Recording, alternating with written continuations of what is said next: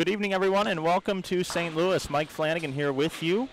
It is the IB Open weekend, presented by Storm and Budweiser. Storm, the official sponsor of the event. Joining me today for our Friday night doubles event is Matt Turk. Hi, Matt. Hey, Mike. How you doing? I am doing well. I'm running around with my head cut off. We want to welcome in all of our viewers that we have, all 59 of you out there. And looks like we're over on lanes. What lanes are these? This is 31 and 32, Mike. Yeah, I don't have a monitor nearby, so I got to get used to this. But lanes 31 and 32, we are on the high side of Tropicana lanes. This is a 52-lane bowling center. And over on this side of the bowling center, lanes 27 to 52. On the other side, lanes 1 to 26. This is a sold-out doubles event. 39 teams are here. We have 3 teams per pair. And some pretty big names here. As I glance over this list, I'm going to hand you one as well, Matt. Okay, Thank you. List for you. And, you know, if you don't mind, do we have lanes 47 and 48 cameraed up here? We sure do. Lanes 47 and 48, just to give you an idea of the type of caliber players that are here. On lanes 47 and 48, I believe I spotted Bill O'Neill bowling with Anthony Lacaze down there on that pair. I believe those guys drew 47 and 48. Get a look right now at Zeke Bate from the Ohio area, I believe he is from. Obviously, we're just getting going here. We welcome all of you coming in here on Friday night to watch this doubles tournament. We'll be with you for this event, and then again, we have a burn squad coming up after this with another sold-out 39 teams, Matt. Yeah, I'm really looking forward to see how this pattern breaks down, especially for that burn squad. I think it's still going to hold up pretty well. I think scores might still be high. We've got some local talent with John Brocklin and Rich Orff paired up here tonight. We've got Brett Cunningham in this squad, bowling with Matt Todd, another local. Carolyn Doran-Ballards bowling with Dell Ballard tonight. Also, Mike Fagan's teamed up with Marshall Kent. They're actually on the pair just to the right of this pair. Going to look at Clay Reese from Utah, getting ready to bowl on lane 48. Notice the you can see part of the live TV final masking unit that we have that takes lanes 45 through lane 50. And lanes 47 and 48 will be our championship pair on Sunday at 6 o'clock. We're having a actual TV finals with a whole set build and bleachers down on the lanes and signage. It's going to be really nice, and Randy Peterson's going to join us. He should get in tonight about 9 o'clock. I know some of the flights were delayed. I know Dell and Carolyn were delayed by about an hour. Made the squad start just a little bit late, but no problem. Started about 10 minutes late here. It's 6:28 here in St. Louis time. You get a look at Tony Lacaze. Today's pattern is 44 feet in length, and the pattern ratio is about 2.3 to 1. And bowlers are going to be forced to go to the outside part of the lane on this pattern. I already had some folks putting the pattern down in other parts of the country, and Brett Shepard shot 300 on this pattern. Wow. Last night in his home bowling center. Where is he from? Louisville. Okay. The real deal, Bill O'Neill, has a strike there. You see him compete on the PBA Tour. I believe his last title was the Cheetah Championship that came at the World Series of Bowling in Las Vegas.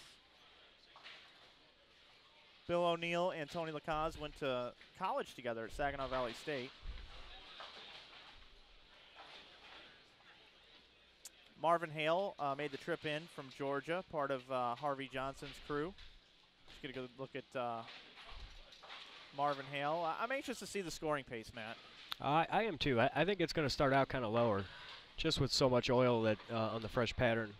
But I think once it breaks down a little bit, I think scores are going to start to increase as the day goes on. We shall see. The skip procedure tonight is skip 1, skip 2, skip 3. So you'll be able to see a wide array of bowlers. Vernon Peterson's in the building tonight as well. He's actually right in front of the desk. I just watched him throw a shot. He's throwing, it looks like about 1,000 sink up 10 for a strike. That's not bad. 1,000 grit sink. So we're going to let you continue to watch some of this. I'm going to jump out for just a minute because always whenever I have these events, I have to make sure everything's firing all cylinders back in the office. Mike Flanagan here with you. We're just getting started here this weekend. We've got this double set of 4 games. We've got another double set of 4 games. We've got 3 rounds tomorrow, eight games in each round. And then Sunday, we've got 16 games of round-robin match play, and then that big TV finals with Randy Peterson from ESPN and the PBA. All that in store for you. Big bowling weekend here in St. Louis. It's going to all be sold out, too. That's what's amazing. 39 teams tonight, 39 teams a little bit later tonight. And then the IB Open will take 96 in the morning, and I'm sure we'll fill. 96 on B Squad is already full, and we'll take 120 bowlers on C Squad, where most of the re-entries are going to come in. Over 300 entries here this weekend, and we are going to pay out over $50,000. It's a great event. I'm excited about it. A lot of work, and I'll leave you guys to Matt to take you around the place a little bit, and I'll be joining you here in just a few moments. Thanks, Mike.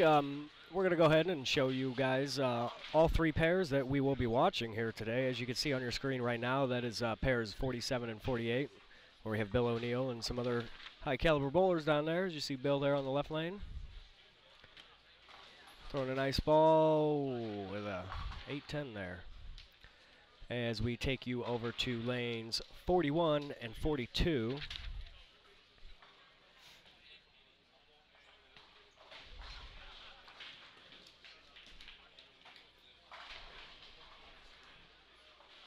We will be covering 3 pairs. 41 and 42 is the one you're watching now, and we'll take you down here to lanes 31 and 32, down on the left side of this end of the bowling center. You can see Jason Animation Woolham there up on lane 31. Looks like he's playing really far right. See what this shot comes out.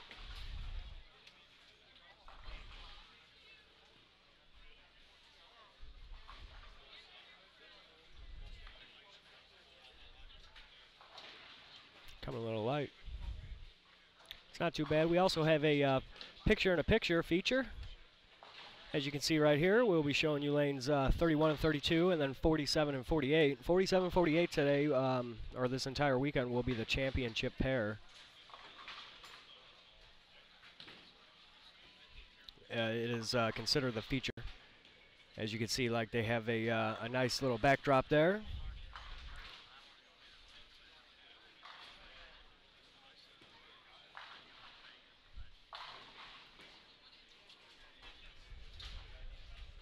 Jason gets up there on the left side there, going for his 2-pin. Matt Todd is also on that pair. He's getting ready to bowl on lane 32.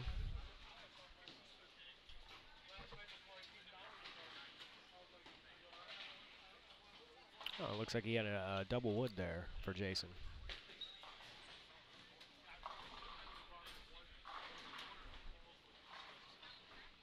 I want to welcome all you guys here in the chat. There are multiple ways you can come in and get a hold of us here. Here's the chat box. If you're on the InsideBowling.tv page, you can go ahead and chat, and we will definitely answer any questions or concerns that you guys bring up. If you guys want to see somebody special, got some friends or some family members that are in town bowling, just go ahead and pop it open in the chat there. I'll try and get as many people on as I can. There's also another cool feature that we've been doing here for a little while. It's the Twitter feature. You can go ahead and tweet to the hashtag InsideBowling, and we will be posting those tweets up on the screen.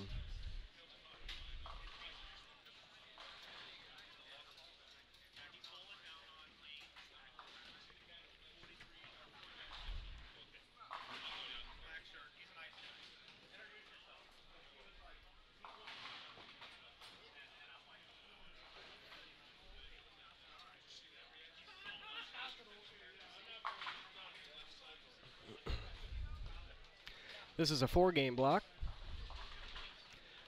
Mike already went over the skip procedure earlier. They will be skipping 1 pair after the first game, 2 pairs after the second game, and 3 pairs after the third game. Looks like we got a nice guest going on.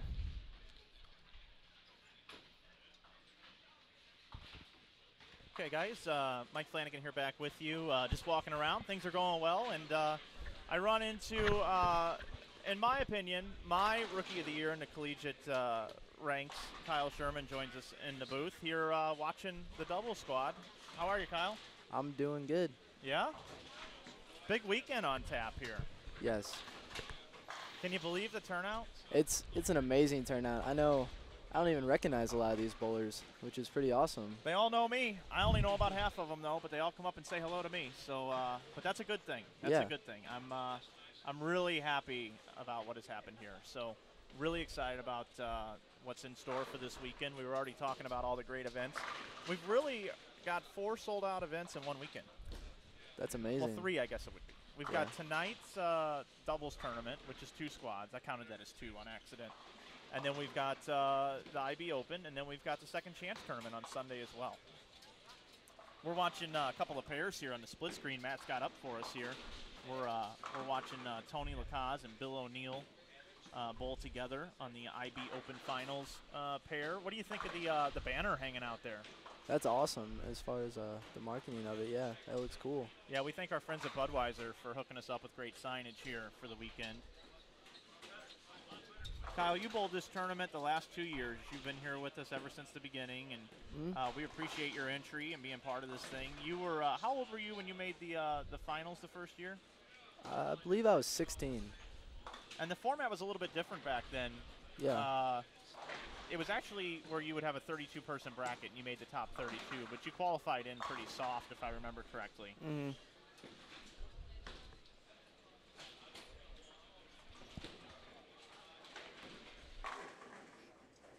Sherman one in.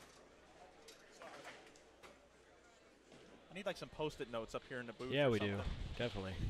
Yeah, that's what I need. I need Post-it notes. But anyway, sorry about that. Trying to get Kyle's name spelled right. I should have just said it. Would have been easier. But as you see this pattern, you know what the pattern played like at the old bowling center that we bowled at. Played outside. Tonight, you know, you're watching these guys bowl. What's your immediate reaction to how these lanes play? It's pretty slick, it looks like. I see a lot of high-performance balls being thrown out the outside, which is – it was kind of played like that last year, but I felt like last year it broke down a lot faster. So, Kyle, are you going to be bowling the second squad tonight here in the doubles tournament? I am not. I'm actually still a youth bowler, so they will not let me do any doubles or team events. Oh, okay. That's a very interesting rule, actually, because yeah, the youth can only come up and watch tonight. Exactly. I kind of wish they'd. I mean, it's nice that we can bowl adult tournaments, but I wish if we could bowl with another youth bowler, I wish they could still convert it to scholarship. Right. Yeah, that's true.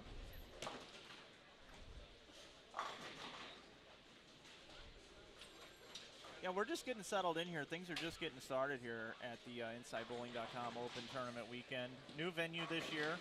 Happy to be here. Tropicana Lanes. You know, the Pro Tour used to come here as well. Yeah, that's awesome. This is a pretty bowling alley that's had a lot of big events, I hear. Yeah, it's a big place, no doubt about it. And we definitely want to thank Tino DeFranco, Ray Bluth, and the entire staff here for letting us come and host the tournament here. And we talk about Rookie of the Year, Kyle Sherman. He was not Rookie of the Year this year. And Kyle, I know you're a very nice young man, and I know that you're very humble, and you did not really have an issue with not being, you know, Rookie of the Year. But when I look at the stats, you know, I really considered it was a bit of a coin flip, and I would have given the nod to you, considering you had more games in. And I know that your average was a little bit higher. I know your field average was down a little, and I know you fell a little short in Tier 1s, but we're talking about a minuscule amount. So with the amount of games, as far as I'm concerned, no offense to Kyle King, because he's a great bowler too, but I'm going to give the nod to you. Yeah, I mean, right here. It was definitely a coin flip between both of us, and like you said, Kyle King's an amazing bowler. And yeah, I mean, it could have gone to either of us, and I mean, obviously we went to Kyle, and I mean, he was definitely well deserved of it. He was. You're very, you know, you're very nice, Kyle. And as long as I've known you for the last couple of years, you know, you're not one of these guys that is real flashy. You just go about your business. You don't get a lot of recognition. You're kind of hidden underneath a rock in the bowling world. And I would love nothing more than to hand you that $8,000 check on Sunday. I would love that too as well. Obviously, that would go into your scholarship funds, you know, which would come in handy for school. Obviously, you go to Lindenwood University.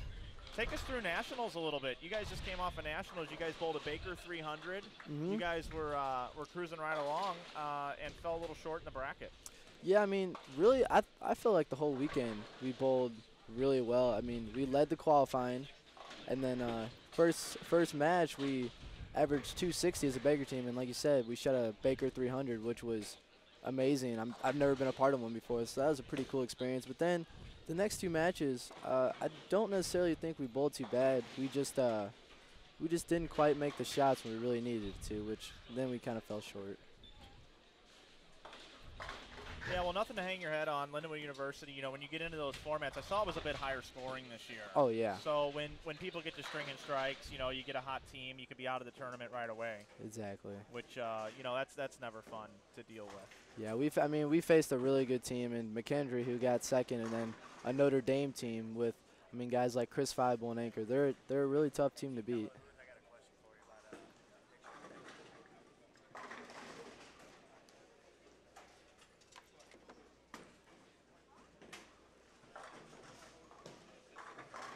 Early underway here. Mike Flanagan, Kyle Sherman, Matt Turek, say hello. Hello there. I'm over here. We got a new wonderful backdrop, too. Yeah, isn't that cool? Look at that. I think that's really neat. We want to thank our friends at Storm Bowling Products for doing that. Kyle Sherman here, our rookie of the year in college bowling. We don't care what anybody else says. He's probably like, hey, be quiet. We've seen enough of that. we don't even talk about that anymore. But let's head over to Bill O'Neill's pair. Can we get a scoreboard up on that, too? Sure can. We can take a look, see how they're bowling.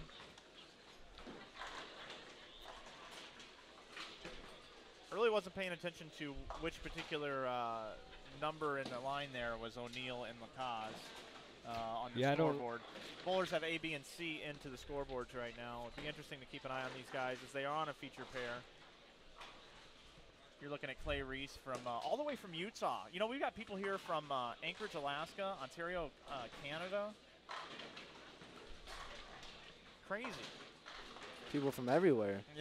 Yeah, I believe there was somebody that was hitchhiking and wanted to come bowl this tournament, so they picked them up on the way somewhere in like Birmingham. That works. You know, I'm really excited about Sunday. I get to work with Randy Peterson. The folks from Storm have been tremendous being part of this event. You know, giving us every bowler in this particular tournament got a free bowling ball included in the entry fee, which is a nice perk because, you know, today's high-performance balls are $250 each anyway. So the entry fee for this tournament being $260, you get the free ball thanks to Storm Bowling Products being able to supply those for us. Yeah, I think that was a genius idea. I think that helped get the amount of entries a lot. I mean, I know a lot of guys, it's going to be able to, you're going to get some out of it even if you don't cash. I mean, you're going to get that bowling ball, which is, any Storm bowling ball right now is awesome. So yeah, their equipment works really well right now. There's no doubt about it, with Pete Weber winning with the Gold IQ on TV, and you know, even the Rotogrip side as well. I know it's not Storm, but you know, Rotogrip's got some good stuff. The Disturbed and the you know, the Defiant Soul. Yeah, Rotogrip looks phenomenal right now, I think. Yeah, and you know, John Zerbinski, he's about as hot as they come. He's with Rotogrip staff, and he just took over the all events lead at the USBC Open Championships. Oh wow! There's a great archive. You can watch him actually bowl in team event with Jesse Buss. It's available on Bowl TV's YouTube channel, which if Lucas Wiseman and the folks are watching tonight, we're happy to have you here with us, Lucas. We always encourage everyone to go out and watch everybody's bowling streaming. So, you know, between Bowling Digital, Bowl TV, Extra Frame, we like keeping an eye on how things are going, and we like pushing each other to get better and better. Tell you another guy who's been red hot, Rob Gottschall. Rob Gottschall has gone out to the Bowler's Journal and shot 300. I believe he took over the lead. I'm not sure offhand, but Rob Gottschall's actually in front of the desk here. I'll see if I can get a camera on him. He's got the front six right now. He does. Rob Gottschall, red hot Rob Gottschall right now. See what I can get you. Matt, looks like I got a camera on that. There he is. He's up in the white jersey. Gets another one. That's the front seven. Rob Gottschall right here in front of the booth. We're parked behind. I'm right behind 41. Kyle's behind lane 40, and Matt, you're kind of parking on lane 40 with Kyle right now. Matt's getting bombarded with requests. You know, it used to be, Kyle, with Inside Bowling, everybody would come and talk to me. But I've got it taken care of now where nobody comes to me and they just go to the staff. That's nice. Looks like we got some tweets coming in. This is the second one of the day. Butch Cooper, watching a great doubles event. Hashtag Inside Bowling. Yeah, you know what's so funny about that is the doubles event was an afterthought. It was just kind of like, instead of a practice session, let's do a doubles tournament. And it's sold out. Yeah, that's an amazing idea. And this kind of takes place of the practice session, doesn't it, Mike? Because the last 2 years you had a 2-hour or so practice session, right? Yeah, yep, sure does. And it turned into a whole separate tournament. It's pretty cool. Yeah, why not throw $90 up as a team and do a little bowling? And try and win a little extra Win coin. some money, yeah. Back in the brackets on tomorrow. I need some binoculars because I want to know how Dell and Carolyn are bowling. I think Dell's got the first 5 or 6 down there. You know, I'm going to tell you a true story about Dell Ballard. Dell and I started texting today. Dell has been, let's just say, Dell has needed a little extra TLC today. Because Carolyn signed him up for all the tournament stuff. So today he didn't know what was going on, and he was finally in tournament mode thinking about what was going on. And he had been pretty much all over me today, wanting to know, if they were signed up for tonight and all this stuff. And he told me that he bowled really bad at league last night and that he's just going to try to throw the ball. And I basically went off on him through text messages. And I told Dell Ballard, now believe this or not, I told Dell Ballard, I don't want to hear that. Get to St. Louis, get your game face on, and let's make a run at this tournament. Yeah. You know how cool it would be if Dell Ballard won this tournament? That'd be pretty awesome, especially if Carolyn can make a run at it too. Yeah. I mean, it wouldn't be as cool as Kyle Sherman winning the tournament, but, I wouldn't mind seeing, maybe you run the step ladder. And that's a good question for you. And let's ask the people in the chat as well. He does have a couple fans there. BJ19 wants to say what's up there to Kyle. How about this one here? How about if you were going to have to be the 5th seed in a step ladder and you knew you were going to win every match? Who are the other 4 people that you would want in the stepladder that you know ahead of time that you're going to be? If I wanted, okay. Well, first, I want Mike Fagan and Bill O'Neill in there. Okay, all right. He's going with the flashy name. Because number 1 is going to be Danny Spink, for sure. Last year's champion. Last year's champ. We bowled a non-champions regional. He beat me in that, and he's beat me in the finals in a couple other tournaments. So to beat him in the finals would be just kind of getting back at him. But definitely, I just want to, out of the best, I'd like to see, I like kind of beating up on people I really like and people I look up to. I like, like Bill O'Neill, Fagan, I like to see Eddie Bird, maybe my buddy Andre, and definitely Danny in the final. Here's Bill O'Neill now up on lane 47. I can't tell what he's got going there. We got the graphics on. We need to try to turn the graphics off maybe this weekend because it's going to play havoc on us up here in the booth as we continue to just dial in our coverage here. It's very early on at the Friday doubles portion of the IB Open weekend. It looks like Bill, what is that, 117, 140, what's he got, like 237 left? Lacaz is working on a triple. Yeah. Yeah.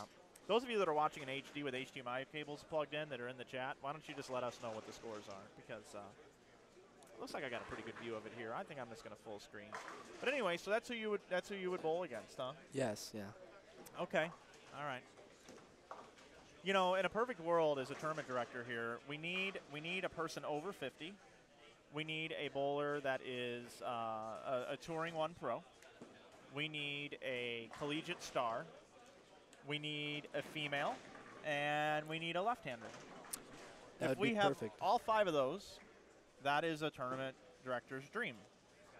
And if the scores on TV are between 199 and 247, that's another tournament director's dream, at least for me, because I know that it was a fair pattern and that it wasn't ridiculous. And if a person were to shoot 300 or string 7 or 8 in a row, it would be pretty incredible. Yeah.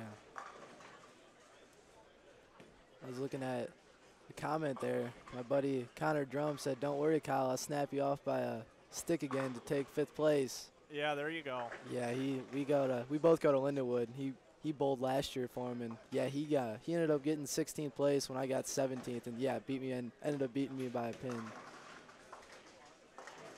We've got some kind of crazy scoring monitor things going on here that we're trying to get used to here in the booth. But Matt Turek, here in a moment, we're going to have Rob Gottschall on the front 8. Yeah, I'm. Whoa, Matt, whoa.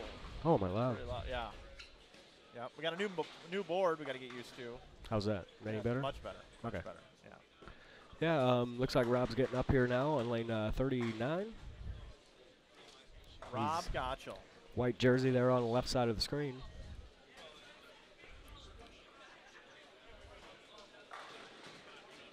And as we continue the coverage, Matt, I would like to play some Storm commercials tomorrow, and we've got a great one of Rob Gottschall talking about why he throws Storm bowling products. As tonight, it looks like he's throwing the Roto Grip Disturbed, and you know, still 8 in a row, 9 spare here, 279 possibility. I know Rob is a huge bracket player, and it looks like Rob's going to be happy with this start. You see his partner Vern Peterson. I call him the Boogie Night Star as he trips the 2-pin forward with a 1,000 grit sink. Jeez. Wow. Oh, Vern Peterson. We don't have a mic yet, do we? Plugged in anywhere that I can give to the guys? Want to say one thing here. I'm going to take it down here to 31 and 2 on the widescreen. Yeah. On the right side, on 33, correction, 34. Del Ballard's up there again. He's got front 7. Oh, okay. So off to the side. You'll be able to see his ball there. Hit the pins. You just can't see him release. He's throwing right now as you see the ball go down the lane. I actually got a shot of Del if you want to go to the camera. Oh.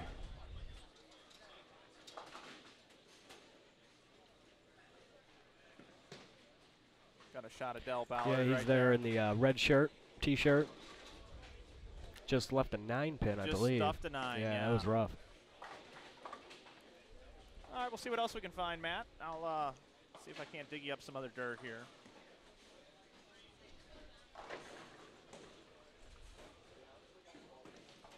So, Kyle, tell me, what brings you up here tonight? I just kind of wanted to watch. I got a couple of my college buddies bowling, such as Danny and Ben, and I just kind of wanted to see the talent, see how the lanes playing, how they kind of break down, where everyone's playing them. Just kind of get any kind of insight for this weekend. There you see Lindenwood bowler Brett Cunningham there. Yeah. Getting ready to bowl on 31. Yeah, we still call him a Lindenwood bowler, Matt, but really how long has he been out? 3 years or so. Oh, wow. Yeah, I know. Where have I been? Time flies when you're having fun. Still goes there. He does still go there. That is true. That is true. Very, very much so. I love it. One of my favorite things about running a tournament, Kyle, is all the people that call me during the broadcast that are still trying to get into the tournament. Antonio Medina checks in and says, my favorite Mexican is on the way. He is the Funky Cold Medina is what we call him. I did have some questions, Mike, about any type of Cheeto awards this year for 300 games. Yeah, you know, we haven't really done anything with that.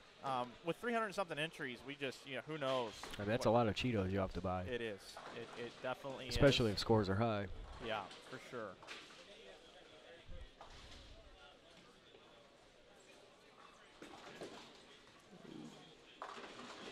Gotcha leaves a 4-pin now, so he goes 10-pin, 4-pin, but it doesn't look like he liked that shot very much. No, it looked like he got that one in a little bit. You just saw Daniel Spink off to the right. He won last year's tournament, took home a cool $5,000. Yeah. 5 Gs. Nothing wrong with that. So, Kyle, you mind hanging out with us for a little bit longer while I jet out and check on a couple of things with the action? We'll come back, and you and Matt can take over the commentary for a little bit? That's fine with me. All right, appreciate it. So, which squad are you bowling tomorrow? Or? I am bowling the B squad. Okay. Yeah, pretty excited. Hopefully you don't have to choose to re-enter in the C squad. Is the C squad full? Not yet. Not yet? I had it written down. I think Mike took my paper, though. He has... Okay, I didn't get C squad. There's 96 bowlers in B squad. That's all the information I have. Okay. Yeah, I think that one's full. Yeah. Now, you just came off of a win on a little bit smaller tournament, the Ricky Matsko's MJT. Yeah. I was there to watch that. Are you going to be bowling the next one up at, actually it's going to be here at Tropicana, I believe. Yeah, I plan on it. Ricky holds some pretty awesome events. I like the format that he does, and everything runs super smoothly there. And just kind of hope we can get more entries in it because it really is a fun tournament. We bowl on some pretty challenging shots. Yeah, oh yeah. I mean, it's pretty cool that he put that junior tournament series together on hard patterns, and you don't really see that. You know, the only other really big junior tournament in St. Louis are the JBC Gateways. Yeah, and, you know, we actually bowled on the inside bowling pattern from last year. So, I mean, that was definitely challenging. You could tell by the scores. And it was pretty cool, actually, because there was a lot of college bowlers that ended up bowling it. Yeah, oh yeah. Well, yeah, and then the first one was what's his name from Puerto Rico there? Christian Azcona. Yeah, Christian Azcona. He bowled really well at Plaza. Yeah, he did. Yeah. It's cool because, I mean, that tournament, it gives adults a chance to bowl because, I think all you have to be is 21 or under. Yeah, it's 21 or under. And if you're still a junior bowler, you'll get scholarship. But if you're, an adult, a USBC adult, you can get paid cash. Yeah, that's pretty awesome. We definitely that widens the entries a little bit. I think. Yeah, and I also think that once the JBC Travel League gets done, and the high school league gets done, he's going to really start picking up entries this summer. Yeah, I believe so too. There's kind of a lot going on right now. Plus there was Missouri State that weekend. Oh yeah, there was. Entries, so yeah, over the summer though, definitely entries. I think will be about 40, 50, 60 maybe. Oh yeah, and that would be a great turnout. Yes, yeah. And they hold brackets, which is pretty cool. I mean, a lot of youth tournaments you don't get brackets, right? You don't see the brackets, so you can make a little extra scholarship money in those. Yeah. Yeah, and it's all smart scholarship fund, and you can use those smart funds for not just tuition. You can use it for like books and laptops and books. Pretty much anything that you could use in college, I assume, right? Yeah, I mean they've kind of restricted over the years because people have found kind of loopholes, I would say, in it. And the smart, I think they're actually changing their system right now. I'm not too sure how they're doing it, but yeah, you can use it for. I know books. I mean, I use a lot of mine for books, so. Yeah, books are definitely expensive in college. Yes, they are. Pay $120 for a math book that you're going to lose in 3 months. Yeah, exactly. You only use it for a semester.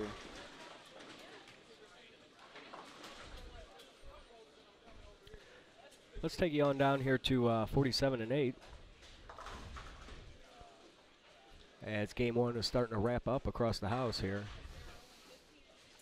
Not really seeing high scores except for Rob Gottschall. I mean, he had, 268 there? Yeah, 268. His partner, I guess, is across from him. Yeah, I believe that's how it works. Yeah, 38. So that's a good number there. Yeah, I don't see anyone beating that, and I don't really see anyone close, actually.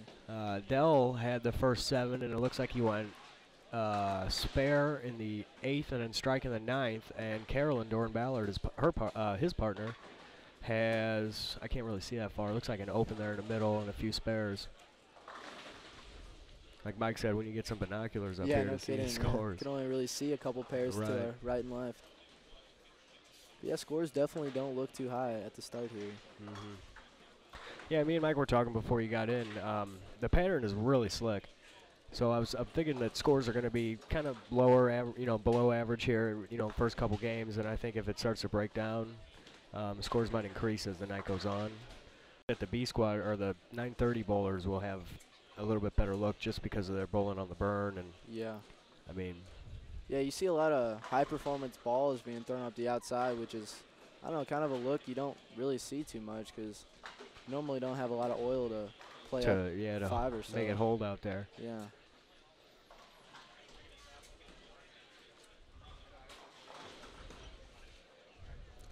This field is pretty awesome, though. You see a lot of, it's definitely diverse. You see a lot of house bowlers, pros, college bowlers. Yeah, just for a simple doubles tournament. Exactly, you have everything in here. Yeah.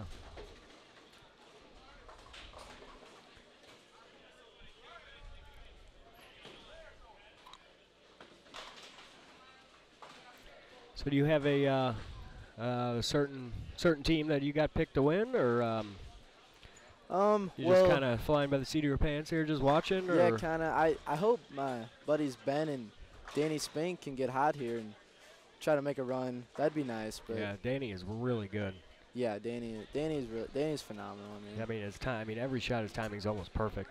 Yeah. You never see him fall out or make a bad shot. And even if he does make a bad shot, he knows what he did and he makes a quick adjustment and he's right back on it. Exactly, and that's very important. He's good at that. Yeah, I think this is actually the first time I've ever seen Del Ballard bowl. see him Oh. at tournaments a lot with being a ball rep, but I've never actually seen him throw a shot. It's pretty cool. Huh. Yeah.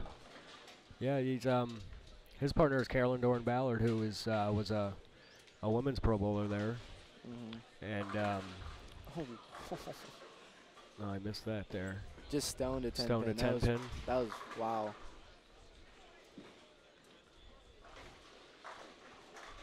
Let's bring you down here to that pair.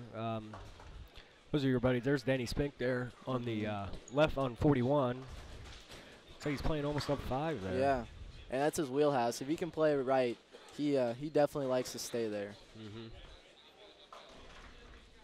And Ben's actually from England. He's been on the England youth national Is that teams. Ben House? Ben Houston. Right. Yeah. Johnston. Yeah. He bowled that MJT tournament too. Yeah, he didn't did. Yeah. Yeah, he's been on the junior teams for England and Lindenwood Bowler, and definitely has a lot of talent.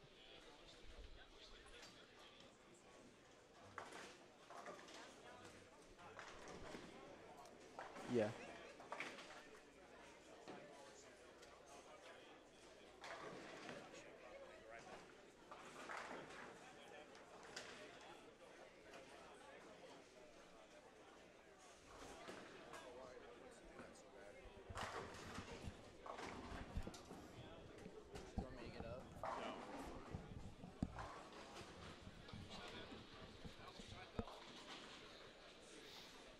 Well, game 1 here looks to be in the books here. Everybody seems to be in the 10th frame.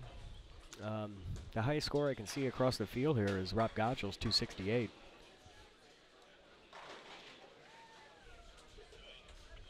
Otherwise, you're seeing a lot of 2-0 games. Yeah, 2-0s, 190s. I see a 111 posted over there. So scores are all over the place.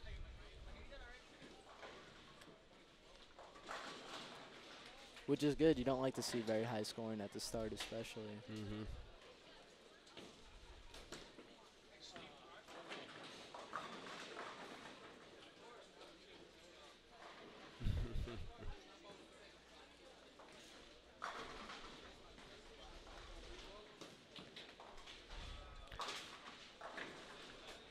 Take you down here to 31 and 2 is Brett Cunningham. He's bowling there on 31. Looks like he's got a little string going, but not anymore. I didn't get to see that shot. It's like it went through the face, I think. Yeah, left a pretty nasty split there.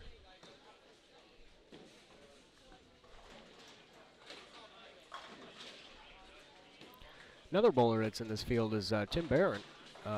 He just recently won the Peterson up in Chicago. Won a nice little chunk of change for that. It's pretty cool.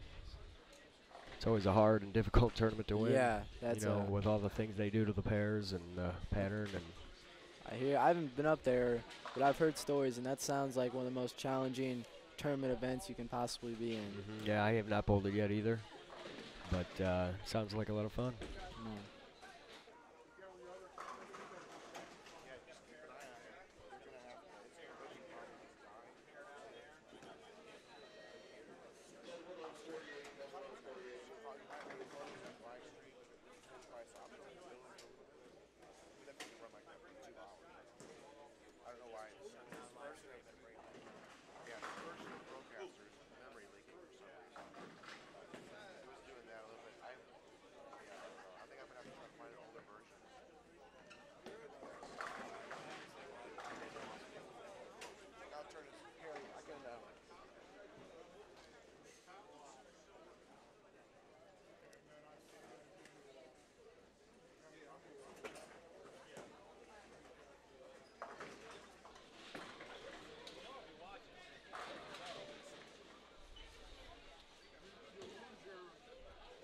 Yeah, Kyle, there's a bunch of cool features here. We got the chat going on here. That keyboard there, if you see anything in the chat you wanted to answer or ask some questions, I seen you had a shout out in there earlier. You can go ahead and chat there. Bowlers and spectators can also tweet us using hashtag Inside Bowling, and those tweets will show up on the screen. So if you want to give a shout out there to one of your favorite bowlers that are bowling in the squad, go ahead and tweet to hashtag Inside Bowling, and we'll be sure to put that up for you.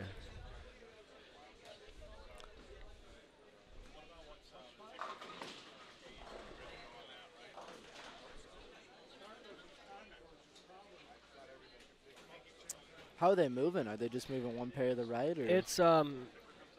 It's one pair to the right after the first game, 2 pairs after the second game, and 3 pairs after the third game. Okay. And I think it's a skip pair. It's not just a move. Okay.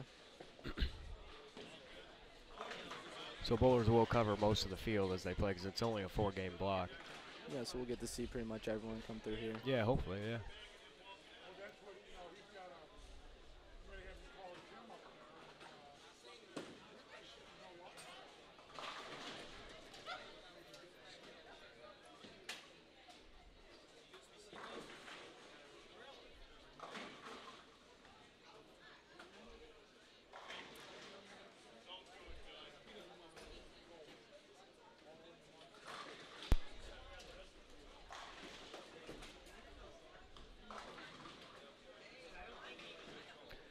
So are you on any type of bowling ball staff at all? No, I am not actually. I'm not really sure how that would work with college because we're sponsored by Brunswick. So I'm not too sure if I could actually do anything apply to else. other staffs if they would let me. Right.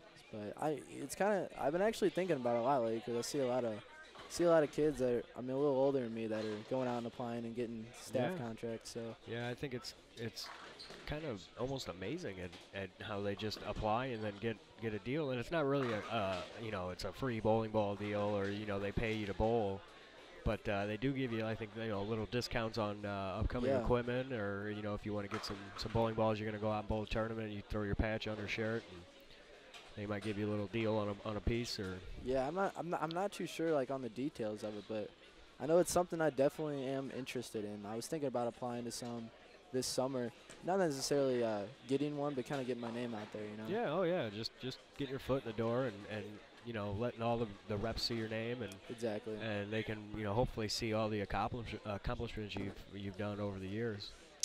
Yeah, hopefully make a little run at this tournament and they'll see that. Yeah, definitely.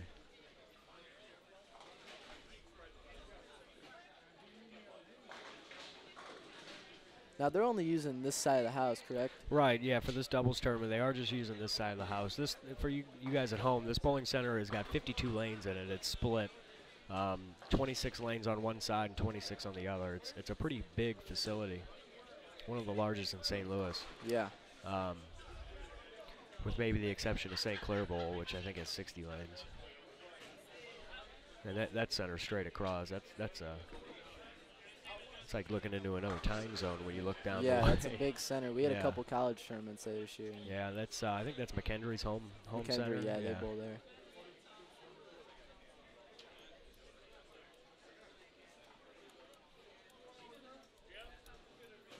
All right, guys. Well, game 2 starting to get going here. Bowlers have moved pairs. Trying to see if we can get action on some of these big names. Got Eddie Bird and Tim Barrett there on 33 and 34. That's some fun guys to watch right there. Oh yeah, oh definitely. It's really fun when they bowl a little bad and get a little aggravated. Yeah, they're makes bowling interesting. Yeah. Yeah, those two guys throw the ball as well as anyone. Oh yeah. I think, in my mind. Oh yeah, Eddie Bird is really good, and Tim throws a really good ball too. Yeah, I could watch them bowl all day. Yeah.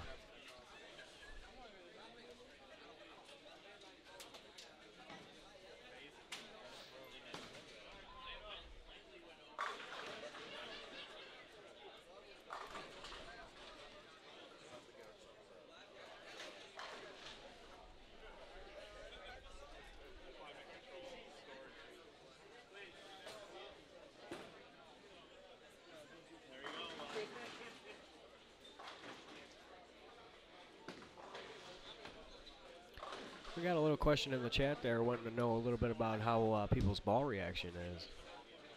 Is there any type of insight you could give these guys at home about the reaction on this pattern? It's hard for me to see the pattern. I'm blocked with these computer monitors. Yeah, that ball, the pattern definitely plays right. I mean, there's a lot of volume in it, so you kind of want to get the ball started early. I mean, 5 or outside of 5, it looks like the guys are playing. If you don't get started early, there's not too much back-end reaction. No. And that's why you see a lot of guys throwing higher performance balls with service on to try to get that mid-lane to early reaction.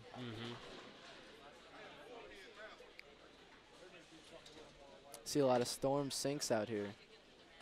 Yeah, it's a pretty popular ball.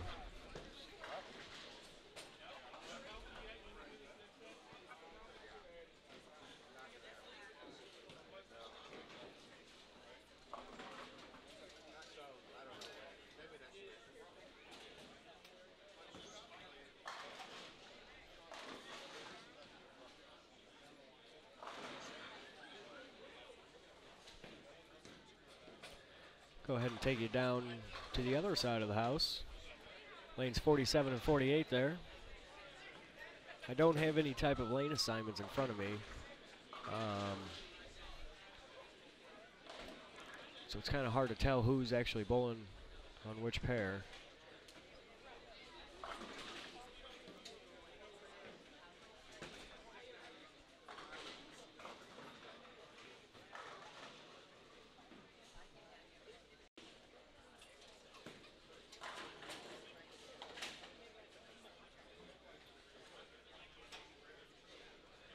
Are there any college bowlers out here that you know?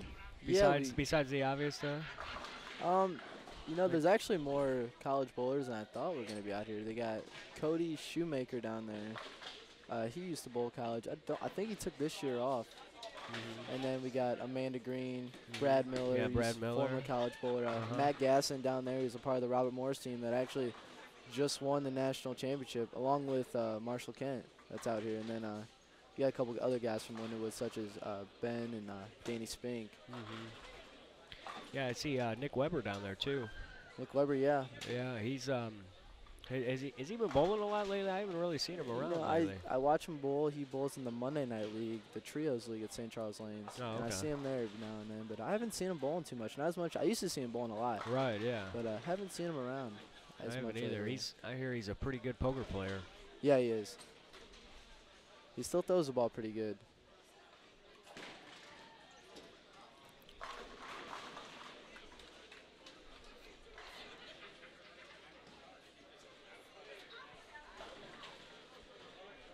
Take you down here to the middle of the house, 41 and 42, where I know we have Aaron Orange getting ready to bowl on lane 41 there.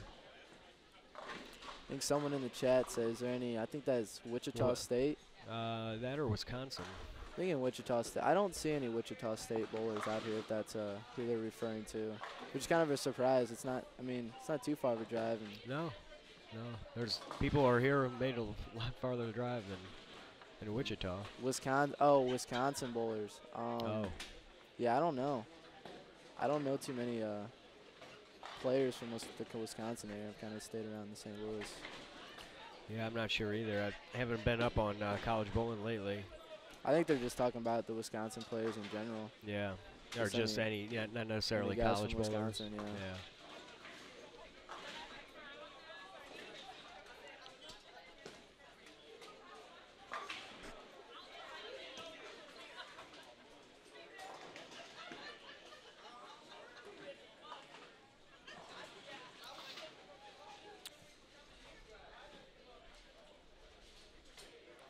Looks like Brad Miller down there is on 31 and 2, which is one of our featured pairs there on the right.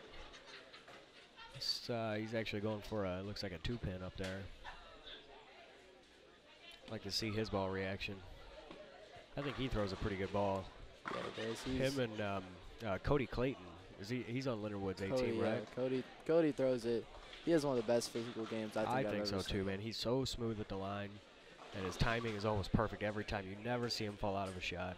Yeah. And he's always got good reaction. He's always following through. He's just is a good. He's good at executing. Yeah, he's a great bowler, and yeah, definitely throws the ball as well as anyone. Do you know if he's going to be out here this weekend? Cody, no, I don't think he is. We were trying to get him to bowl. He actually, according to the sheet here, he's going to be bowling the B squad on the burn with Tyler Vox. Yeah, he's bowling. Yeah, I thought you were talking about the actual tournament. Yeah, he's bowling. I knew he was bowling the doubles tournament. Yeah. Yeah, and there are re-entries allowed in this tonight here in this doubles tournament. So I know I see here Danny Spink was bowling again here with Andre Flores. Yeah, the couple other. Andre's another college bowler. He's actually bowls on Team Mexico, the adult team. Oh wow. He took Yeah, he just did something really big down there, didn't he? He took at the last, I believe, I want to say it was the Pan American Games. He took silver, which is pretty awesome, beating guys like, I mean, whole Team USA guys like Bill O'Neill and Tommy Jones and guys like that. I mean, he's a great player, and it's pretty exciting to bowl with him, knowing he's a freshman. We're going to be bowling all 4 years together. Mm-hmm. Another bowler to watch I'd like to point out here is Zeke Bate from the Iowa area. Mm-hmm. We were up there at the Fusion Realtors not that long ago, and he made a pretty nice run going to the step ladders. I think he finished 4th. Made a nice little chunk of change there and threw the ball really good. Yeah, he's a good player as well.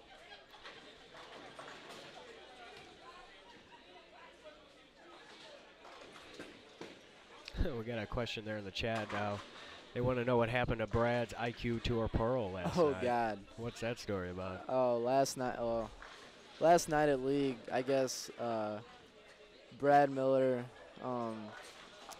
he wasn't too happy with his IQ Tour last night after League, so we went parking lot bowling with it. Yeah, it's not gonna be able to get Got thrown some down the lane craters in it anytime now? soon. Yeah, it's in multiple pieces. But, multiple pieces. multiple, yeah. You could see the core pretty well. Oh man. It was pretty funny actually. Yeah, that was a good time. There are definitely been times where I've thrown a ball. There was a creek over at my local bowling alley, and you used to get mad and you just launch the ball in the creek, and then a little bit later people would go down there and get a free bowling ball. Yep, exactly. Sometimes you just gotta get the frustration out a little bit. Yep. The pro shop didn't offer to fix it. No, it was pretty much split in half. Yeah. There was not much fixing. There would have been a lot of plug work being done with that. Do you know Jason Lowe? Yeah, Jason Lowe. Jason Lowe. A long time ago when I was bowling, we were all bowling juniors. He actually split 2 balls down the middle. And it might even have been one of those show balls that you get where they show the core and it's like half a ball. Mm-hmm. And then he worked at a pro shop. He actually plugged 2 halves of 2 different bowling balls together and used to throw it for fun. And that was always interesting to see. He had plug going all the way around. That's funny. It actually held together. That's awesome.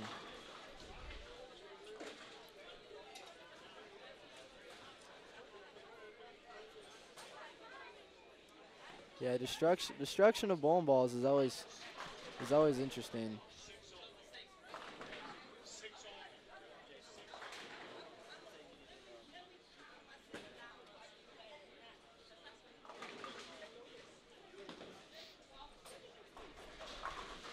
My Mike the Strike there. I know that's Mike the Strike Remarkless, Brunswick staffer. He wants to see Don Griffin. I think he is on the featured pair down there. 31 and 32.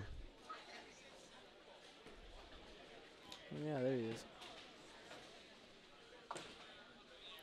Who's he bowling with this squad? Looks like Matt Chadden.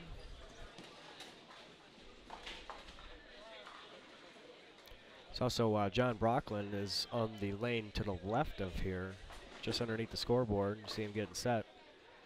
He had a nice run at the Open this year. Was that right? The Masters. The Masters, correct? Yeah. Yeah, we were definitely pulling for him. That was exciting to watch.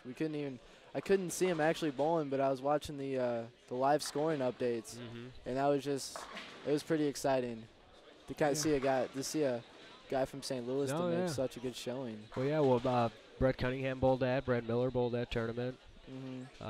I saw them a couple of times on Extra Frame.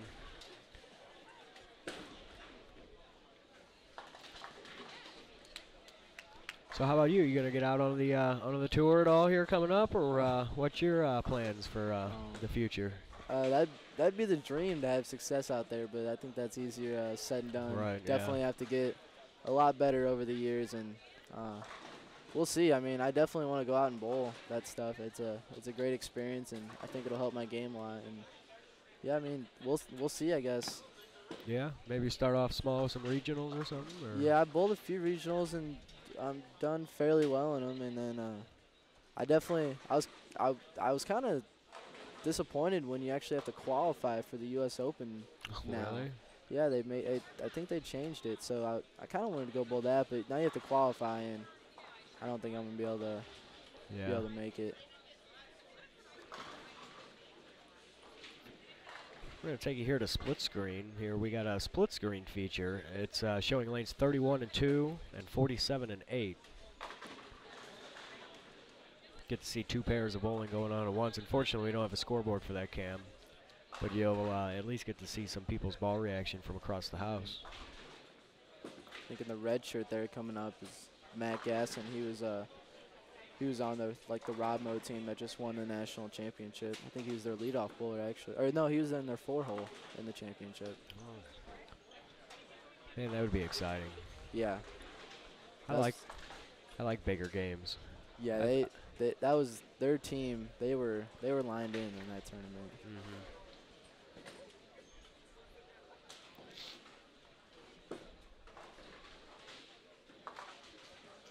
I guess Connor Drum just said, does it seem to be playing any different from one side out to the other?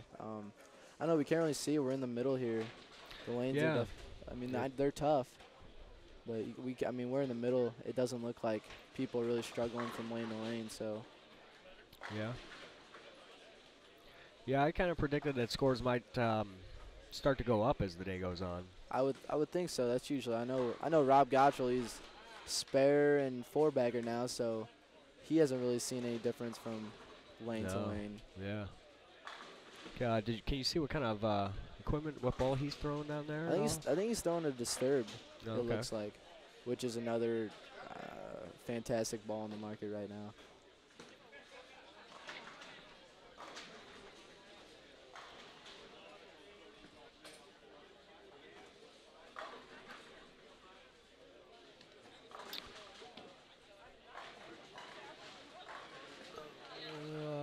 Trying to look here at Del Ballard's score. I think he's got 9 spare 3-bagger to start this game. So he's got a pretty high pace there going too.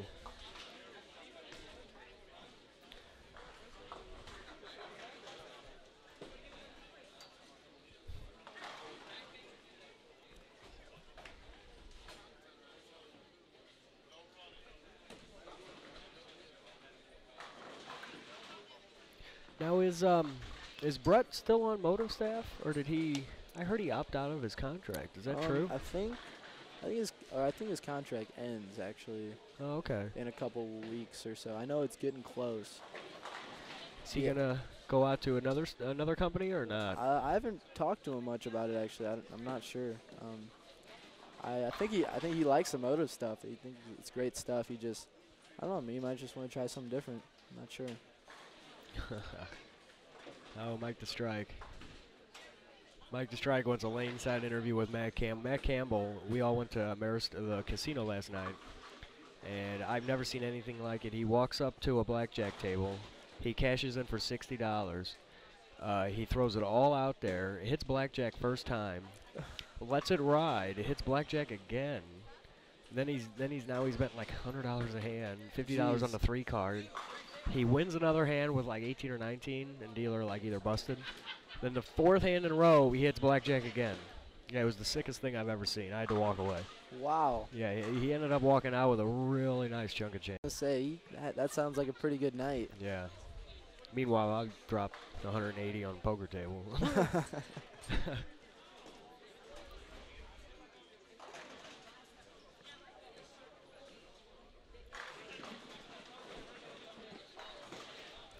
Yep, score's still looking pretty low. Not too many strings that early.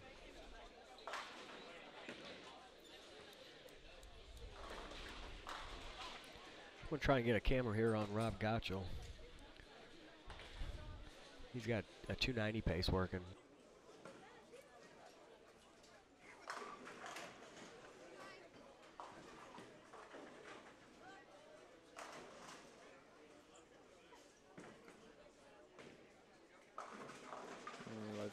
Well, leaves a 4-pin. So it looks like 9 spare, 4-bagger.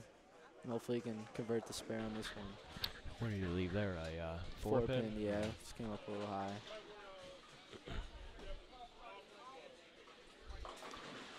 Is that counter drum there? Yeah. Yeah, that 47. I won a 47-inch 3D TV at a Masters League drawing. Oh, you Tuesday ended up night. winning that? Yeah, it was pretty cool. It's pretty cool. I got it home and I was up till like 5 in the morning messing around with it. That's awesome. Yeah, it's Cinema 3D. It pretty much turns any picture into a 3D with the glasses on. It's pretty cool. Yeah, I saw that TV. I was wondering, I figured they were raffling it off. Take you down here to 41 and 42. Looks like we've got Joe Buffa, who's a local house bowler here in St. Louis. Converting to 3-6-10. His partner is, if I want to say it, I think it's Mike Clavin.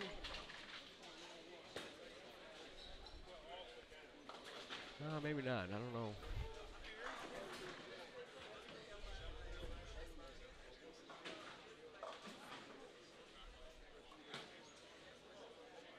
Oh, it's actually Donnie Engel. Yeah, I think Mike Engel. Clavin had to drop out or something like that, or maybe they just didn't bowl together.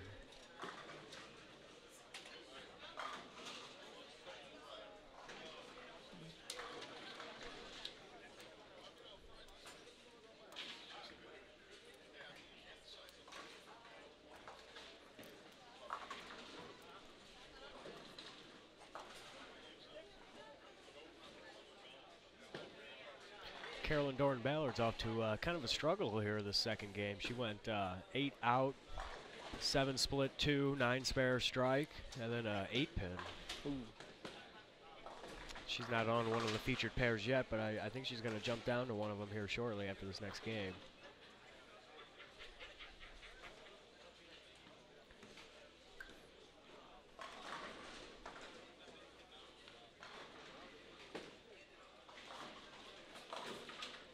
Oh, there's some carry. Rolls the 2-8.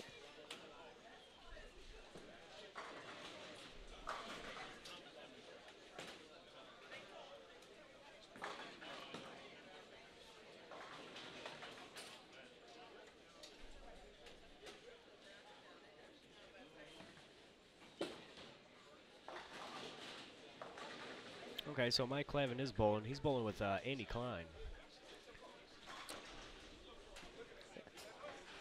In the B squad? Is that what they're bowling in, the B squad? Andy Klein? No, he's bowling the squad. Oh, he is? I didn't see him out Yeah, there. he's out there somewhere. He's bowling. Let's see here. I think he's down there on the end there. Mike Clavin's on 45, so he's got to be down there on 45 and 6. Okay. According to my sheet that I got with Danny Spink. He's on Danny Spink's pair. Oh, I see him down there. Oh, yeah, there he is. Yeah, sitting down.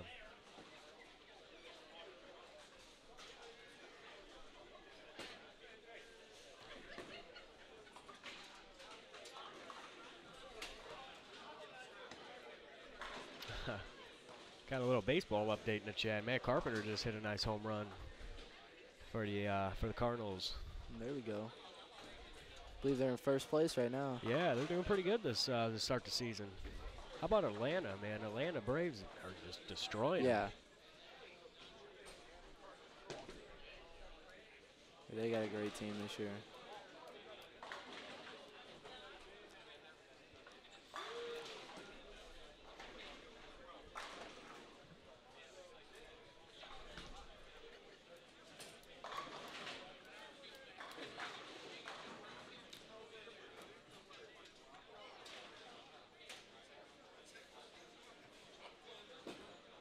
Do you have any idea what Fagan and Bill O'Neill shot their first game? I do not.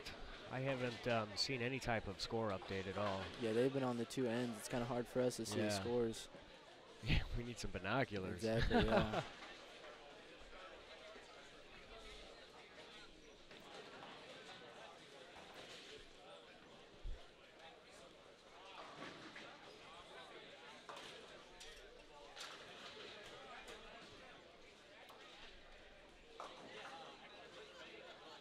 Oh, and apparently Carlos Beltran just went back to bat. Nice, there we go. That's some offense right there. You need to be watching the game. Right.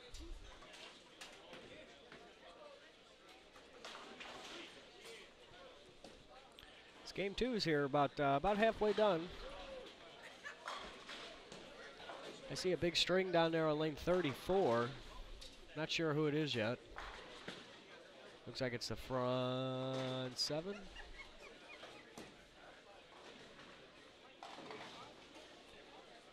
I don't know who that is in the gray hoodie there. Let's try and take you down here and see if we can. There's Brad Miller. He'll be on. Brad Miller's there on 32. On lane 33, just to the right, will be the gentleman there with the front with the string. I'm not sure who that is. Yeah, I don't know either. There you go, Brad.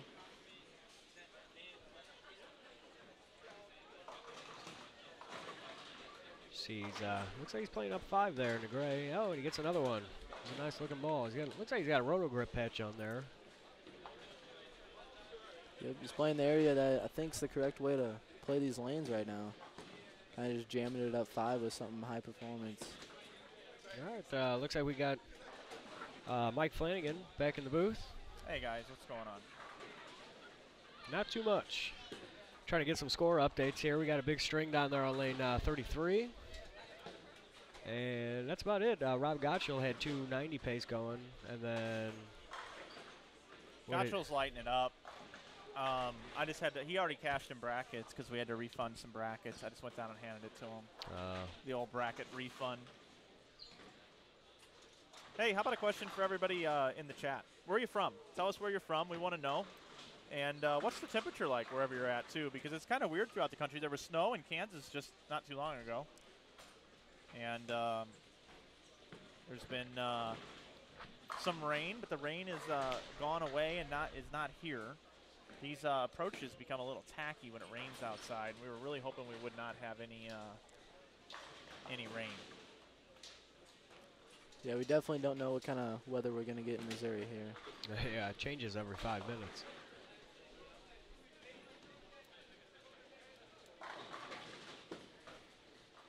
There you see Matt Campbell on the right side of the screen there with a strike.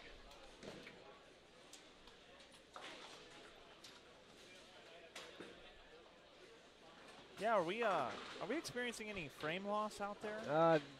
I think we're losing frame loss here. Where's the mouse there, Mike? The encoder looks good, though.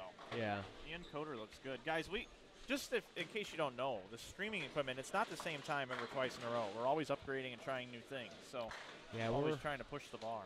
We're running about half resources here on this machine, but it looks like our stream is still going pretty smooth. So if you guys have any problems there at home, just let us know in the chat, and we'll try and take care of it for you. I like the Cardinal chat that's happening right now. Yeah, well, Carlos Beltran and Matt Carpenter just went back to back to start the game, I think, in the first inning.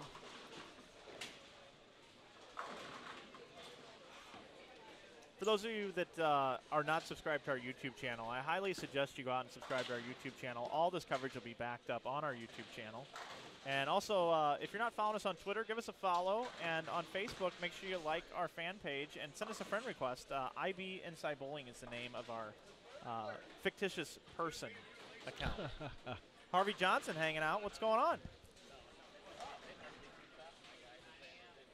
They are? No.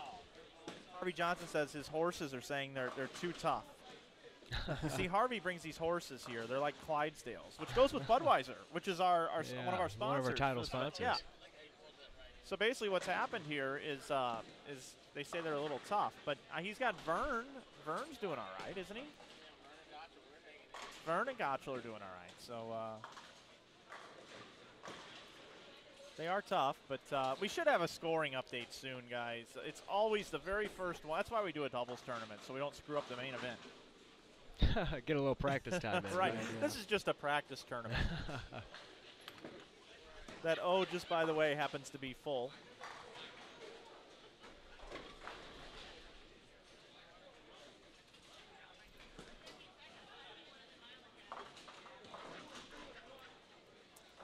head mechanic of the bowling center, just texted me, Keith. He's doing a great job. He's going to be working some doubles this weekend. We appreciate all the hard work that Keith has done. He's just letting us know, hey, I got some new pins to drop into 47 and 48 for the finals. You just need to let me know when they are at that point. So cool, we'll have some new pins. That'd be awesome. That'll really help out with the carry, right? Yeah. Yeah, you never know. That's a with joke. Hey, where's my, I needed one of these squad lists. You need them both, Matt? Or Yeah, I had them both. Well, you wrote me a note I on did one of write them, you a so note. Yeah, yeah, good go call. ahead, blame it on me. That's fine. coming up the next set, just to look ahead a little bit, Jody Wessner and Chris Hester are going to be bowling together. I know the Louisville guys are on their way here. Antonio Medina, Mike Wolf, and others. O'Neill and Fagan are going to bowl together. I think we're just going to put a helmet cam on those two for the entire block. There's two standouts that I see here. John Brocklin, Brad Miller bowling together, and then Shea Bintmetter and Tim Barron bowling together for the second squad. Yeah, obviously, Matt, you're a local guy, so people that Oh, are yeah, watching that are here to tune in, you know, those I like to are root for the local boys. local talent. Rob Gottschall, Marshall Kent, that's definitely a key team to look at. That's another great duo right there. You know, I kind of like Clay Reese, Chuck Grote from Utah, Mike Wolf, Brett Shepard. Shepard will be wearing his purple shirt sometime this weekend. We call him Barney when he wears it. How about Lee Vanderhoff and Randy Weiss? That's another. Two Touring One Pro guys. Yeah, that's another great duo right there. I really like that look. How about Casey Murphy, Sean Swanson? They've won all kinds of doubles events together. It's amazing. And that's a great doubles team. Yeah, like you said, they've won everything around here as far as doubles. Yeah, so quite a few teams coming up a little bit later. But right now, game number 2, 7th to 8th frame throughout the building here at the InsideBowling.com weekend festivities. 3 events, doubles tournament tonight. Scores will be coming up down below in your tabs shortly. And then we'll have another 39 teams again at around 9. And then tomorrow morning, 9:30, 2 o'clock, I believe, is B squad. And 7 o'clock is C squad tomorrow. So lots of bowling action Sunday morning. We'll have a second chance tournament on the other side of the bowling center. We'll record the step ladders in that, and we'll put it out on our YouTube channel sometime next week. And we'll voice over it later. And but the focus will be on the main event, the top 16. Folks like O'Neill, Gottschall, Fagan, CDB, Del Ballard. Just a great amount of bowlers. Mike Wolf, who tends to not get enough love in the world of bowling, as I've read on Facebook. Mike Wolf, if you're listening in the car with your young stable of horses from Wolf's Bowling Supply, Mike Wolf, we definitely would like to see you in our finals, and we will give you all the camera time that you need, sir. All that you need, Mike Wolf. So, I mean, that's just going to be great. And then, you know, at the Holiday Doubles, we ran a second chance tournament, and a lot of these guys didn't make the cut because it was on a wall. So the second chance tournament, these guys are posting on Facebook. I'm bowling a second chance tournament, and Pete Weber's there, Mike Wolf's there, Tom Hess is there. In the second chance In the second tournament. chance That was basically like a regional. I went and bowled it as well. And I was not expecting the talent that was there. Yeah, it was pretty insane. But, you know, we're really happy to have everybody watching here on our live stream channel. We've actually got approved for YouTube, guys. But because live stream works so well for us, we are just going to stick with live stream for now and then continue to look into YouTube. I noticed that at the collegiate ITCs that they had to switch from YouTube to Ustream because they're still working the bugs out of it. YouTube is on the live broadcast. So that scares us a little bit right now. We love YouTube for uploading all our archive footage, but right now, live stream doesn't let us down.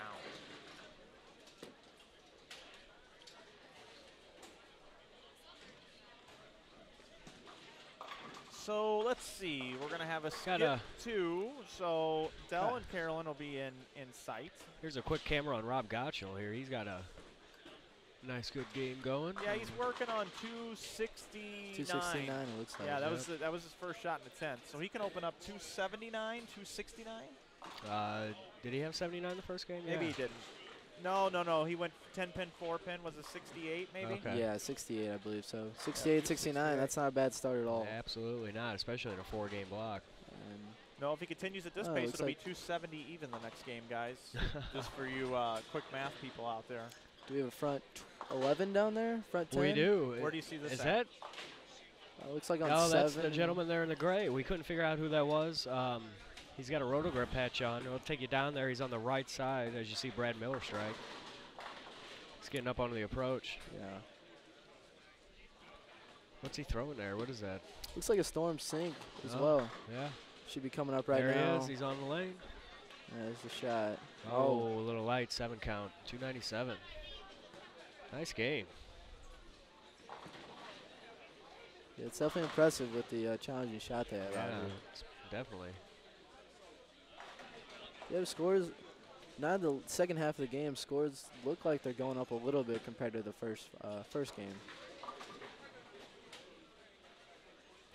I think the key thing about today, and especially on this pattern, even tomorrow, is going to be spares. Yeah. You know, because you're just not going to strike every time. Yeah, anytime you have a challenging shot like that, you got to keep yourself in Yeah. with a good, solid spare game. Yeah, nice clean game, you know, and you have you should have no problems getting up there. Yeah, just keep grinding until you can figure out something. And when you're missing those spares, though, it makes it a lot more difficult.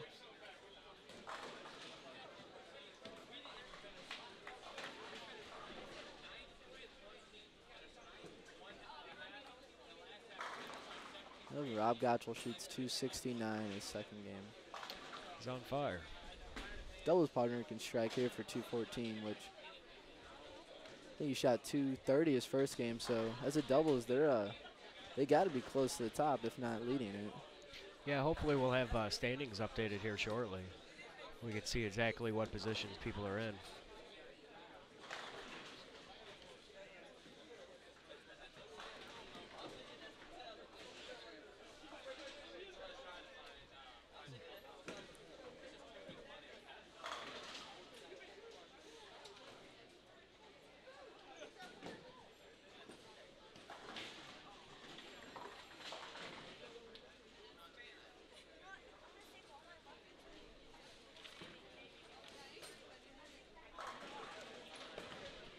Take it back to the split screen here.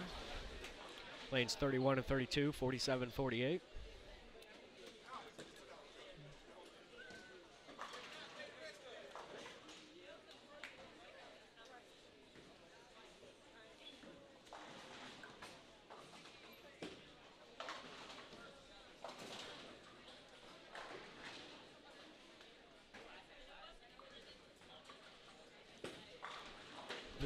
If the skip procedure is what I understand it was, looks like we're going to be seeing Brett Cunningham and Matt Todd here coming up on one of our featured pairs. Yeah, a couple local bowlers, former Lindenwood bowlers right there. And then, what's his name? Donnie Engel and Aaron Orange might be on the featured pair, along with maybe Floyd Bush Jr.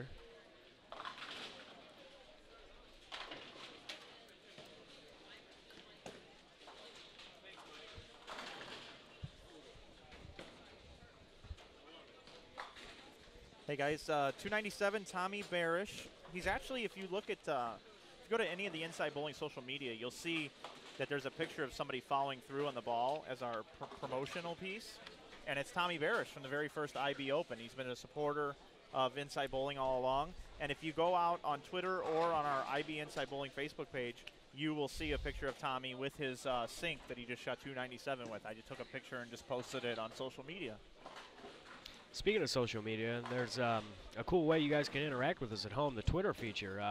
If you go to Twitter and just tweet anything about using the hashtag InsideBowling, we will show those tweets up on the screen. So, you know, if you want to send a shout out to a special bowler, or you just want to say something cool, go ahead and throw it on up there in the on Twitter. We'll show it on the screen.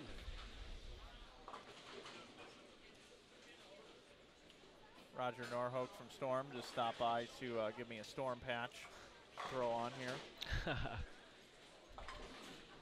It's now official. We now have a Storm patch on. Yeah, how about that? I got Just one a too. Storm patch. Kyle, we'll get you one tomorrow. All right. Not to make you feel left out. Okay, we are offline, Matt. We So, are offline. What do you do to fix that?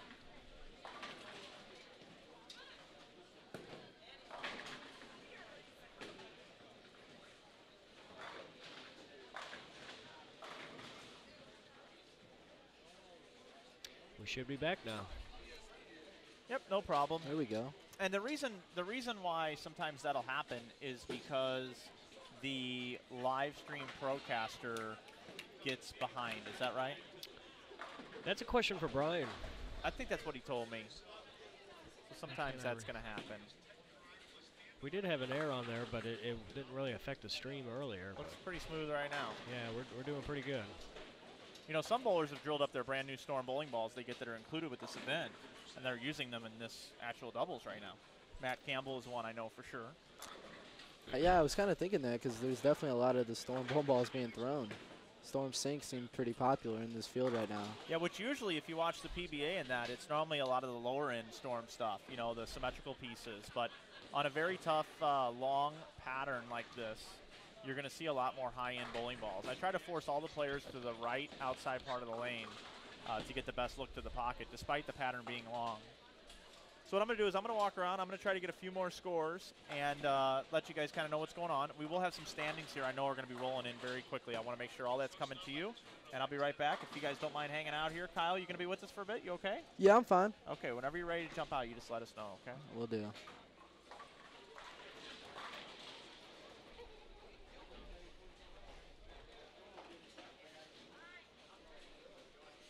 Mike has just been running around like a chicken with his head cut off all day today. Yeah, he is. I bet he's busy with all this tournaments going on. Oh yeah, he's got questions to field, things to fix, making sure everything's running smoothly. He's doing a really good job. He's done a phenomenal job here all week long, getting the center ready for this big event this weekend. So it's definitely an awesome setup here, and the success already of it with the tournaments being full is incredible. Oh yeah, He's definitely done an awesome job. Yeah, it really makes me look forward to tomorrow and getting to see the main event. Yeah, that's gonna be exciting to watch.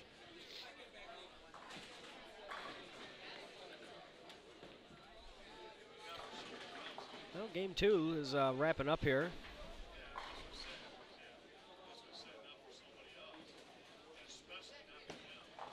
Bowlers are starting to move pairs again. A couple pairs are still finishing up. We're going to take it down here to 31 and 32. They still have a couple frames left. Scores look to still be varying. Got some high scores, some 260s, 240s, and you got some 2-0s, and then got some 180s, 150s or so. There's another string here on 35. This gentleman there in the teal shirt. Not sure who he is. He's got the first 7. Oh, that is Cody Shoemaker. Oh, okay. I believe. That just bowled. Looks like he's throwing a sink too. Sink as well. Ooh, pocket 710. Oh, that's rough. Little score update for you guys. Just to let you know, Bill O'Neill, Anthony Lacaz, 163-213 down in the end pair. Just to let you know, just checking in. All right, thanks, Mike.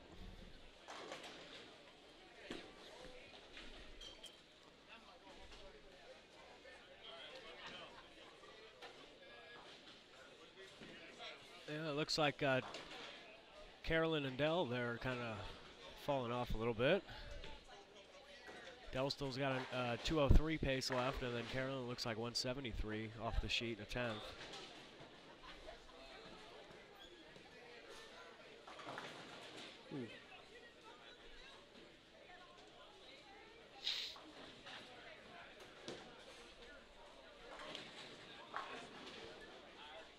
I don't know, from scores, I don't know if it's just the field, but it looks like the right end of the house, the scores are a little bit lower than I would say the left side. Yeah. Yeah, we got some 290s, 250 or so down there, the guy at the front 7. And over here, there's not too many. Yeah, I see, well, that was Rob, 269. But other than that, yeah, that's about it. So possibly the right side, the higher end of the house might be playing a little tougher than the lower side. But I have a question in the chat there. It's kind of funny. He wants to know why the finals aren't being held in the Edward Jones Dome. Something you'll have to ask Mike about. Yeah, Mike's dream right there. Yeah. In front of 30,000 screaming fans with fireworks going off. And how cool would that be? Yeah. That would really make bowling something special. Yes. But this is nice, though. This is a really, really awesome turnout. All right, guys. Well, it looks like we actually have an update here from game number 1. Whoop. Wrong. I'm all over the place.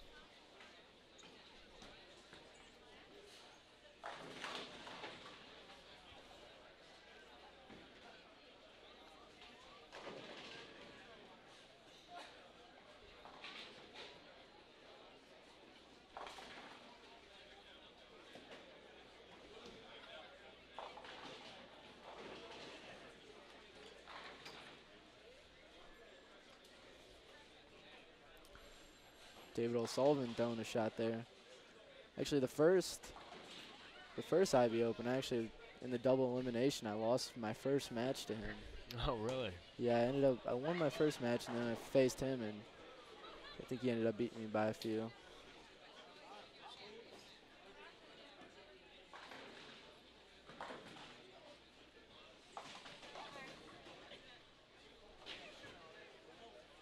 There's actually quite a few spectators here tonight. Yeah, it's a good crowd. Yeah, they got the bleachers set up here in the bowling center. Pretty cool feature, you know. So Yeah, some guys that I know aren't even bowling, but are just coming up here to watch. uh-huh.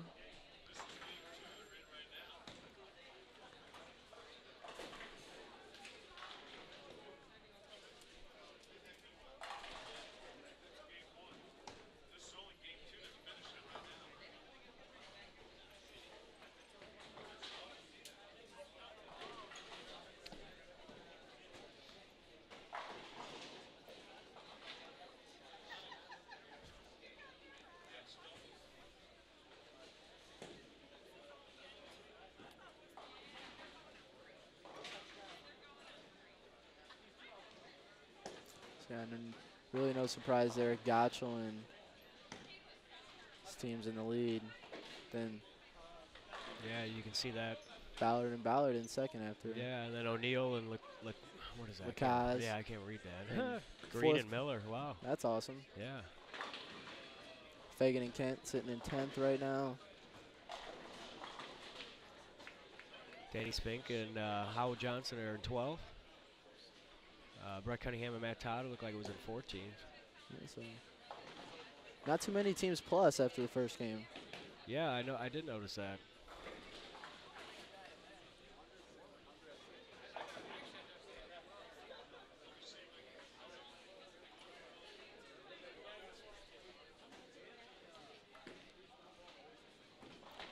I'm going to take you back to the split screen now here that they're bowling again on 47 and 48. Down on 47 and 8, that looks like the third game. And then on 31 and 32 on the left they're finishing up the second game. Here we got a standing list right here we can actually see. Looks like Godgill and Peterson here are plus 106 after the first game. 506 total after the first game there with Yeah, that and big then score. the last game they went, looks like 81 over. Yeah, 69 and 02, or is that 12? 12 it looks like.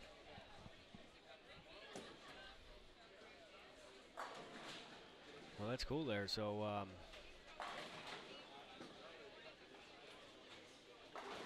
looks like they're plus 195 after 2. We just got our standing sheet from game number 1.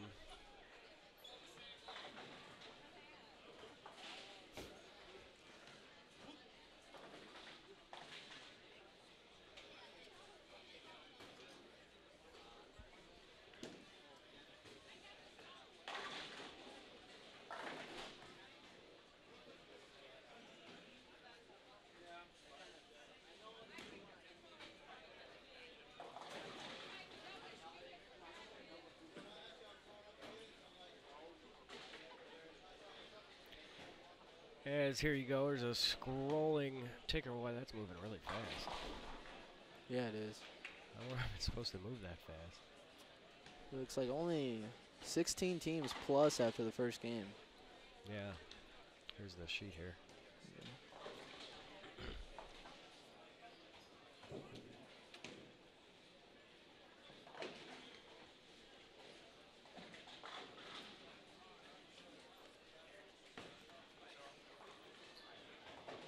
There you go, standings are scrolling there on the right side of your screen again.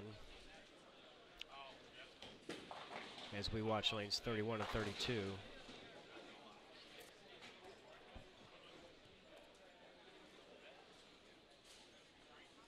Yeah, I'm sorry about that moving that fast. I don't currently have a way to change the speed of that yet. I'm just trying to cycle through it here a few times so you guys can catch your favorite bowlers there, see where they're at. This is after game number 1, by the way, even though they're starting game number 3.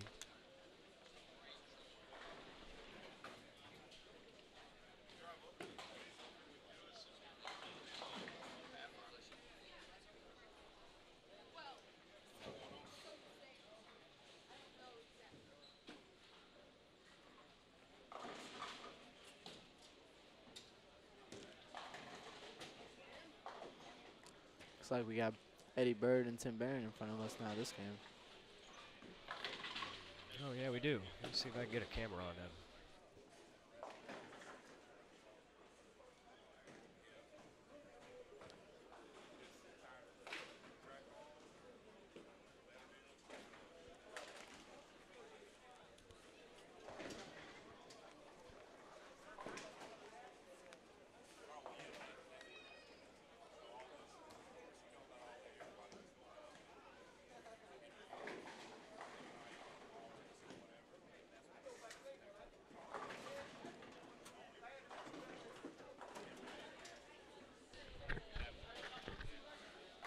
Okay, and we do there.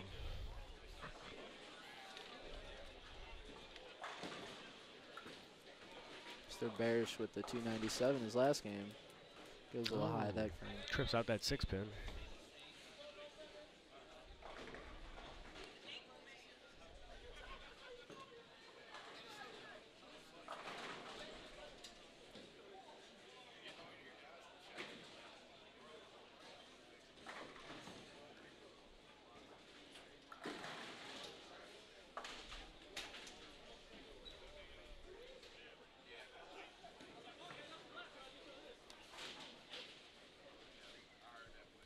Take you back down here to the split screen. The 2 pairs on the ends, 31 and 32, 47 48.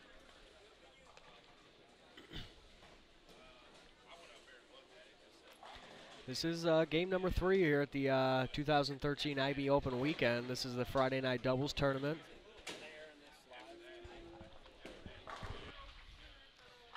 Matt Turek here alongside Kyle Sherman.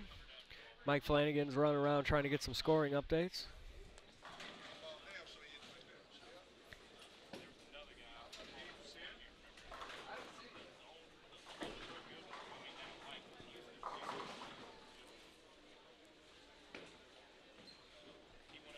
Looks like we got Mr. Robert Hammond down there on the featured pair down there on the right.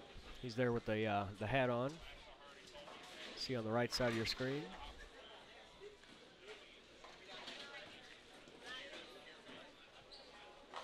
Ooh, there's a light pocket there. We're going to take you over here. There's Tim Barron, Peterson winner in the blue.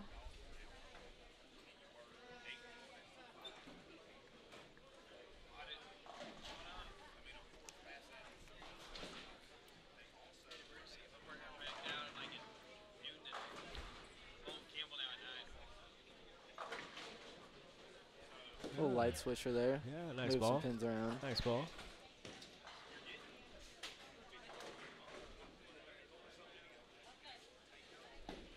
Is that Tommy Barish, you said, in the gray? Yeah, it's Barish. Okay. He had a big game there. You get to see him on this pair. Looks like he struck. Looks like he switched to Defiant Soul, maybe. Looks like we got Nick Weber on our feature pair on the oh no wait, he's on the pair to the left. You see him there on the left side of your screen below the scoreboard.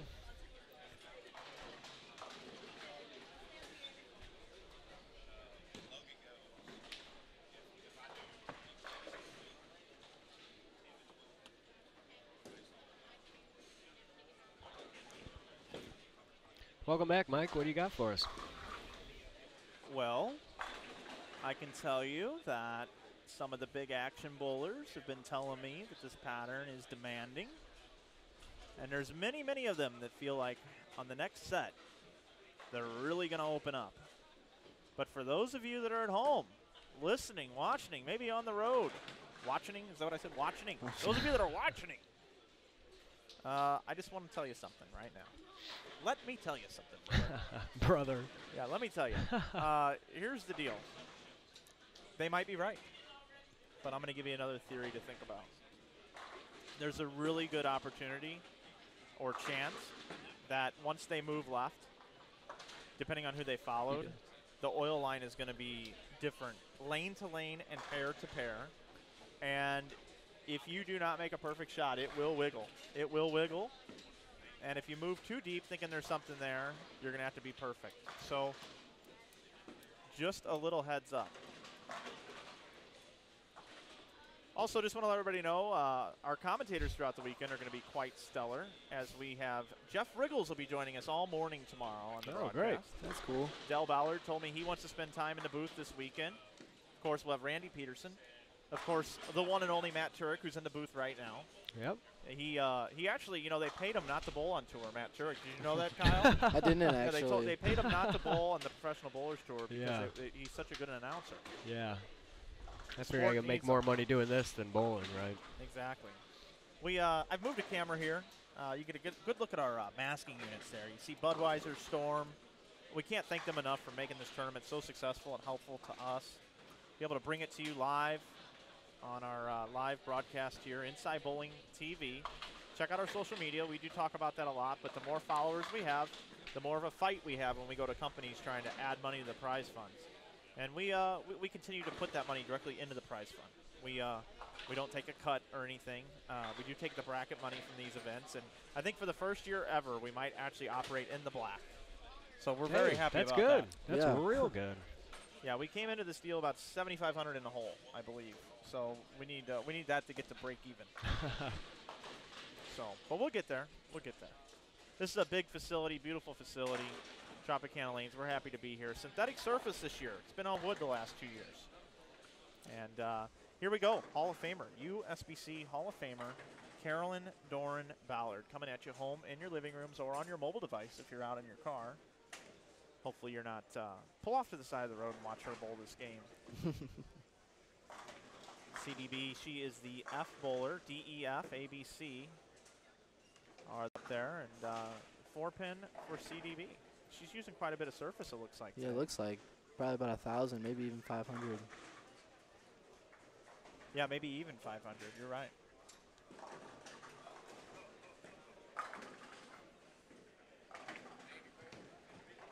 Kyle Sherman, we appreciate you sitting in the booth and helping us out because we cannot make these broadcasts happen without the great volunteers that come sit in the booth and help bring action. We really appreciate you being here.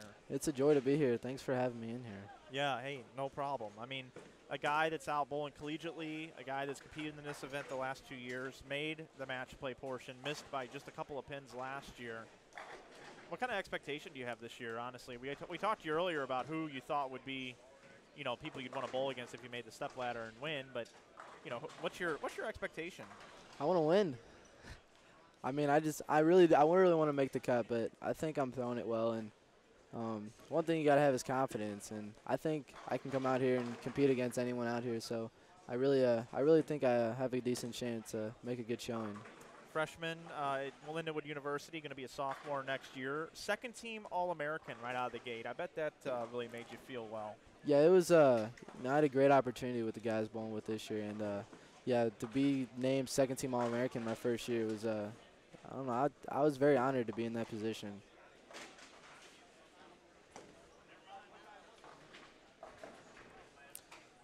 Connor, yeah, I'm still coming over later to use your spinner, Connor. I need to resurface some bowling balls, it looks like, for tomorrow. You know, there is an advantage to having fresher surfaces, I believe, on a tournament like this, more so than most others. Yeah, for sure. It definitely looks like players are using higher surface balls, which at the beginning is going to be a real advantage, just to kind of get that early reaction that people are looking for. Just because I'm driving now and Matt is left, let's take you around the horn here. Let's see what we've got for you. How you doing? Tom Patton in the building, checking in. Lanes. Geez. Looks like we are on 33 and 34. No, 31 and 2. I'm sorry. 31 and 32. There is, they call him William O'Neill, or at least that's what Jason Belmonte calls him. William O'Neill with Anthony Lacaz.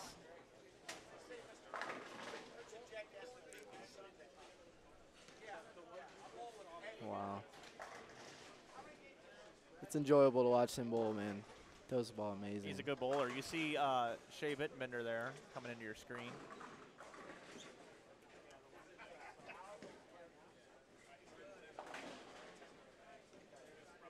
A lot of big names to cover here, Kyle Sherman. A lot of big names. And we're just getting started. Randy Weiss has entered the building. Lee Vanderhoff is his partner later tonight. We saw Tommy Barish earlier shoot 297. We posted that picture up on Facebook and Twitter with his Storm Sink. Storm, the great sponsor, the Bowlers Company here at the IB Open.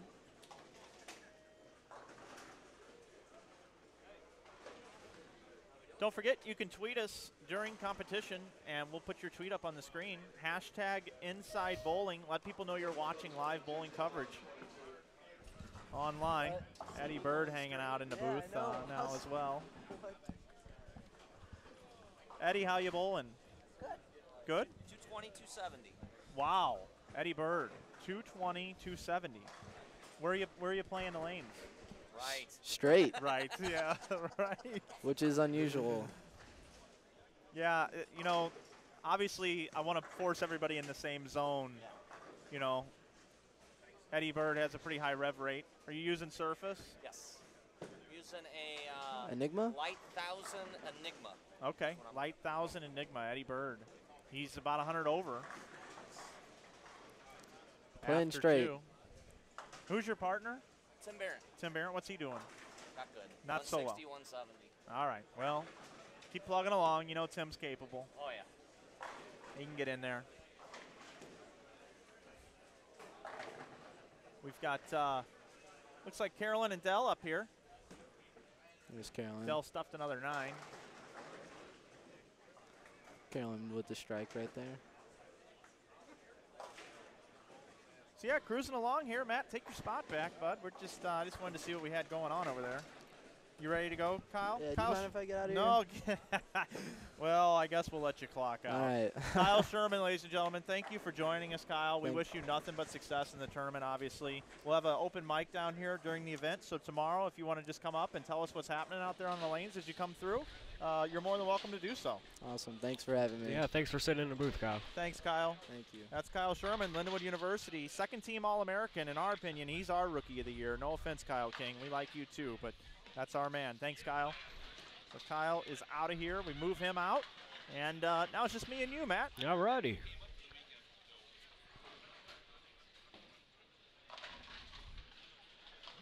As you update everything, it looks like everything's in working order. We're happy to see that. Yeah, I'm doing all right here.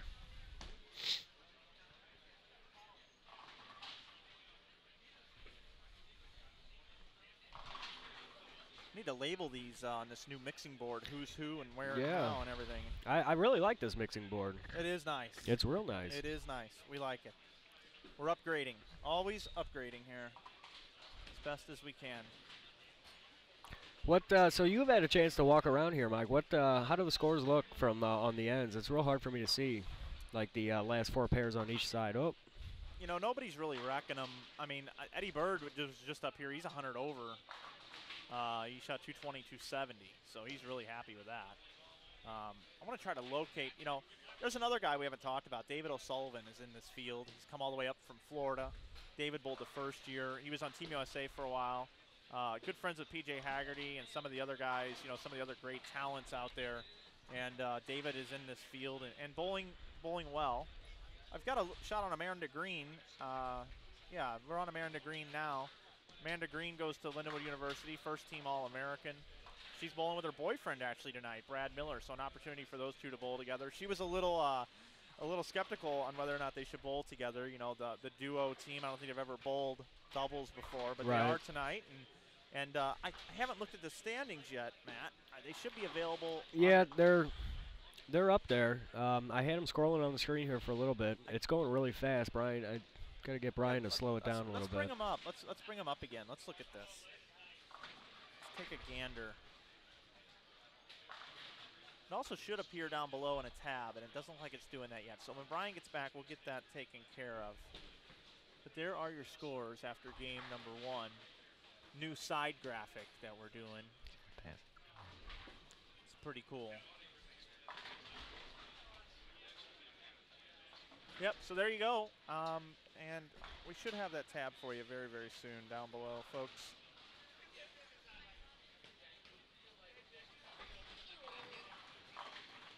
Jody Westner in the field. She's about 40 over after 2. She's got 3 in a row. She's using a lot of surface. That is one thing that I do see the bowlers that are bowling better are using a lot of surface, Matt. Yeah, that's what Kyle noticed too, and they're using their surface outside of 5 too. And I've noticed that the bowlers that are trying to play inside are struggling to get the ball to drive through the pocket, it seems, from what I've seen from up here. We want to thank all 118 viewers that we have right now as well. We thank you for being part of our broadcast this evening.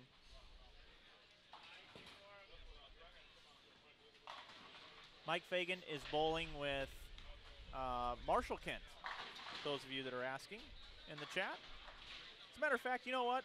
This is a good opportunity. Let's just go over. There's 39 teams here. I'm going to give you the pairings. How about that? Okay. Nick Weber and Ben Tubbin are bowling together. Nick is John's son and Pete's nephew. Nick Kane, Jason Wright, John Brocklin, Rich Orff. That's a good team. Jody Westner, Aaron Hawkins bowling together. Husband-wife duo as well. Westner kept her last name. And as a matter of fact, Aaron Hawkins, we call him Mr. Westner. That's what his name is in the chat when they're not bowling an event and they're hanging out with us. Joe Buffa and Donnie Engel are bowling together, local guys. Andy Klein, Mike Clavin, same situation there, local. Dan Rem and Rick Hodekir. Brett Cunningham and Matt Todd. Carolyn Doran Ballard and Del Ballard are bowling together. Fagan and Marshall Kent. O'Neill and Lacaze. Floyd Bush and Dale Skaggs, local talent. Ken Weinrich, Mike Sapolis. Jason Woolham and Dave Roberts Jr. Tyrell Johnson and Jimmy Randall Jr. bowling together.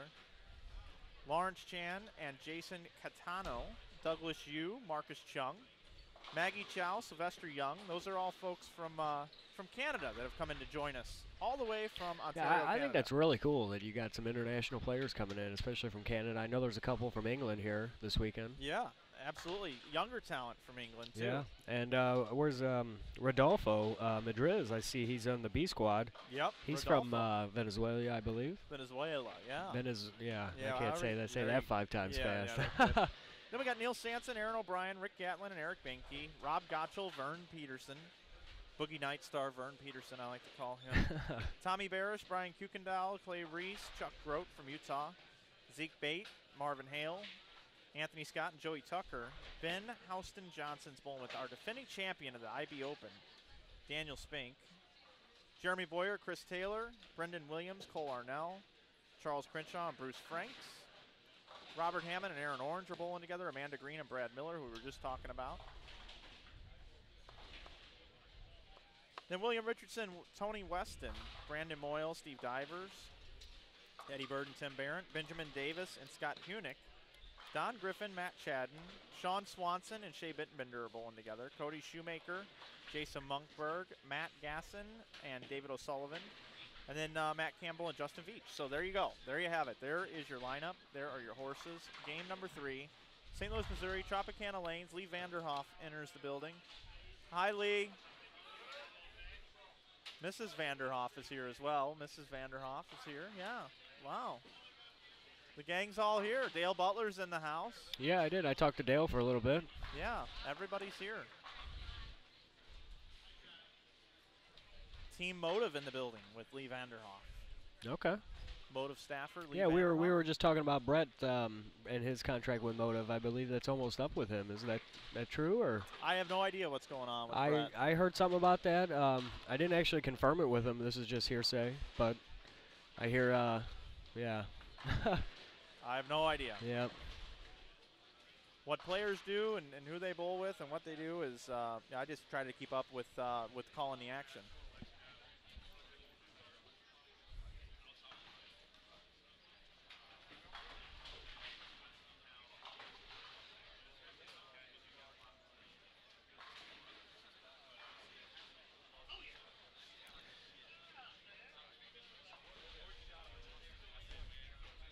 Watching lanes here, 41 and 42, right out here in the middle in front of our booth.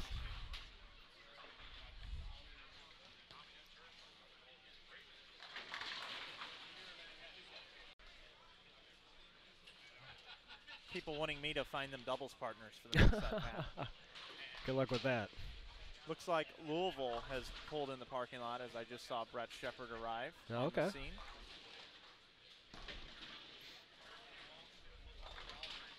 We really need somebody to join us in the booth. Chris Hester is here. Maybe he will.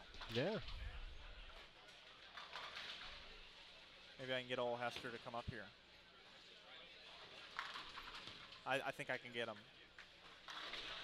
Hey, Chris, come up here for a second. Yes, just for a second.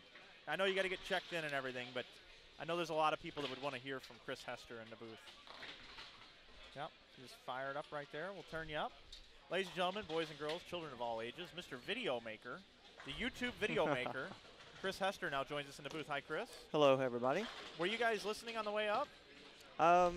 Brett had a little bit better reception than I did, so Okay. we watched the first couple games, and then I lost signal. So Okay, well, we were picking on Wolf, trying to make sure we were going to give him plenty of attention here, since some of the other webcast companies out there don't give him any attention. it seems to be the trend that the other webcast company that shall not be named tends to avoid Mr. Wolf at all times. You know, I was going to position a camera here so that we could both be on, but I can't stand. You stand and I'll sit. Thank you and very we much for we that. Can both That makes be me on the camera right here. feel pretty good. This is none other than Chris Hester right here. Hi, everybody. So, Mr. Wrong Arm. Can Chris reach the mic? Just barely. Barely, barely. That's right. Thanks for that. So, Chris, your reaction immediately to the new venue and some of the new things we have going on. What do you think? Very nice looking. I actually just walked in the door, but so far it looks pretty good. You can't miss the bowl, that's for sure. Yeah, no, it's out there. That was nice big arrow pointing. So Yeah. Bowl. Yeah, That was nice. I'd never seen that. Yeah, it's a vintage sign out front, actually. Oh, it's beautiful. There's a picture of it on the Facebook page, actually. I believe you can check that out. But yeah, Tropicana lane, synthetic lane surface this year, big change. And you know, this pattern's very demanding. Again, there's some guys lighting it up, but there's some people struggling as well. You'll have, no matter what you put out, somebody's going to figure them out. Brett and I practiced, as you saw from my video. We bowled 8 games yesterday on it, and you know, if you tried to play them in, they were almost impossible. If you played them out, you had a chance of getting there. But obviously, different surface, different everything else. We'll see how it is here. But how are the scores so far? I haven't been able to see anything yet. We've got standings up after game number 1. Okay. And it looks like Gottschall and Peterson at plus 106. There's a surprise. Oh, look at that. Yep. Doran, Ballard, and Ballard. So the people you would expect to see up there bowling well. O'Neill and Lacaz. But the second game, O'Neill and Lacaz, 160-2 team. Ouch. Yeah. Pretty strong field. Yeah. It's a very strong field. This is good stuff. To think this is just a doubles tournament, which is kind of a lead-in to the main event, is pretty amazing that, you know, this thing is, you know, really gone out of control here. Yeah, you have done a magnificent job, that's for sure. And I really don't know why or how things work and don't work, because we were going to do a team event here back in October. That's right. And I thought, man, I could get at least 30 teams for this.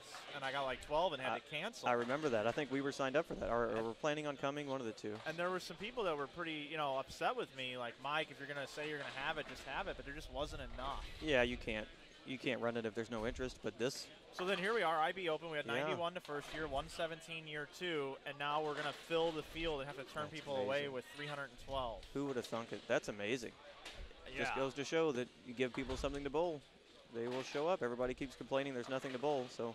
And I say 312 based on a full re-entry squad, but I believe we're going to be turning people away from I would agree with that. I would agree with that completely. Now let me ask you this. What would you do if you were in my shoes and you knew that not everyone in B squad when they get done with their squad, because that's my rule, is that you have to complete a squad to re-enter.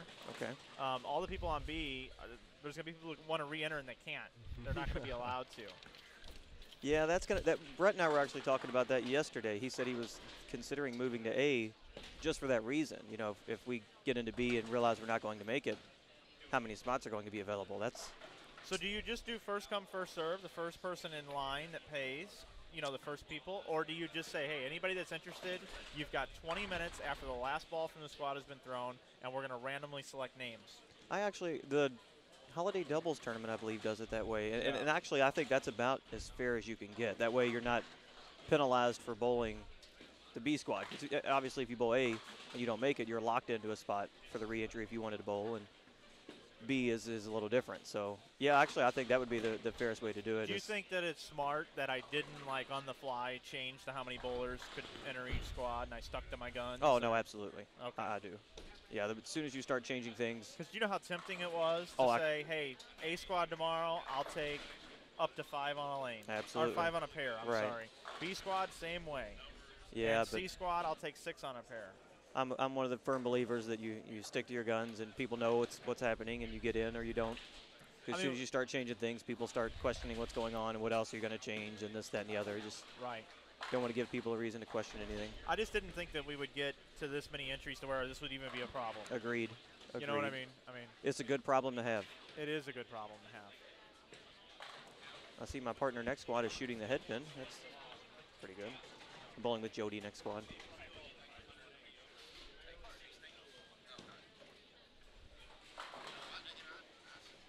I saw somebody asking in the chat earlier, but I never saw an answer. Are the two sides of the house playing drastically different? Does anybody know? I do not know. I know that the other side of the house they're not bowling on for this doubles tournament. Oh, okay. It's just on this side of the house. Yeah. They have oh, a league going on over there. But I know so they do play different. Later in the weekend there's a second chance tournament over there. Oh, I didn't realize the second chance tournament was here as well. I assumed it was somewhere different. No, it's here. Oh, great. It's all in the same place. Even better.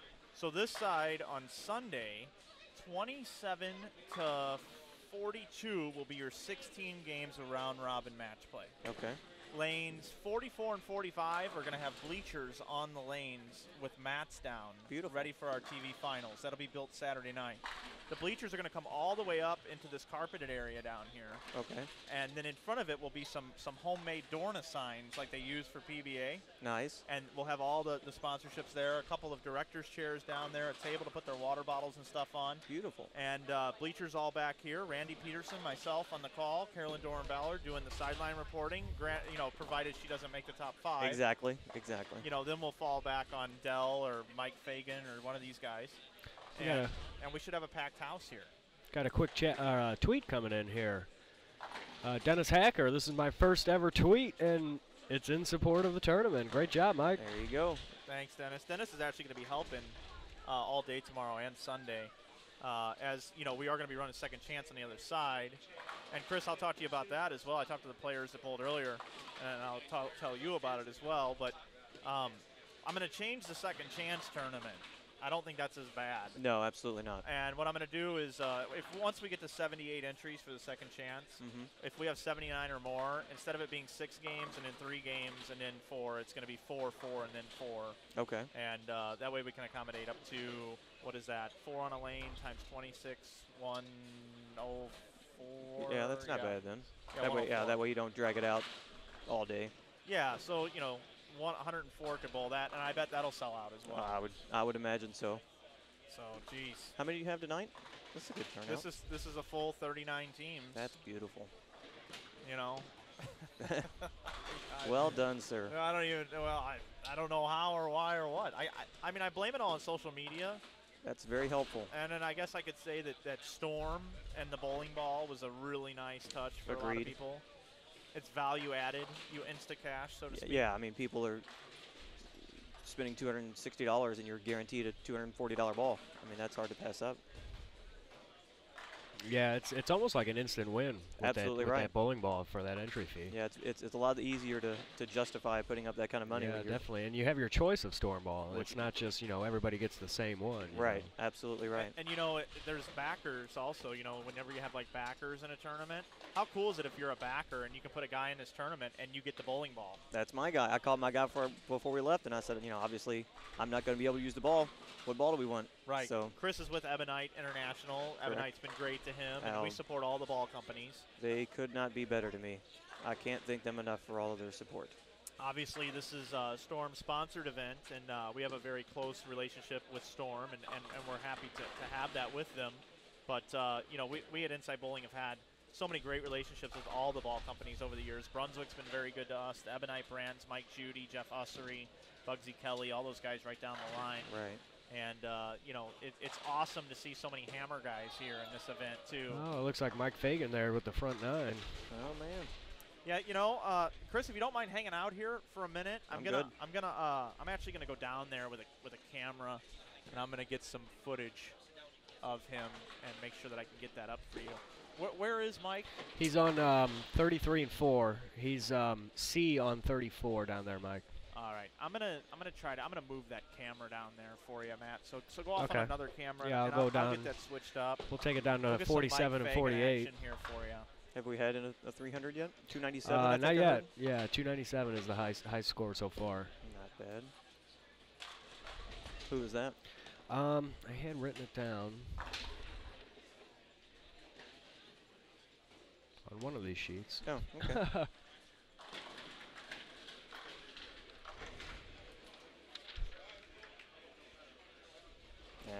Maybe I don't have it here no more. That's okay. I'm sure someone in the chat here would I was answer actually that looking for down. it. There we Yeah. go. Tommy Bearish. Okay. Yeah. Very nice. Yeah, we do pride ourselves on having the smartest fans in bowling. They always correct us in the Yeah. chat, And that's always helpful because, sometimes we just get things wrong. We are live and There's a lot there's, going on. Yeah, there's no scripting here. Makes things easy with the chat. So thank you, BJ19 there in the chat. All right, cool. Here we got standing updates from game number 2. Looks like Gottschall and Peterson still in first place with plus 187. Barish and Kendall there with plus 184. How about Kuykendall on that? Kuykendall. Yeah, There we Brian go. Kuykendall. Green and Miller up there in third, plus 98. Nice. Boyer and Taylor, plus 94. Richardson and Tony, plus 72. And Fagan and Kent, plus 41. That's top 6 How's he there. going, Marshall? Yeah, he's bowling with Marshall. O'Neill Leclay's there, plus 35. They're tied with Eddie Bird. Lacaz. They're tied with Eddie Bird, Tim Barron at plus 35. And Danny Spink and Houston Johnston there, 1 pin behind, plus 34. And then Rees and Grote there, plus 32. That rounds out the top 10 after 2 games here. I'll tell you what, Eddie Bird looks really good tonight. He shoots 220, 270. Wow. He's got a really good look now also, and see if I can get you some coverage of him. But I've got Mike Fagan. I got his pair moved. I'm not Are you used to ready? seeing- Oh, yeah, it's ready to go. Okay. I'm not used to seeing a doubles tournament where Eddie's not bowling with Pete. Yeah, I know. Yeah. Pete was not allowed to bowl this That's what I hear. I found that out actually on the way here by somebody in the chat mentioned it. Pete I can was bowl. asking Wolf about it. Pete can bowl when he's 49, but he can't bowl when he's 50 when there's a senior tour stop Yeah, that's national interesting. event.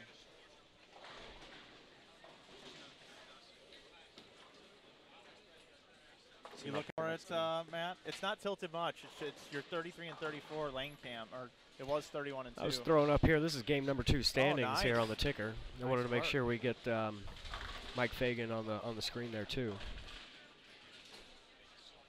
Got tweets coming in like crazy right now here. ET300 from Indiana wishes he could bowl the Inside Bowling tournament. Looks like a great ran tournament. Well, I don't know if it's ran great, but at least you get to sit here and watch it. Go ahead and show the standing ticker here one more time. You're seeing more and more compression sleeves now, too. I'm like tempted to go Noticed get that. one. I was thinking that as well. Do they make them that small for you, Chris? They have to have a junior division, don't they? I I was would wondering, think so. maybe you wouldn't just fit into the whole thing. Oh, maybe I they're was gonna wear cheaper it as a too. shirt. Yeah. Cut a Less hole fabric. for your arm. Thanks, Mike. Oh, you're welcome.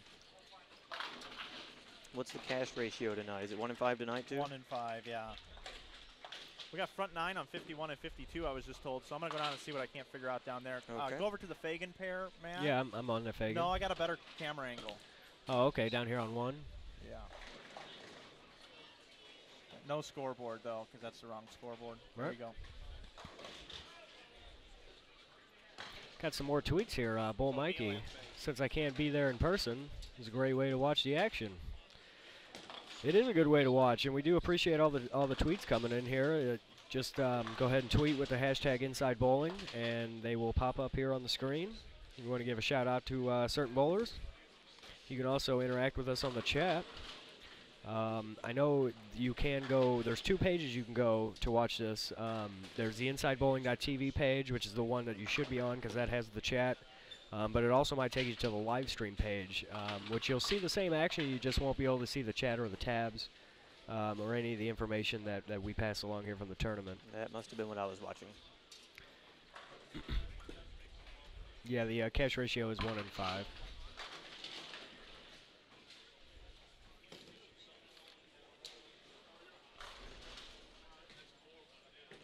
There are some pretty impressive bowlers out here. Yeah, this field really is strong. And this actually took place of the practice session. In years past, he just runs, you know, a couple-hour practice session on the pattern. And it's actually turned into a tournament with a great turnout. It's pretty cool. Absolutely. Especially since you're having it on the pattern tomorrow. Right, Gives yeah. you a couple reasons to bowl. Yeah. Hey, guys, 300 game, Brendan Williams. Brendan Williams down on the end pair. Well 51 done, and Brendan. 2, so nobody can say 51 and 2 is a bad pair, guys. 51 and 2. Brendan Williams. Mike's about up, looks like. Yeah, Mike Fagan. 33 and 34. He does have the first 9. Demanding pattern, but man, maybe not demanding enough, huh? Oh, well, Today's again, bowlers. yeah, today's bowlers, today's bowling balls.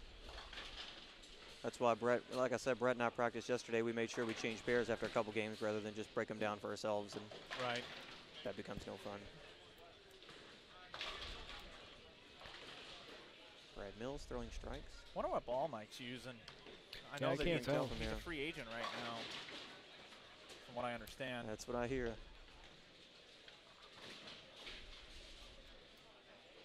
Free agent. Is he up yet? No. What do you? No idea what the guy bowling 300 was using, I'm assuming? I got a picture, and I'm going to post it on Okay. Facebook as soon as we get done with the Fagan call here. You are on the mark with this stuff. So yeah, it's coming along. Here we go. Is that a Columbia 300 ball maybe? Mass eruption. Yes, sir. Columbia 300 mass eruption. He's a lifesaver too, actually.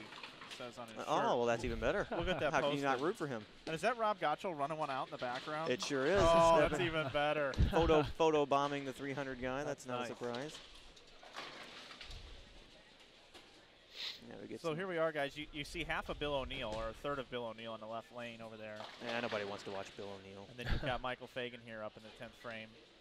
Working on the first 9 here at the 2013 Oh. Storm inside Yeah, that was bowling.com open. right in the face for Bill.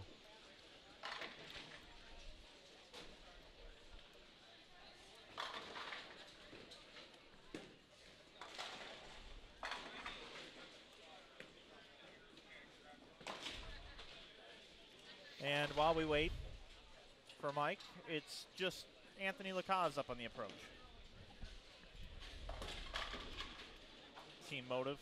I believe he is a motive staffer. Yes, he is. Trying to see if I can Lee look and see what Vanderhoff Fagan's here as throwing. well.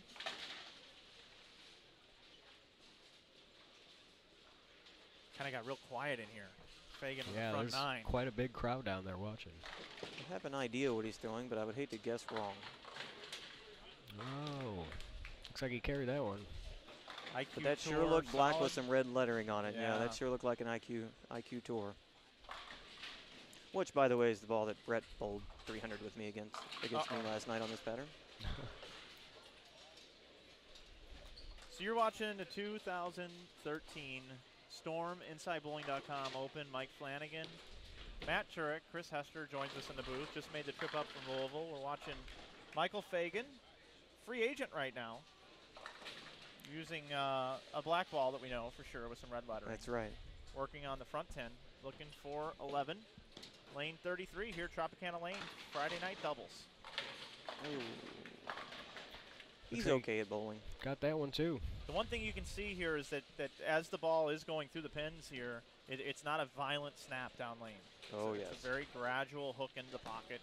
And as you can see, Mike is even having the 4, 5, 7 type pins tickle around, dance around as the last ones to fall. Absolutely. So a lot of volume. Players are playing the extreme outside part of the lane. Fagan with these ball returns, Jody Westner was even saying they kind of get in the way a little bit. She texts me the same thing, said she can't get far enough to the right because she runs into the ball return. Just another obstacle here. Mike Fagan looking for 300, Friday night doubles, 2013 IB Open weekend. Oh. What is it? 98? 98. 98 for Mike Fagan. 298. Michael Fagan. Disappointed. I was lucky enough to bowl with Fagan and Wolf in the Jeff Carter's May Trubner tournament this past year, but they changed the rules to where you can only have one touring one member on your team. So it doesn't look like Fagan and I are going to be able to bowl together this year. Yeah. As I'm obviously bowling with Mr. Wolf again. So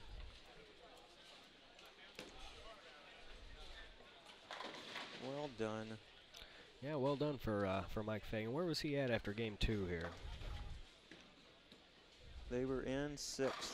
Fagan and Kent. Yep, Fagan and Kent. So they might move up here. Marshall had 2 teen, so Yeah, 215 it looks like.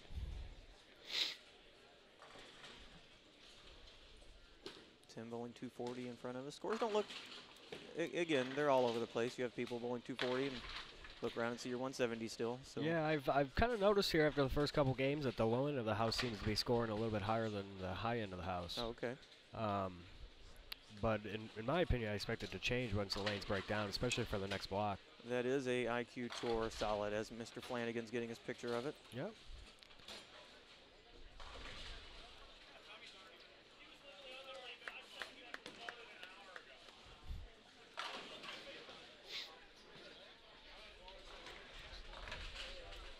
Bowlers are starting to move pairs here as game 3 is almost in the books. Well done, sir. Looks like you guys are doing okay.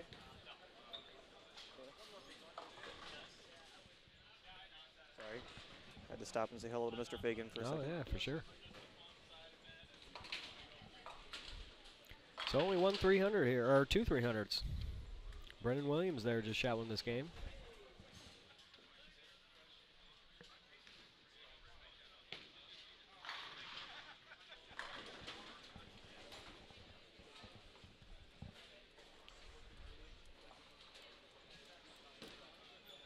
Again, this is a 4-game block, so this is going into the last game here of that first block. The next block comes in and bowls on the burn pattern.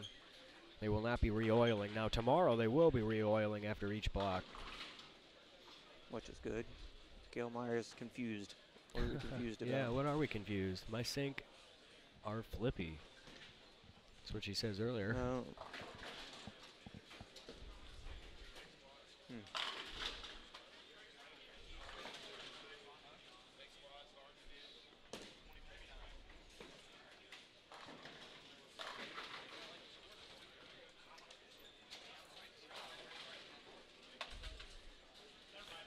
Take you down here to 41 and 42.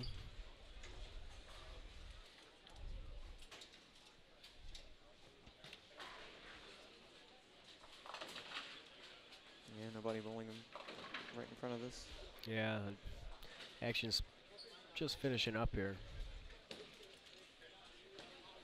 Jody bowls that she's been bowling 220 with a bunch of doubles, which she's on pace to do again this game. Yeah, that was a nice ball she just threw there.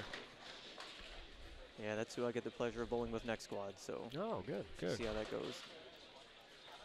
Maybe she'll have be lined in for you then. That's what I texted her as Hester I was going. I said, just use this one as practice. Yeah, right. I'm sure your husband won't mind. You're just throwing off this set to get lined up for me.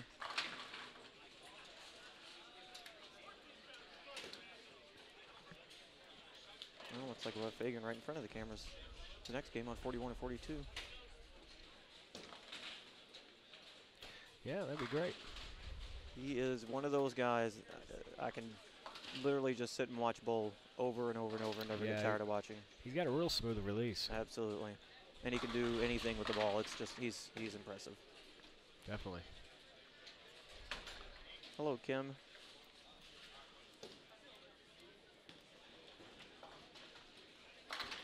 Scores are all over the place, kind of. I mean, there are some high games. I see 222, 225 on the screen, 26. I'm also seeing some 180s, 170s. Yeah, I mean, you see, and good bowlers. I mean, you look over at Jody's pair. Jody's got 247 going into the 10th, and Matt Gasson needs them all for 180. Yeah. So, I mean, it's just, yeah, I mean, it's up and down. It's hit or miss, really. You know, and as you're moving pairs, you might catch a bad pair. Absolutely. You know, and you're just not carrying, you're not getting good reaction on that pair, and you might move again, and then you might have the world, you know. Absolutely. And when shot making is rewarded like this, you make a couple bad shots in a row, and then you start to press a little bit, and which every bowler knows that's bad news. So. Yeah, it's really, we were talking earlier with Kyle Sherman about how important spares are going to be on this tough pattern. Goodness, absolutely. You know, spares are key. Yeah, you won't have the 5-bagger in your pocket to make up for the missed single pin. Right.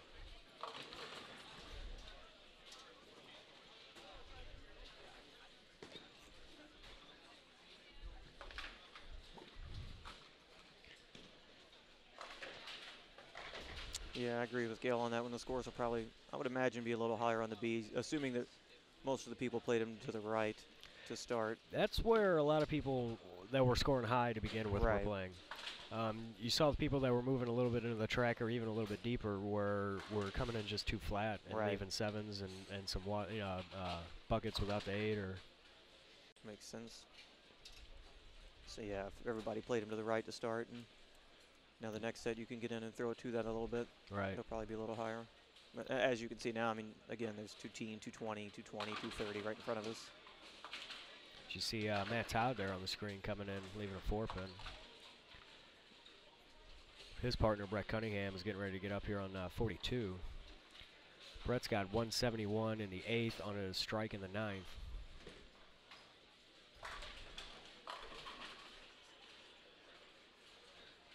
You're watching Carolyn's ball go through the pins. There's a perfect example of what Mike was talking about. It's just the ball is definitely not driving through the pins right now. Right.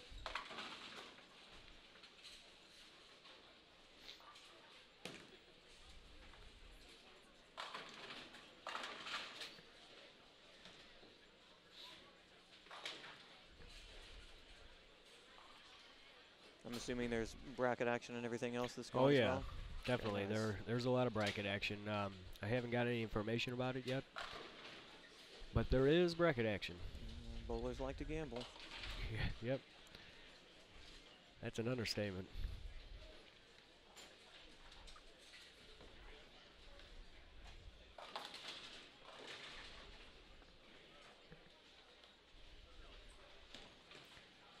See a couple other Anthony Pepe and Alex Cavanero walking around in the back. I saw they switched theirs to B squad, so there's another pretty strong team coming into bowl.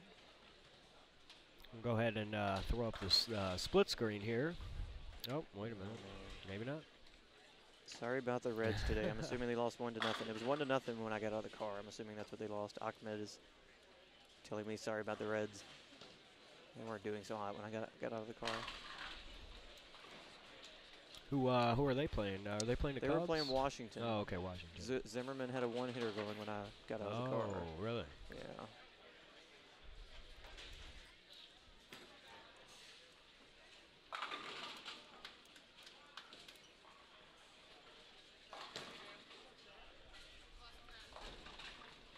Oh. Messenger in front of the tune for Aaron. I don't think we got that one on camera. Oh, nope. No, we did not. No, just looking around, watching bowling. Yeah, it's kind of hard to get everybody on camera. Oh, absolutely. You know, we're covering 3 pairs here, which is pretty good. But we, you know, again, we just can't cover everything at this point.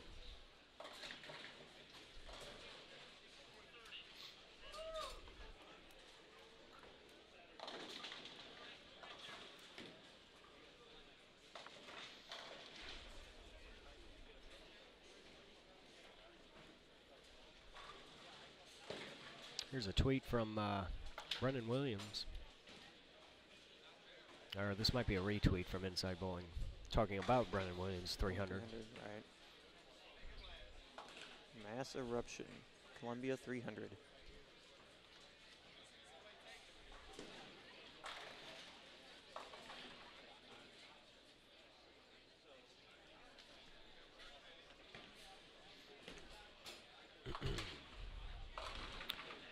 So game number 3 here is wrapping up at the 2013 IB Open doubles tournament.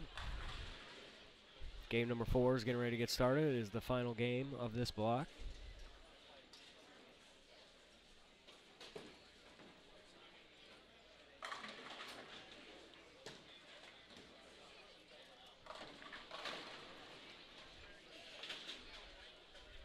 Get to watch my newest USBC team member.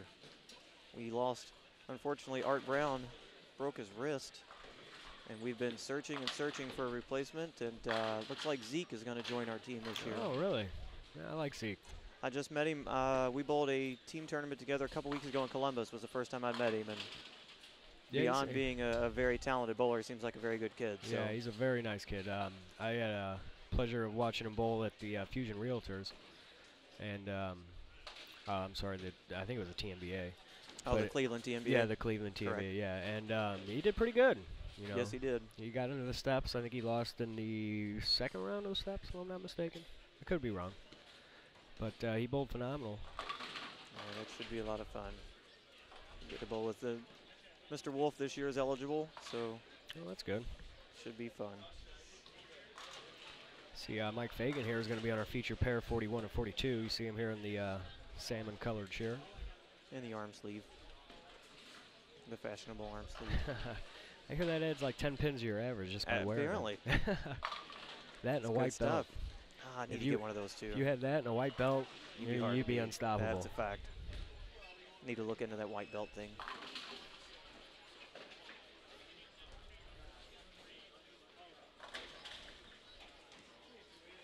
Swag Nation. Yeah, I was watching his new dance video on Facebook yesterday. Who, Zeke? Zeke, yeah. I can't imagine what that's like. He is a unique individual.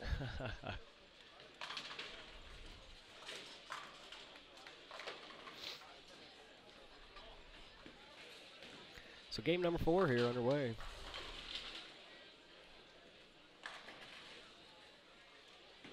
I've got a lefty to try and line me up. How's he looking? Oh, that looked good. Oh, not a bad I shot like right it. there.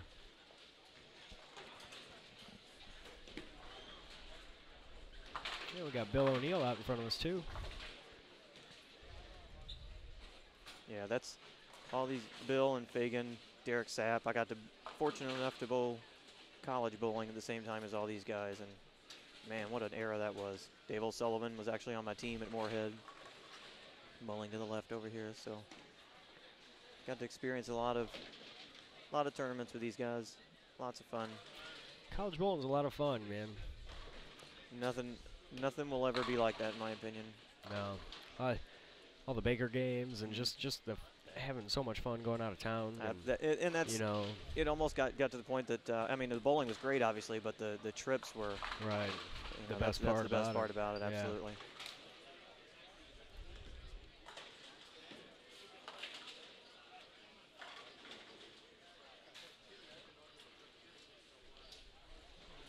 Bowling with Marvin Hale. Marvin actually won the big TNBA tournament in Louisville last year that they had. Oh, really? It's going to be in New Jersey at Carolier this year, I believe, but it was in Louisville last year, and Marvin was victorious.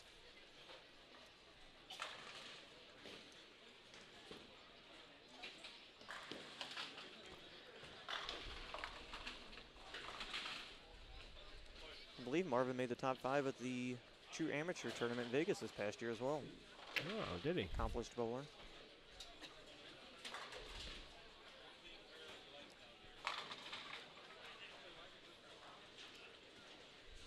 Looks like we got Rob Gottschall on our featured pair down there on 31 and 32 as well. Boy, that was heartbreaking to watch. Their USBC singles and doubles. He bowled so well, and poor Adam had nothing that last game. It was so hard to watch. I know Adam feels terrible about it, but I would take my chances with Adam every day of the week. But yeah, Rob bowled phenomenal, as Rob usually does. Yeah, he did well at the Fusion Realtors too. That was the last tournament we did up in Waterloo. Okay. Yeah, Rob is very talented. Had the opportunity to sit in a booth with him for a little while. Very quiet, just gets the job done.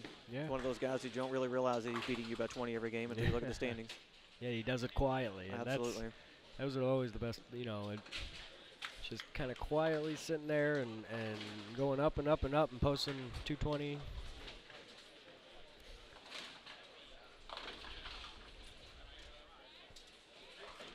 Man, everywhere you look, talent. Sean Swanson bowling 37-38. Glad to see he's back out bowling again.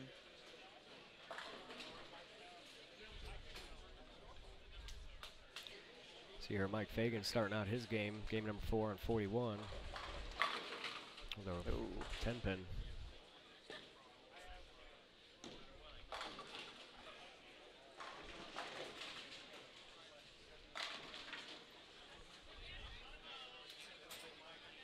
Oh, I see Wolf bringing in bowling balls. I guess we need to go get bowling balls at some point.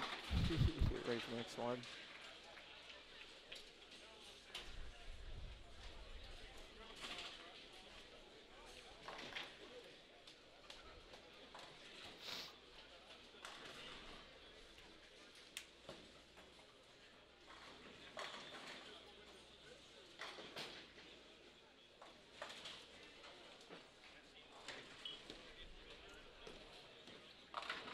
Oh, wow. 8 pin. That was rough carry. That was pretty brutal. Mike goes for his 10 pin. I'm sure he doesn't miss very many of those, does he? No, that's routine for him at this point. Going through the motions.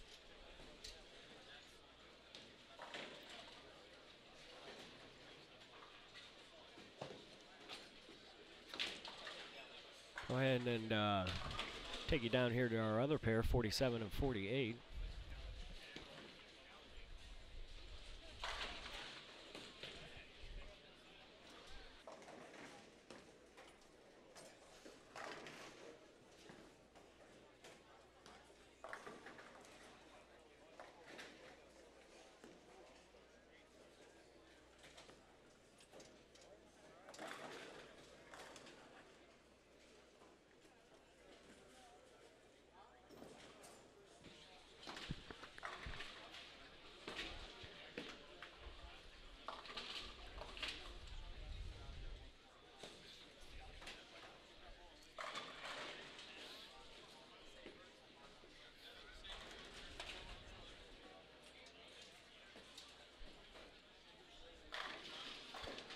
So I went ahead and moved the camera here to on 39 and 40 to watch Bill O'Neill bowl. Not up yet here, but we'll be able to watch Mike Fagan and Bill O'Neill. They're bowling right next to each other here. Zeke with an early double. Going the Diva. That's a good ball. A lot of people seem to like that one. Mm-hmm.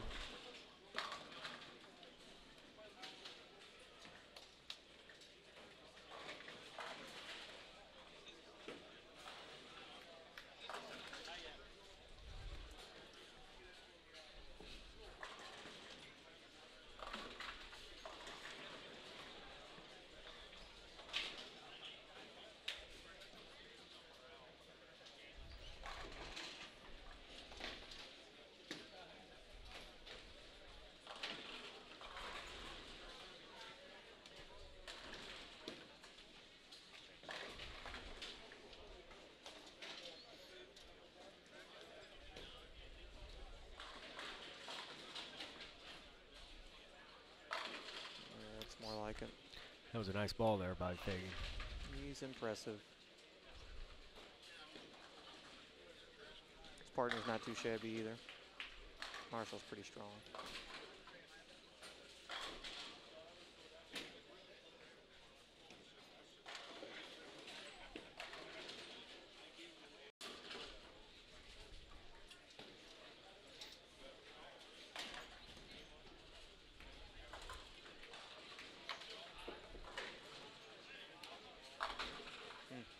Man. Been seeing a lot of corner pins. I imagine the ball's going through the pins pretty straight. Shot making is definitely being rewarded.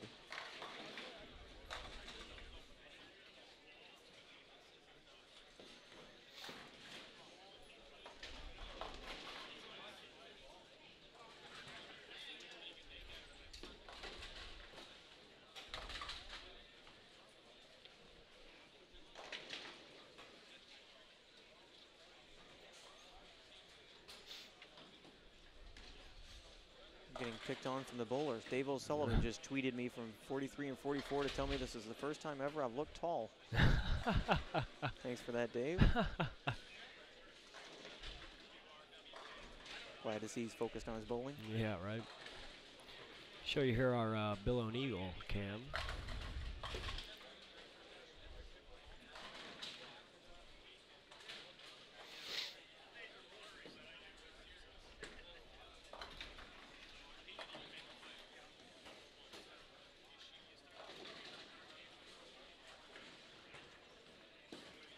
I believe that's an Arson low flare. Oh, coming in and swishing them up.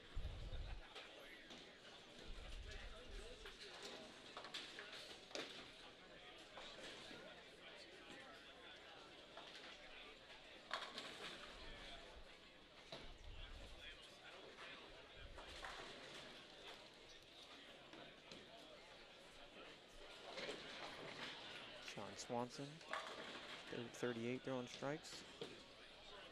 Another quiet guy that does nothing but just strike. sits there and pounds the hole. Yes, he Doesn't does. say very much. Got a little split screen action here for you. 41 and 42 and 47 and 48 right now.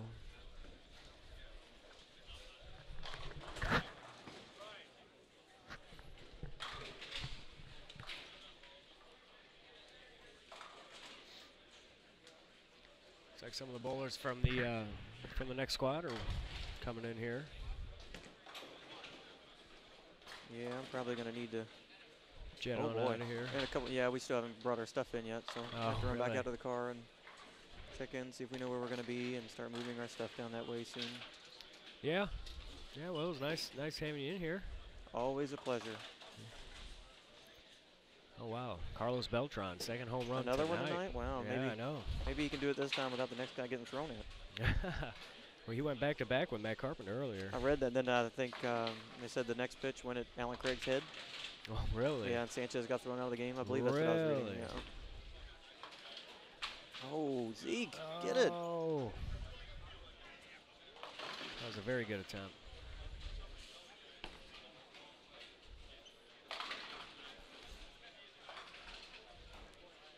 Watch Fagan throw one more, and then I'll have to go start getting my stuff in here. Thank you, Kim. See you guys in Louisville soon for the TNBA Nationals. I understand I'm part of Team Hammer for a team event for that. I believe I'm bowling doubles with your husband, so look forward to that. Appreciate you guys having me.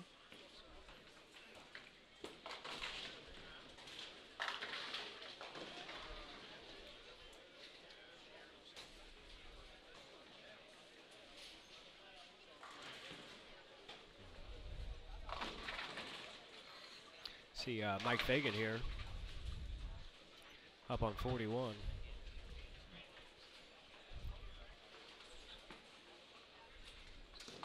Oh, wow. Goodness gracious. Nasty 9-pin.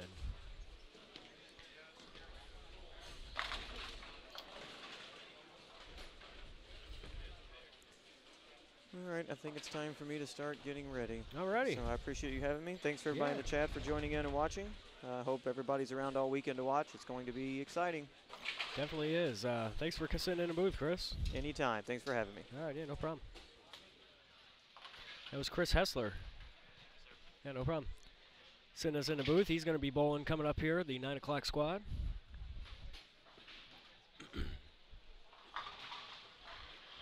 You watch here Mike Fagan going for his 9-pin, which was just blasted. I'm sure he'll have no problem converting this.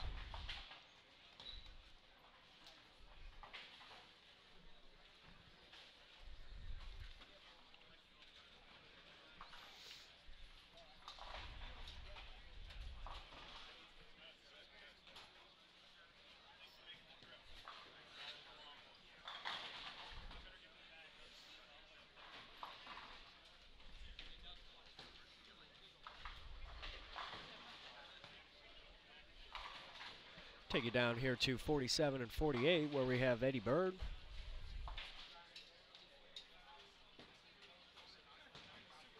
And we also have Mike Flanagan back in the booth. Mike, how you doing? Matt, I'm so sorry for leaving for so long. Oh, it's all right. But I got I like good to news. sweat it up here. I got good news for you. Oh, good. What? You get to leave too, and I get to fly solo. You get to get a break, and Oh, great. you get to go in the office. We got food for you. Oh, man. That's amazing. So I'm going to give you a relief here, but I need you to set me up. Tell me what's going on here. Well, right now we have a camera on 4142 watching Mike Fagan. I also have the booth cam watching Bill O'Neill on 39 and 40. And we have a camera going on down there on our feature pair, 47 48. Okay, did you move the camera that I had earlier? I have not had a chance to get down there yet. If you don't mind doing that for me while we're away. Yeah, sure. Looks like I see Eddie Bird. Yeah, Eddie Bird's up there. He's got a little split going on. 47. What is that there? The 210? Or Yeah, the Eddie Bird's 510? bowling extremely well tonight. At least when I left, he was. All right, Mike. Well, I'm gonna jet on out of here. Would you also let move some Brian know cameras. that the tabs are not coming up down below, Yeah, sure will. so that the fans at home can check that out? I sure will. Brian I, is eating as well, so we should be good to go. Cool. I shall return. Thank you. That's Matt Turek, everybody. We appreciate him helping us out. He's my protege here, and we hope you're enjoying watching this continuing coverage here of the 2013 InsideBowling.com Open Weekend. It's the Friday doubles. This entire event and weekend of bowling here at Tropicana Lanes. Great proprietors, Tino DeFranco, Ray Bluth, and we want to thank Storm Bowling Products and Budweiser for bringing this event to you and putting additional money into the prize fund for these bowlers. Tremendous value, free bowling ball included with the entry, $260 entry fee. Re-entries are $160. We are almost full on A squad, I was told, in the tournament office. So we will have 96 bowlers tomorrow morning at 9:30 a.m. And then we will have 96 bowlers again on an already sold out B squad at 2:30 for you. And then again, later in the day at 7 o'clock, we'll have a full field of C squad we anticipate with re-entries for a total number of 312 entries into the tournament. I really don't know what to say about it other than wow. It's a lot to manage, but we're happy to bring it to you. And oh, by the way, Randy Peterson's going to be here to do the finals. And we appreciate Storm sending Randy here and Randy wanting to be here. So Mike Flanagan here with you, flying solo in the booth. It's Friday night. We hope wherever you are, you're enjoying some action as you sit around with your family members, maybe playing cards or sitting around a bonfire, roasting some marshmallows, whatever it may be. Just happy to have you watching some online bowling.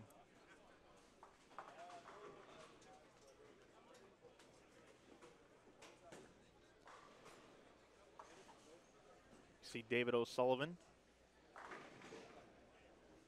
the pride of Florida. David O'Sullivan, Eddie Bird from right here in St. Louis. He's a Columbia staffer. Works for Best Bowling Pro Shops.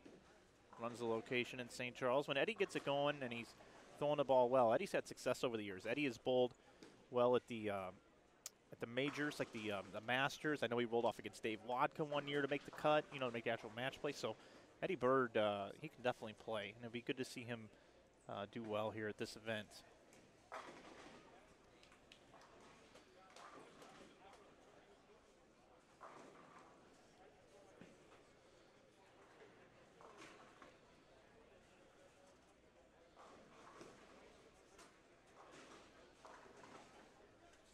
Get our graphic updated. Game 4 of 4 here. And then we will have 4 more games after this.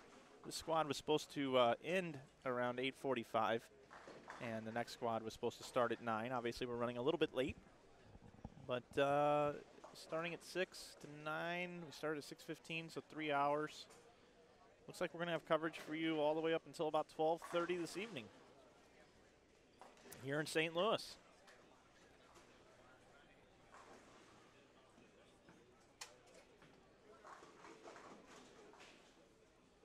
Try to get caught up here in the chat. It goes pretty quick, but What's up with the deal with some of the guys wearing the sleeves? Well, yeah, the sleeves are the new compression sleeves that they use out there on tour.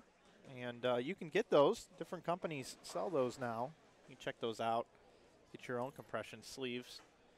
Also appreciate Skippy doing a great job, Mike. Well, we appreciate it. Definitely appreciate it. I got a great team here back in the tournament office as we bring you the last game here of 4. And then we'll turn around. We'll do it again tonight. The next squad is sold out. I was told by Jerry Anderson, who's running the doubles tournament tonight, that we could have taken about 125 teams with the amount of people that were interested in bowling this event.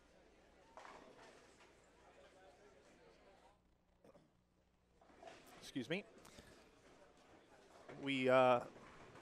We'll be adding all kinds of features and moving parts for you as we get through the weekend. But for right now, it's 3 cameras, 3 pairs set up for you. We'll bring in, as I try to get situated here, bring in a couple of pairs for you at once.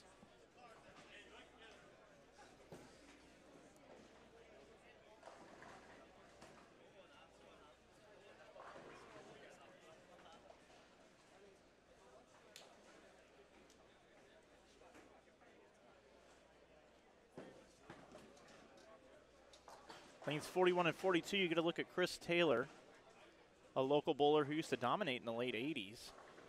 Recently found his game again, has been bowling very well.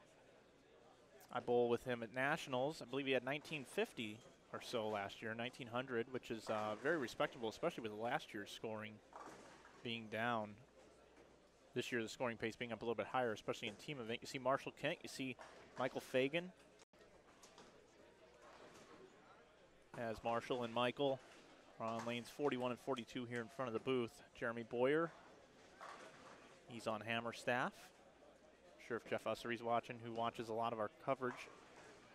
We want to say hello to you. Happy to see Jeremy Boyer participating in this event. And the real deal, Bill O'Neill, also participating in this doubles event. He'll be bowling the next squad with Mike Fagan, where if you go out and look at our social media feed, you can see that Mike Fagan's picture's out there. He bowled 298 earlier on our live broadcast. So if you missed that, check out the picture of Mike, and we'll have everything archived on our YouTube channel Monday or Tuesday from all the events happening here this weekend.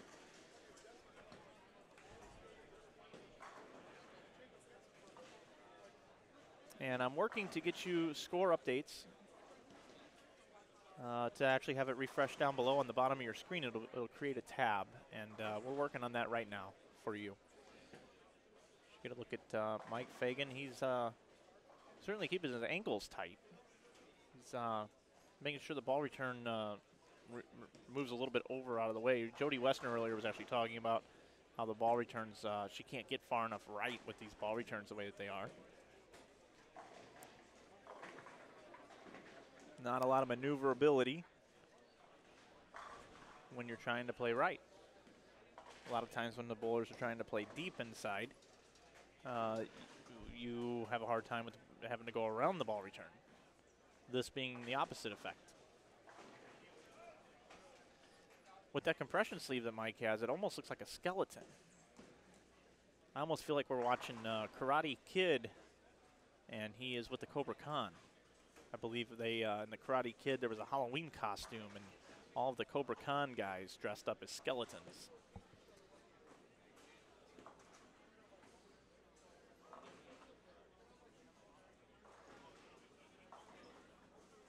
Chris Taylor and Tim Barrett actually won the Missouri State doubles title that just concluded a couple weeks ago. Thank you for that in the chat. You're absolutely right about that. So, not necessarily household names, but a lot of St. Louis flavor in this field. And one of the reasons why I started this event was to showcase St. Louis talent and for the whole world to be able to have an opportunity to see them bowl. As you see Eddie Bird continue to throw pins everywhere.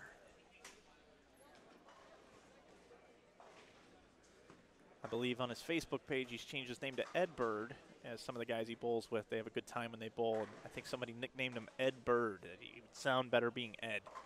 So maybe if we call him Ed all weekend, maybe if he wins the tournament, that'll be the thing that gives him the title. Superstitious bowlers, a lot of times, need that extra reason to be better. So if that's what it is, Eddie Bird, you are now Ed Bird. At least as long as your Facebook continues to say that. I'm going to see if I can round up a guest for you guys so you don't just have to listen to me. Just give me just a moment. You'll continue to watch the split screen here. Friday night, doubles, 6 p.m. squad. 4th game, halfway through. See if I can get us a guest here for half a game.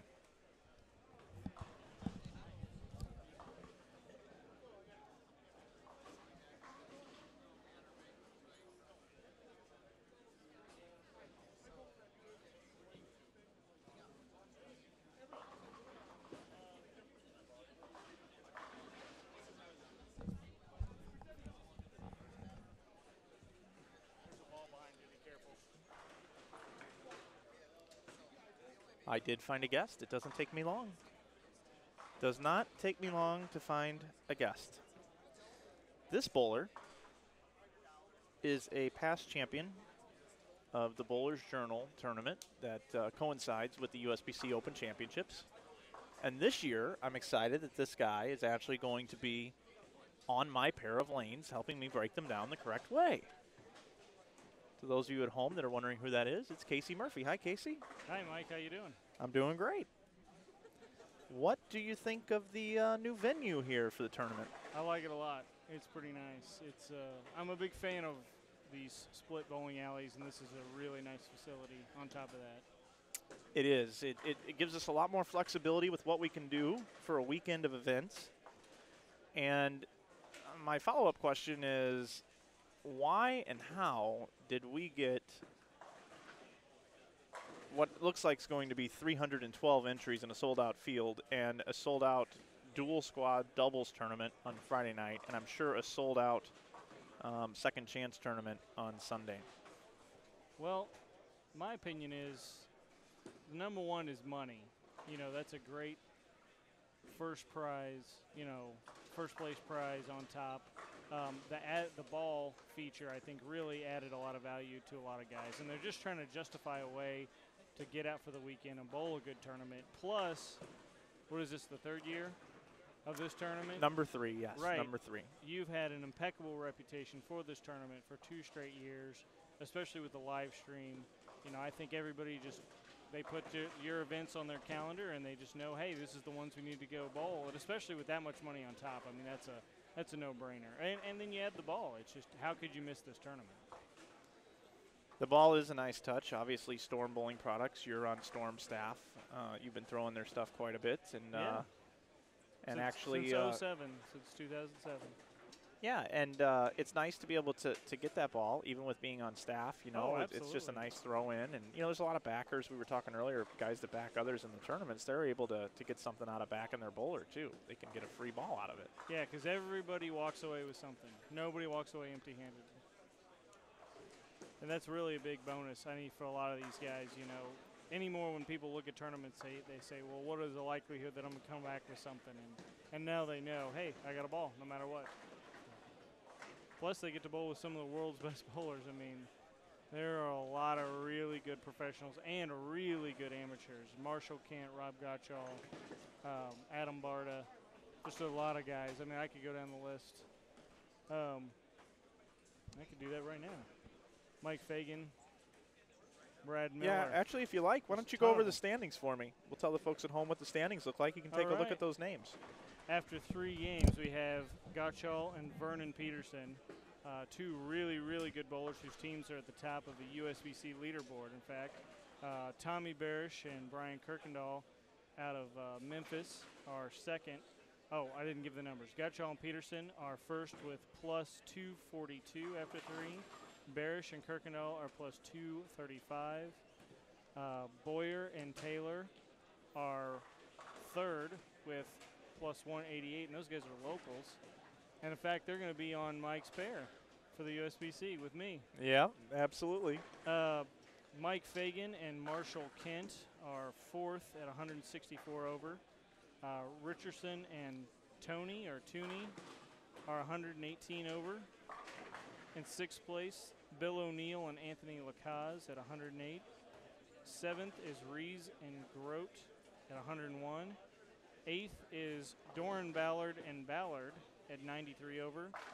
Ninth is Amanda Green and Brad Miller, Lindenwood College Bowlers, 87 over. Eddie Bird and Tim Barrett are 87 over at 10th. Swanson Bittenbender are 11th at 41 over. Houston, Johnston, and Spink. Sounds like a law firm. Yeah, Spink actually was our champion last year, actually. Right. Spink is really good when you give him this type of condition. He's always a threat to contend. So let me ask you something. How many teams are plus? There are 15 teams plus, and the 16th team is even. Okay, out of 39. Yeah, that's about right. And the leaders are how much over again? 240. 240 through 3, so that's 80 a game. That's 240 average. 240 average. Yeah, and I knew that was going to happen. Those two guys are pretty good. Gottschall and Peterson are about the two best amateurs. You could put them in the top 10 in the country. Yeah, you certainly could. It's kind of funny looking at this pair here. There's actually ceiling fans here with very long chains off of them.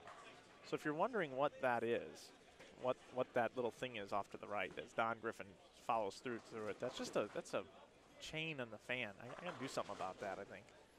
It's kind of funny on our broadcast. Oh, yeah. It's just kind of dangling. I see it now. Yeah. Maybe we need to put like a Casey Murphy like special little like bobblehead on there or something. Oh, yeah, please do. People want to see that. Hey, Brian, did they talk to you about the tabs down below? Not coming up. They're not coming up? No, I'm not seeing them at all. Just give you a heads up. Mike Fagan through the nose for an 8 count. He had 298 last game. He did have 298. We actually put that on our Facebook and Twitter feed. Yeah, I think he was throwing an IQ tour, it looked like. That's a pretty big coup to have Fagan off of EBI and a free agent. So, and then throwing storm stuff. You always like to see that. Yeah, folks at home, if you scroll down below on your screen and go below the hashtag Inside Bowling feed, you'll see the standings after game number 3, and you can follow along at home yourself. I didn't think that was there yet. Earlier when I checked, it wasn't, but it is now. So thank you, Brian, for your help with that. Casey, you made the trip up. You're bowling the next set? Yeah, I'm bowling with my consummate partner, Sean Swanson. That's exactly who that is. Yeah, actually, I hooked him up with Shay for this squad because I misunderstood the entry because I just didn't read it very closely and thought that I could bowl both sets with Sean and cash twice, and then you were so kind to correct me on that error. And so Shay actually texted me that exact moment and asked if I would bowl with him, and I told him, well, I can't, but I can do the next best thing. I can give you Sean Swanson for the early squad, and then I'll bowl the late squad with him. So. And how are they sitting right now? They are currently 11th at plus 41. I think they're probably a little bit in trouble if you're asking my opinion because I think the scores will go up considerably next squad. So I'm thinking anybody that's not at least 100 over right now is probably going to be sweating a check. But you never know. You've been watching a little bit of competition here. What do you think of what the pattern's playing like right now? It's a classic Mike Flanagan pattern, ladies and gentlemen. It's pretty tough, it looks like, to start, and because everybody's playing the same part of the lanes, the heads start going. But don't let that fool you into thinking you can move in or just launch it down the lane because it's a long pattern, and you'll handcuff yourself by going past the head pin. Usually my plan of attack, and I've done fairly well out here the last couple of years. I usually bring surface, and so the ball's going to roll every time, and I throw it hard to get it through the hook spot that inevitably happens on these patterns. And then I want something that's going to read the mid lane with that speed that I'm adding to it. And usually surface is the key. And I've brought plenty of stuff with surface. I think my plastic ball has some polish on it. So yeah, I got a weird question. How did I do this with the screen? Look what you're watching, everybody. You're watching triple play here. What in the world do I have going on? Brian, what did I do? It's pretty interesting. Let's see. Look at this. Tommy Barish, we throw a strike. That's Tommy Barish. 3 times a lady. And no, I jinxed him. Yeah. That's 3 7-pins. Wow. Right there. In a That's row. awesome. So where was this? Do you know, Brian? Wow. All right. Probably just a camera, huh? Might have been this.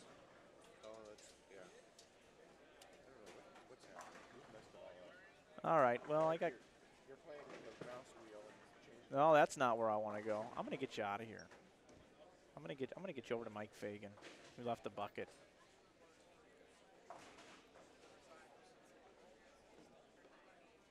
Yeah, I don't know where he was on this. So Just another one. Just another camera. I'll just hang out without it. Oh yeah, here we go. Mike covers the bucket, no problem.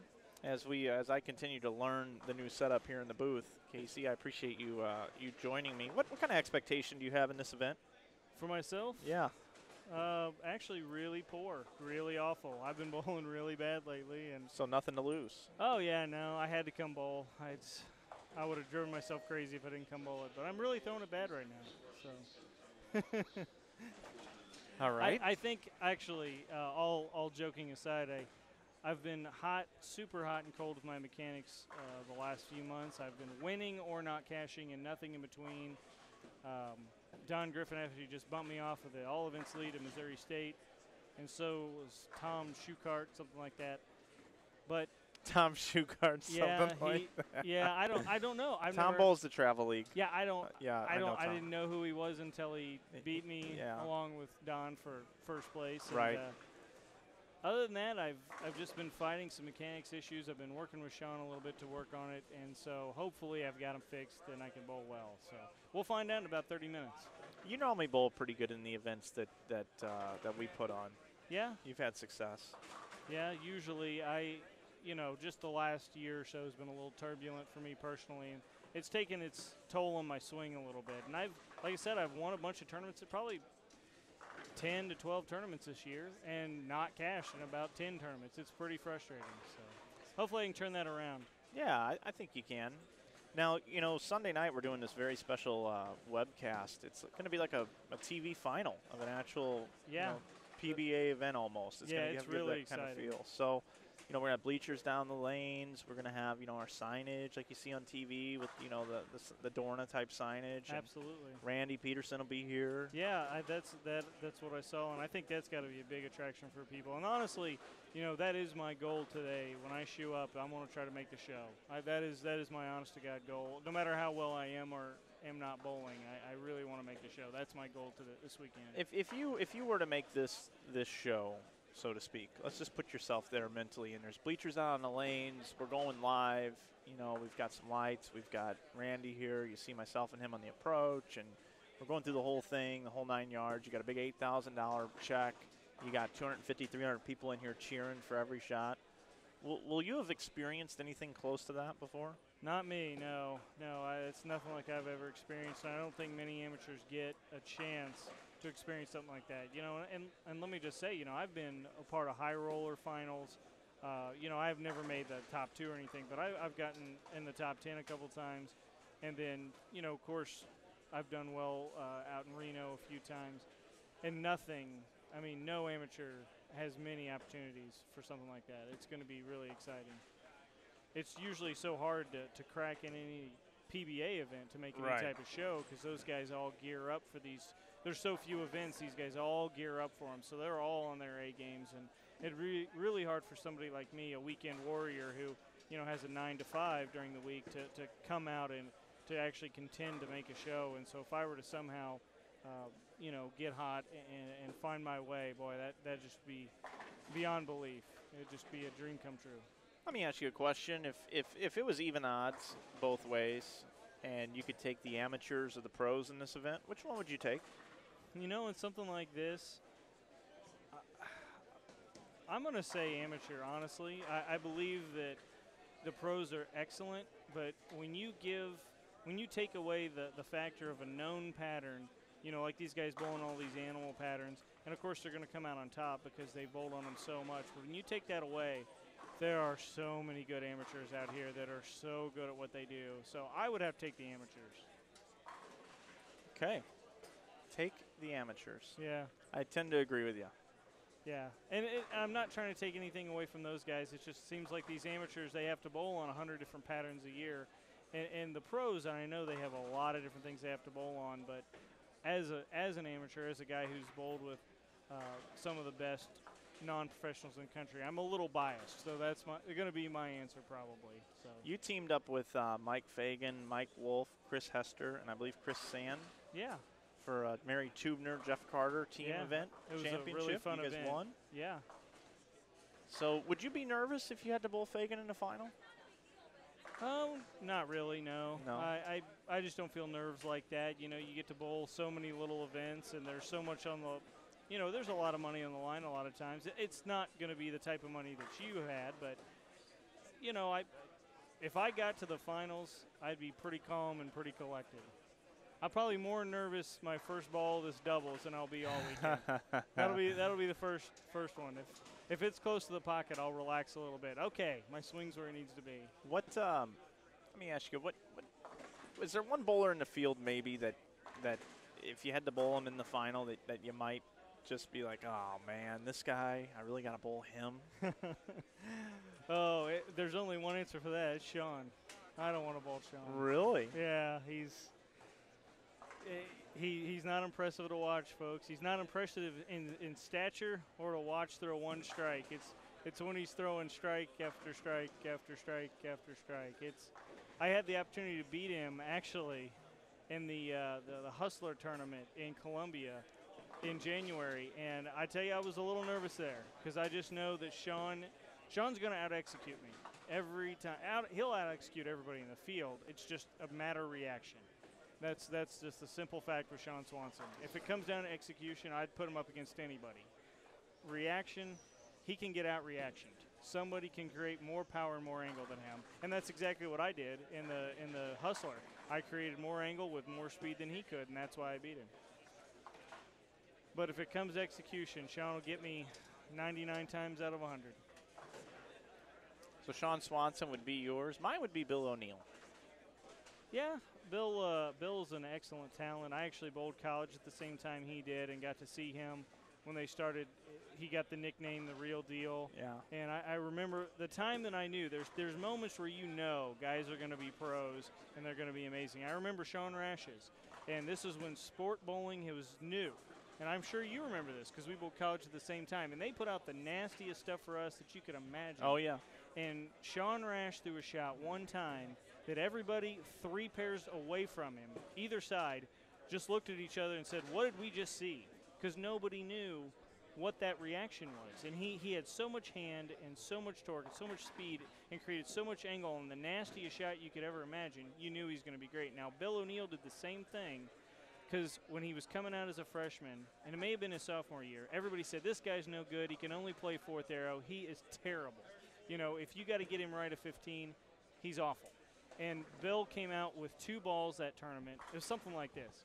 He came out with 2 balls that tournament, and he didn't move left to 5, and he won all events in a college event.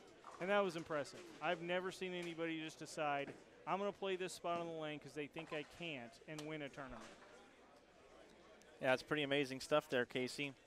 Hey, Casey, we're gonna let you get situated. Get ready for this next thanks. block. We appreciate you coming by, stopping in, offering some commentary, letting us know what's going on. Yeah. We wish you all the luck in this event. You made me Thanks. cry 2 years ago afterwards, remember? So I do remember. I'd like to present that check to you for $8 grand. Oh, I would love it. All right. Don't Thanks, make too Casey. much fun of me. I won't. All right. Thanks, Casey. That's Casey Murphy from Nixa, Missouri.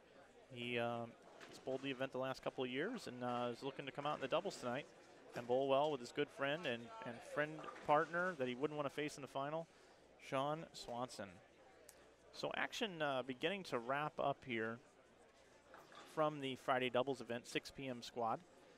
We will be back with the 9 p.m. squad. I realize it's 9:30, but we'll get that turned around pretty quickly as soon as we can. So I'm going to step away for just a moment. I need to make an announcement here in the building.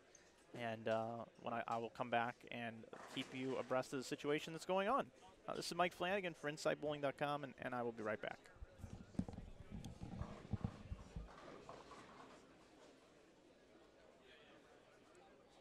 Is this the mic that's plugged in down there?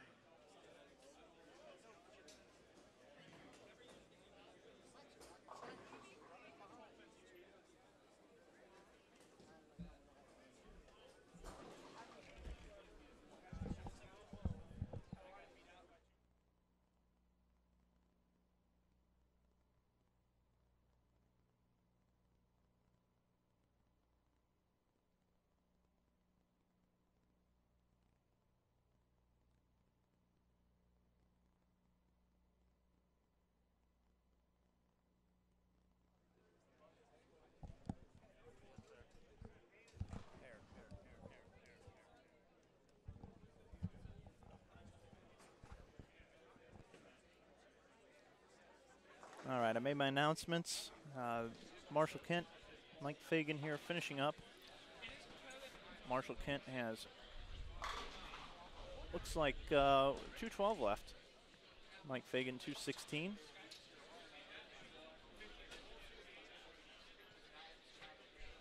And we will get the squad turned around as fast as we can.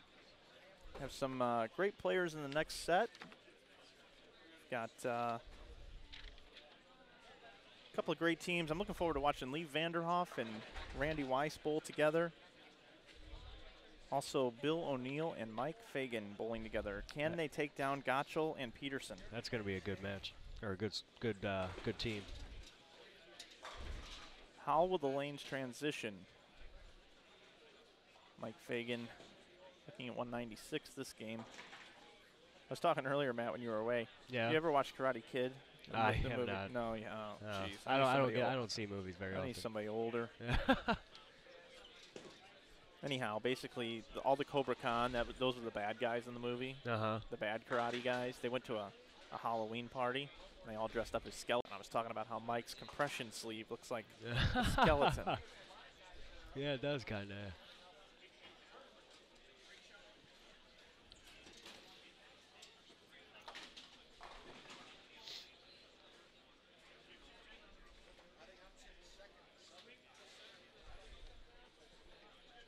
Can take that graphic off of there.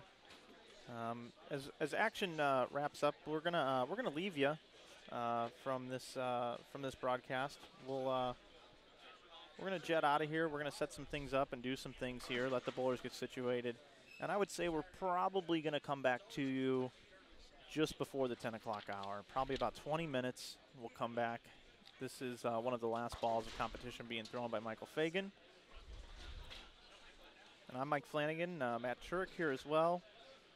And we will be back with more continuing coverage here from Friday night here at the Storm InsideBowling.com Open Weekend. It's the doubles tournament. Both squads combined are going to shoe up here the second set. And A and B squad combined, we will pay 1 and 5. First place is going to get $1,000. And tomorrow morning, the main event starts 9:30 a.m. Don't want to miss it. For those of you that are taking off, have a nice night. But for those of you that are sticking around, we will have more and more coverage tonight as we bowl 4 more games tonight. Mike Fagan, Bill O'Neill coming up next, InsideBowling.com.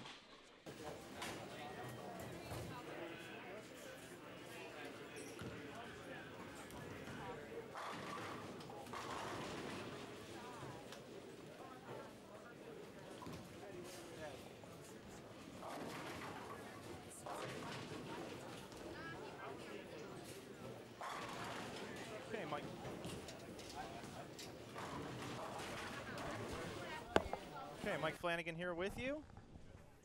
You guys got the sound things worked out there? Okay. Mike Flanagan here with you with Matt Turek. Jason Woolham joins us in the booth, and we are here bringing you the last 4 games tonight. It's the 9 o'clock squad. Started at about 10 o'clock, about an hour behind.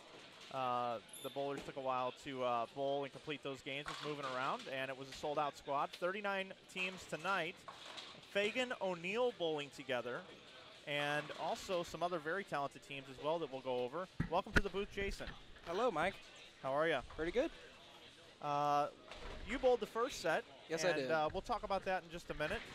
But tell us overall what you think of this particular tournament as opposed to bowling the IB Open stuff in the past at the old location.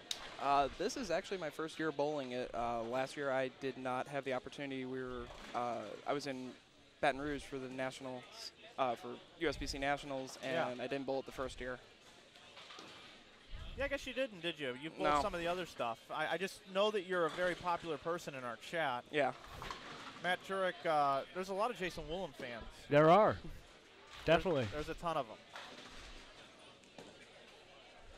Trying to look around, see what we might be able to bring to you is we need to try to figure out where the O'Neill-Fagan pairing is,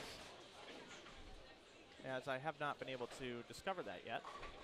Anthony Pepe in this squad. Jody Wessner returns in this squad. Rob Gottschall, Vernon Peterson, they are leaders right now. And we do not have standing updated yet because a few of the bowlers failed to turn in their score sheets. Imagine so that. we are working on that diligently. So long weekend of competition. We are one double set through, second one up now, and then 3 squads tomorrow. We'll be here all day. Join us on social media. You can actually see we posted some pictures earlier tonight of Mike Fagan bowling 298. Tommy Barish, I believe it was 297.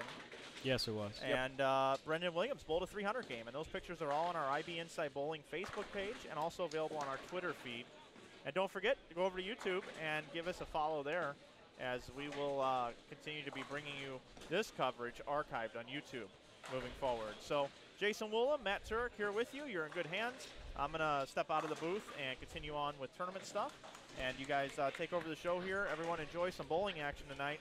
And I'll be back a little bit later on to update with you with some coverage that's going on throughout the rest of the lanes here in the tournament. Eddie Bird, also a player to watch, as Eddie Bird has bowled very well the last set. And now he's bowling with Tom Patton on 41-2, which we do have on our screen right now. Eddie Bird, Columbia staffer. He's really looking like he's liking this pattern, and he's one of my predictions now after watching him tonight to make a run at the top 16. A local guy, Columbia staffer, tomorrow.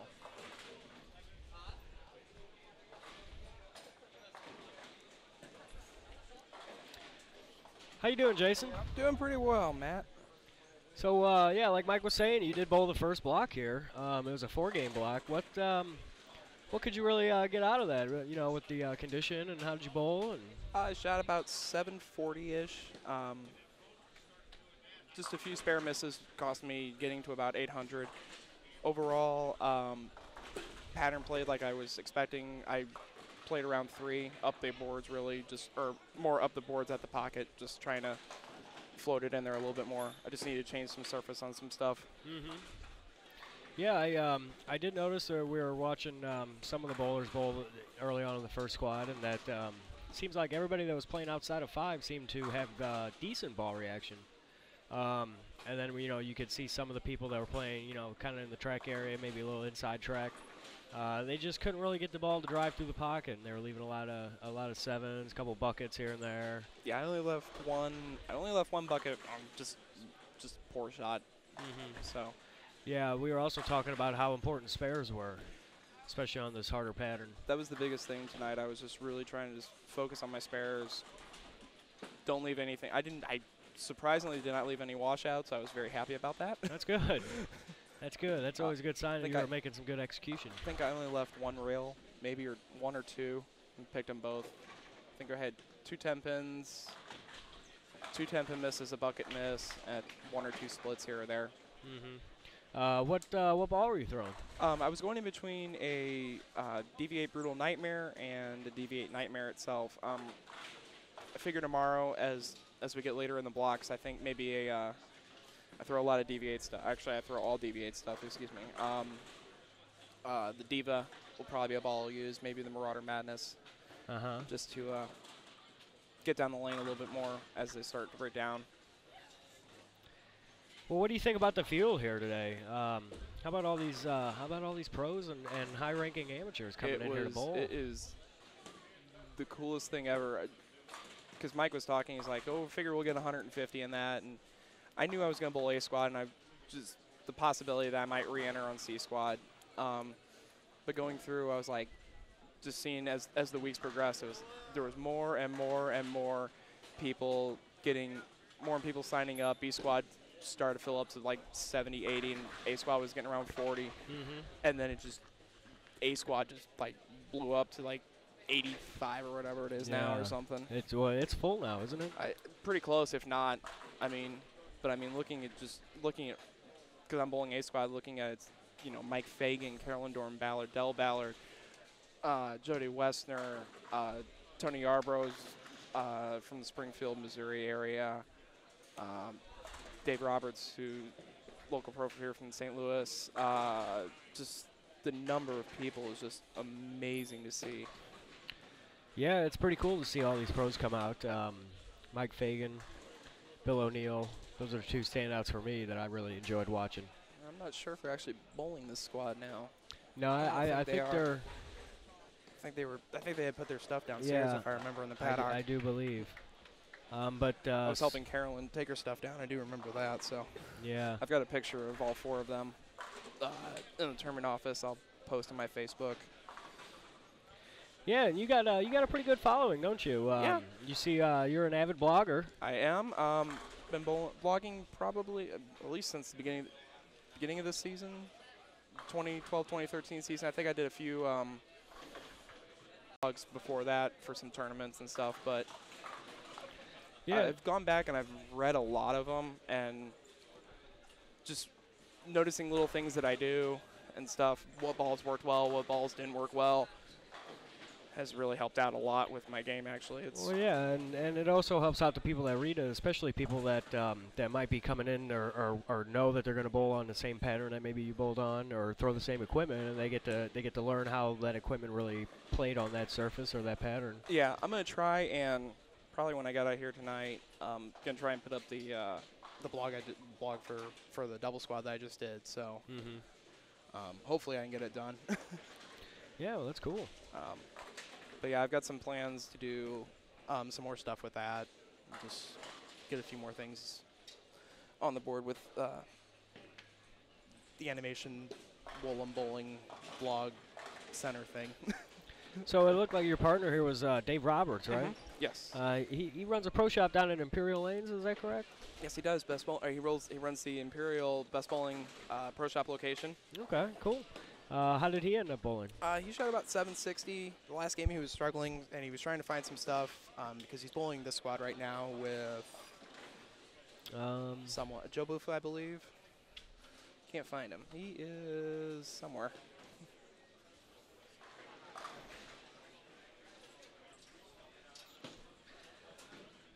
Yeah, he's there somewhere. I'm looking. If he's right in front of me, that's hilarious. Yeah, well, it's for me, it's impossible to see right in front of me. I got all this stuff if you right understand, in front of me. Matt's about 5 foot. Yeah, something. yeah. You know? And these computer monitors are about 6 feet in front of me. And we've got a column right to our left here that just you can't just blocks. Yeah, it blocks like two pairs. If you watch it, like literally from where I'm sitting, as I'm sitting on the far right, I just saw Mike Wolf throw a shot. I just saw him get up and post the shot, or that's all I saw. I was like, okay. Yeah. So. But yeah, he's another one. He's another pro that's come out. Exactly. And you know, I'm just looking down Don Griffin. You know, as I said, Eddie Bird, Chris Taylor, Aaron O'Brien, Matt Shadden, Casey Murphy, Sean Swanson, Brett Shepard, Dan Lemmitz, Tyler Vokes, Cody Clayton. I mean, just person after person after person. Brad Miller down Brad there Miller. again. Yeah, Brett Cunningham again. Brad Miller made top 16 at the was it Don Carter in Detroit, I think it was. Yeah. It's the one Sterner one, I think. Yeah. Shot 299 on TV. Oh, that's cool. Yep, there they go. Yeah, so there's a pretty strong field here. As I know Mike went a little bit over it, but we can go cover a little bit again here. Yeah. Some of the key standouts here: Bill O'Neill, Mike Fagan. It says they're bowling again, but I just seen Mike Fagan walking away. Maybe they pulled out. I think they might have. Because I know Fagan's bowling A squad, and O'Neill's got something, I believe, at the actual the Chesterfield location of the Best Bowling Pro Shops out there. It's a little meet and greet. Oh, okay. If you have a chance, I think it's from 10 to 2 tomorrow. But I think it's in B squad at 2. Oh man, tentatively starting at 2 squad. Technically, Yeah. Yeah, we are kind of running just a little bit late, but you know that happens. Oh yeah. But other big standouts here: Casey Murphy, Sean Swanson, and Danny Spink and Andre Flores. I think that's a good little matchup team there. Eddie Bird, Tom Patton, they're bowling together.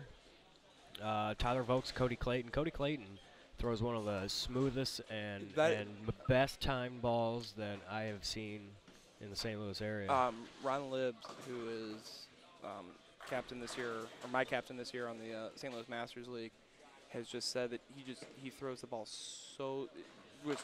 without any effort almost. It's just like it just comes off his hand here. And we're currently, what pair are we showing? Right now, this is pairs 31 and 32. Okay.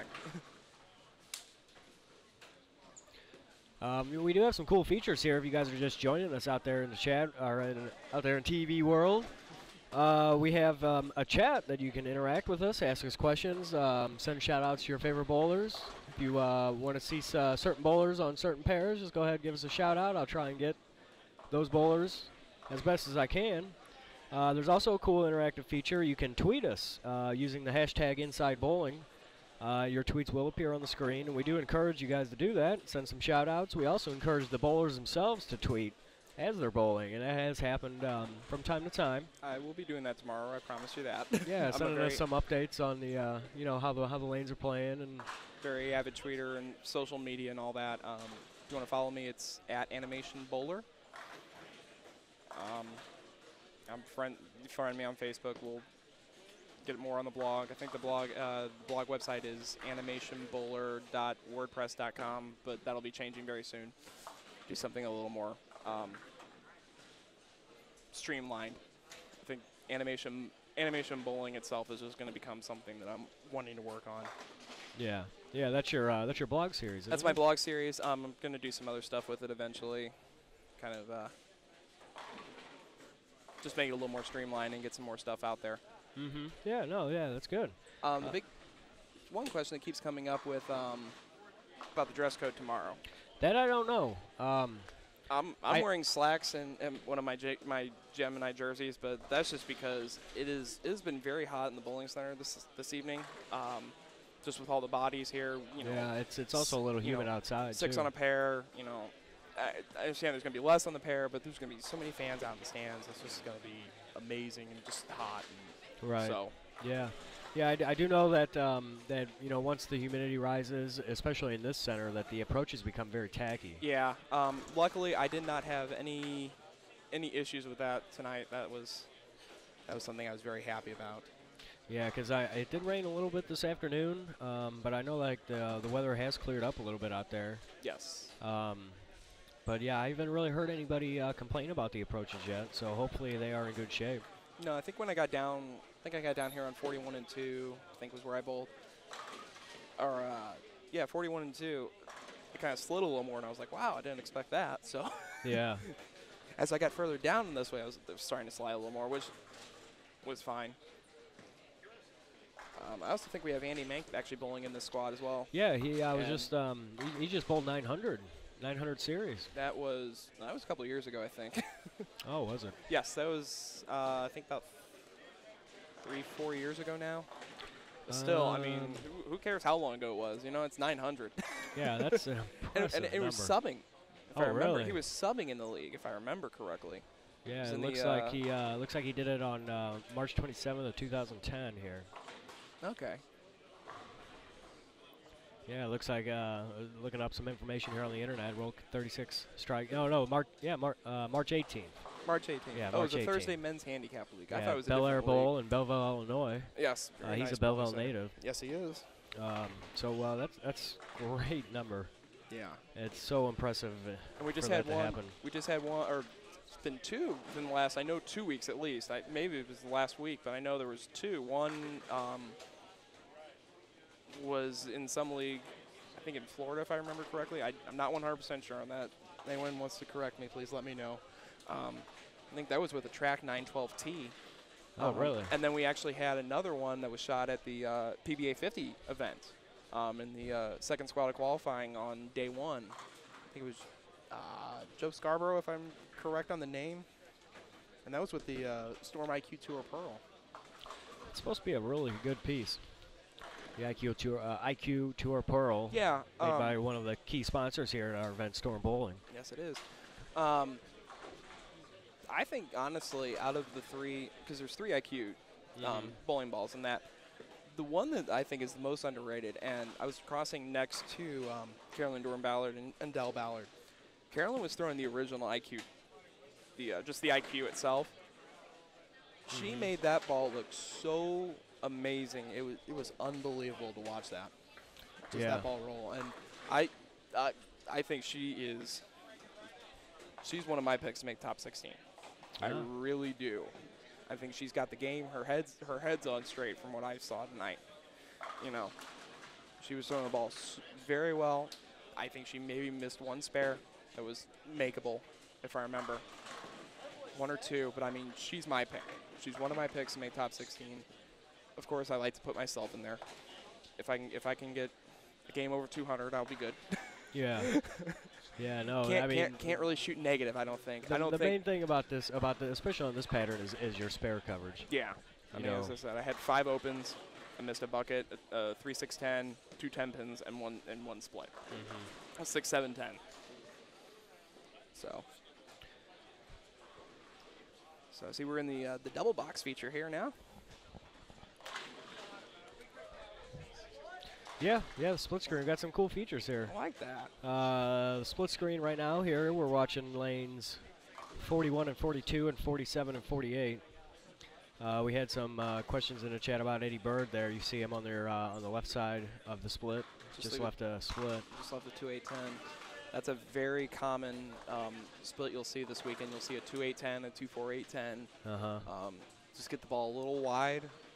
It may hang, and if you just get it in, it may just slide too, and that's gonna be the big spare. Yeah, it looks like you got some fans in the chat here. Mike the Strike Remarkalus wants to send a shout out. Woolen, baby. Mike Remarkalus is actually the reason why the blog is named Animation Bowling. Oh, really? Just because I were bowling something one day, and I just said, Mike, I need a nickname. It was one of his 9 pins, I remember, and I needed a nickname because everyone else had nicknames, and it was just like, and he just blurted it out. It was Jason Animation Woolham, and yeah, it kind of rhymes. It's that's stuck. Yeah. It's like, okay. It's not a bad, dude. There's one thing that Mike can do good, and that's come up with good nicknames like that. Exactly. Mike the Strike. Yeah. Jason Animation. Yep. I mean, it doesn't get any better than that. Not at all. Backswing Bob. Oh, yeah, Backswing Bob. PBA Pete. Yeah, PBA Pete. Yeah, I mean, there's just so many of them. Yeah. Yeah, Mike Remarkalus is on Brunswick staff. He's also the manager at 2 bowling centers in this area. Kingpin and Kingpin and Crest Bowl, the old venue here for the IB Open for the last 2 years. This is our new venue here at Tropicana Lanes, but this center is no stranger to large tournaments. They used to host PBA Tour events back many years ago, really, nowadays. Yeah. Yeah, I mean, it's a very nice house. It's a very large house. It's one of the biggest in St. Louis. Yes, it is. I think didn't Danny Weissman win a tournament here in St. Louis, if I'm correct? I believe so. I'm not positive. Yeah, I'll have to look that up here. Yeah, pull here. that one up for me. If we're looking on the left side here, 41 and 2 on the left lane there. Tom Patton just picked a 10 pin there.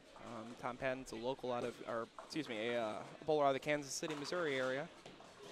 Comes in St. Louis, bowls a lot of tournaments around the state, around the country, for that matter. Very good bowler. I know he's on track staff.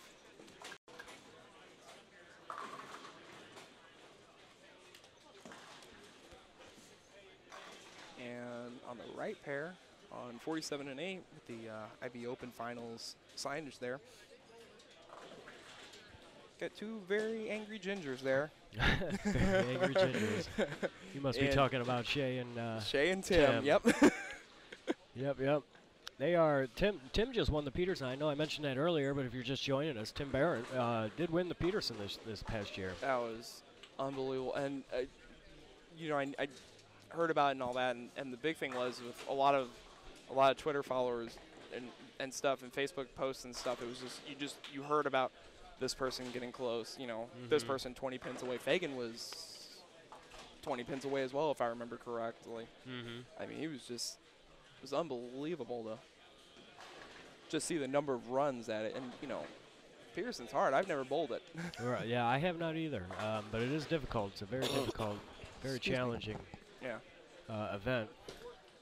Just to the left there, we see Tyler Vokes. He got spare 6-bagger there on lane 40, which is off to the left side there of what we had for the double box. Yeah, well, right now we're on 41 and 42. I like the new feature here with the scoring monitor on the top. That is. Yeah, it's all right. It kind of sometimes it blocks off some of the other shots, but it is very nice to have that score up there so you can see the scores. Yeah. Know what bowlers are doing. Yeah. See Dan Lemons here, who had the super washout, the 1-2-4-6-10. Hard and firm with the placid ball. Oof. There we go.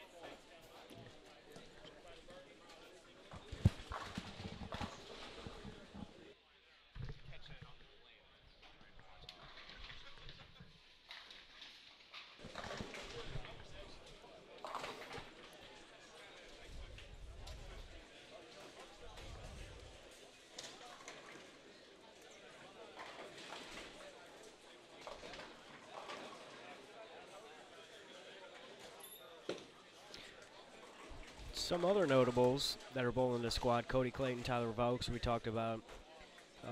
Danny Spink and Andre Flores. Danny Spink is the reigning champion from the 2012 Yes, IB he Open. is.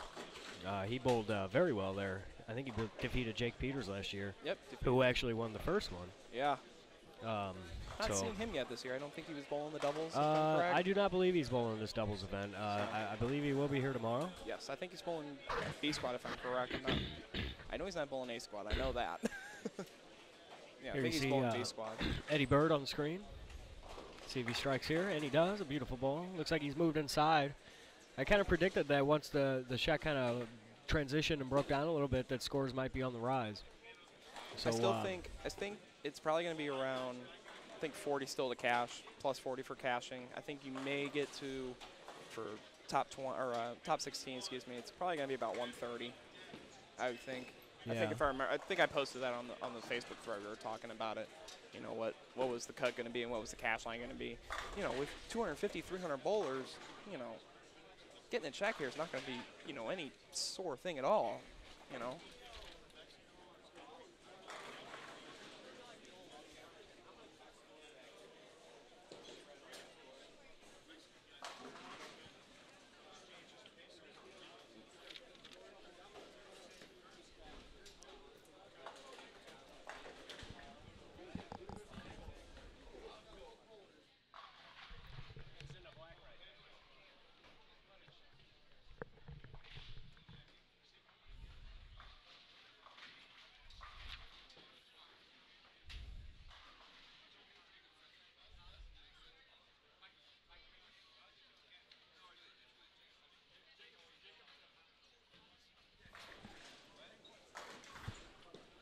Jacob Central there on lane 42. It's just getting up now.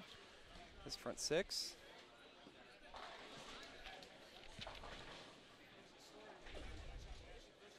Been in here for 7 in a row. Jacob Stetchel. There you go. A little high flush there. Gets all 10 to fall. Yeah, there are Front some strings. There's where's that down there? Front 8 down there. Yeah. There's on, 290 pace here on 39 and 40. That's Tyler Vokes. Oh, is it Tyler Vokes? It is Tyler Vokes. The big thing, you know, early on, if you can catch the scores early on, I think you'll have a transition game. Game 3 is going to be a big transition game, I feel. You know, we had 6 on a pair. Casey Murphy there just had 280 going and came in a little light, left a bucket without a 5. Yeah. 248. And then a gentleman across from him there has got the front 7. So scores are on the up. There's a lot of strings this time. He's throwing looks like he's throwing DV8 Brutal Nightmare, the same ball I was throwing. He's in there too.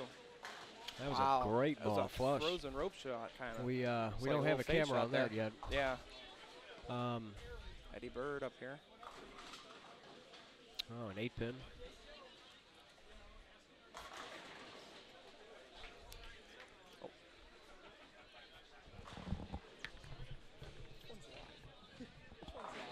Which one's live here?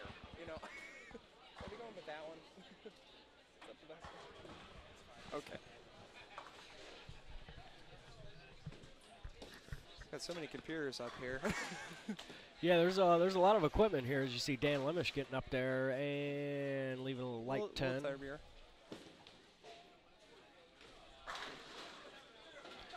But scores are pretty high here. I haven't seen. The big thing is going to be how is lanes 1 through 26 going to play? You know. Yeah.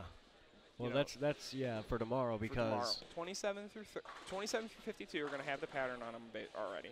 You know, they're going to get stripped, they're going to get re-oiled. So there's going to be still a little memory in there. You know, 1 through 26 has just had the house shot on it for, you know, the day or whatever. So, you know, it's still going to be stripped and re-oiled, but it's just going to be this one's going to have the pattern in it just a little bit more than that side. So we're just going to see how that. I think 1 through 26 will probably play a little tighter than I would feel.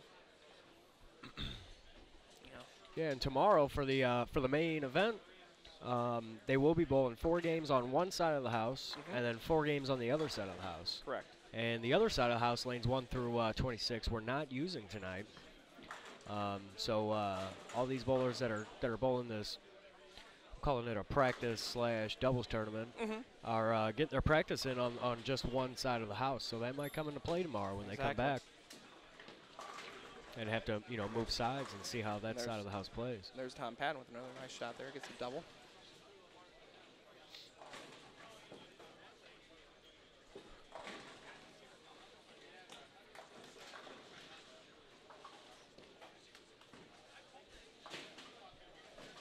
If you're just joining us, this is game number 1 of the 2013 Friday night doubles tournament for the IB Open.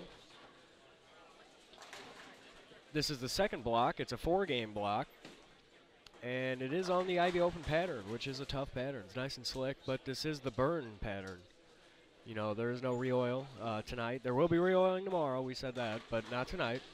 And bowlers are getting their first look at this pattern tonight to see how they can score on it.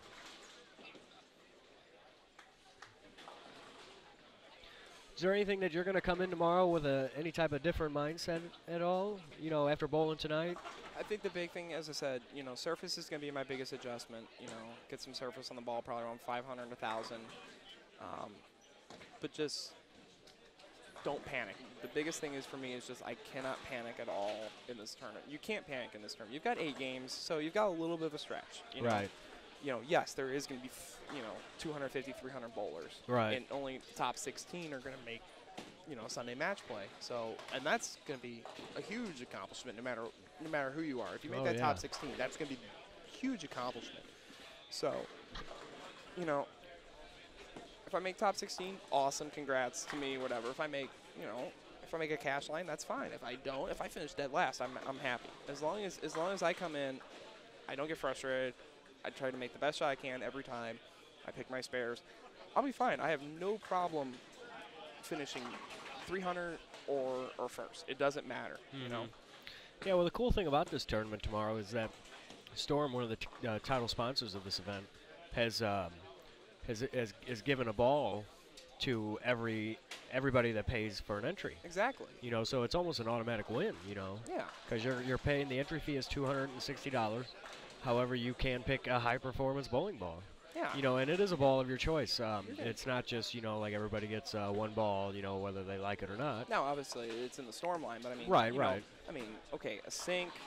If I remember, it's a Sync, an IQ Tour Pearl, Reign of Power, Fire Road, and a what's the 6th one? Yeah, I'm trying to look it up real quick. I can't remember off the top of my head. Sync, both the IQ Tours, Fire Road, the Reign of Power, and the Lucid.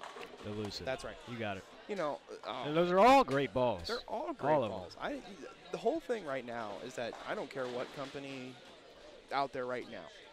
Everyone is putting out amazing stuff right now. The biggest thing, if I remember, a lot of the companies have tailor-made a lot of their stuff in the fall. Their late season their early season releases basically for the bowling season. A lot of these, bowling companies are looking at promoting. So they look at the PBA Tour. So then they look at what South Point with the World Series of Bowling in that. A lot like Ebonite was a huge proponent of what they were going to do this year at the World Series. Brunswick, Storm, no matter what it was, they put out they had a lot of stuff that just they were trying to get to work there, and then just what's gonna be popular in the company in the public, excuse me. Right. So we're gonna switch it over here to the split screen here. Lanes 41 and 42, and lanes 47 and 48. You see Eddie Bird here on the left, and then there's Brett Cunningham on the right. Crossed with Brett Cunningham and Matt Todd earlier today. How did that go? How did Brett bowl today? They shot about 1,600, and I can't remember who shot more. It was like 815, 780, and I don't remember which one shot which. Mm-hmm. It was around that range. With Eddie there on a nice strike on 41.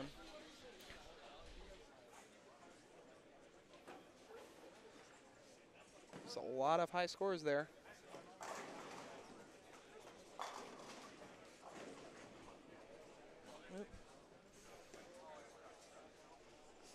We're trying to get you the best looks here for. We're on the hunt for some big scores out there right now. Matt Turk's just moving some cameras around.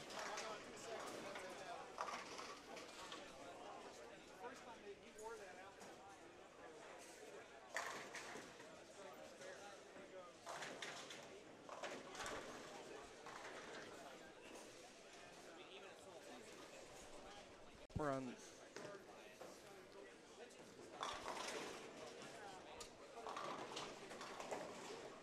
Joe Buffa on 41 on the left side of the split screen here, and Neil Sands, who just let the 4-9 split. And Tyler Vogt's run ends at 289 there on lane 39. It's a wonderful game from Tyler there to start the tournament. Yeah, we got a nice big score down there. For first 9 down there on lanes 45 and 46. I kind of turn the camera. It's kind of a hard angle to get. But we will let you know here when he's up. I'm going to try and get his name here also. And Tyler Vogt's on lanes 39 and 40, just shot 289, Matt. Oh, wow. Yeah. Great for Tyler, Great actually. shot. We have another front 9 over here. Front 9's everywhere, folks. Down there on lane 36. Maybe my predictions of these scores are going to be wrong, so. Man, I don't have enough cameras to cover all this stuff. I know. Scores going up everywhere this first game.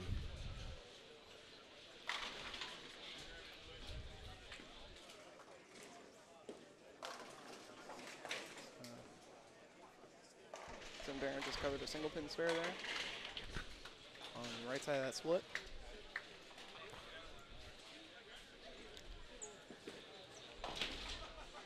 Guy down there on lane 36 there. He's got 10 in a row. At the front 10, nice. Yeah, there's a gentleman there on 45. I'm going to take you down to 47 and 8. And you will be able to see on the left side, underneath the Budweiser sign there, you see is the pair with 300 going. This gentleman in the gray shirt.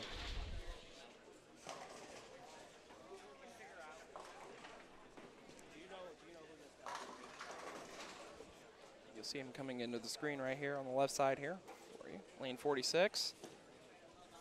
It's like you're throwing a rotogrip wrecker there. First hit in 10th, front 10 for him. I'm trying to get his name for you.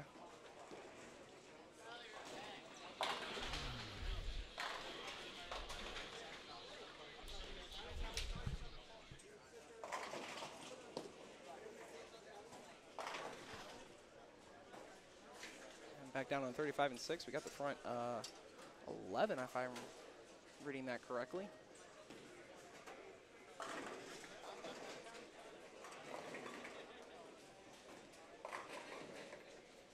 Here we go, here's a better look. Yeah, here's a better look here. He's there in the plaid pants and the gray shirt. He's getting up to bowl. He's got first 10. As also as the gentleman here on lane 36. He's got the first 11. And we will get you names. There you go. It was a nice shot. He struck on that one, by the way. So, and on lane 36 here, gentleman throwing a deviate brutal nightmare. As we're currently on the look of. See if he throws it. There he goes. Perfect game on lanes 35 and 36. It was Alex Cabronaro there for a 300 game on 35 and 6. Nice game, Alex. And we're still watching there down there on the other end. He's got front 11 on lane 46.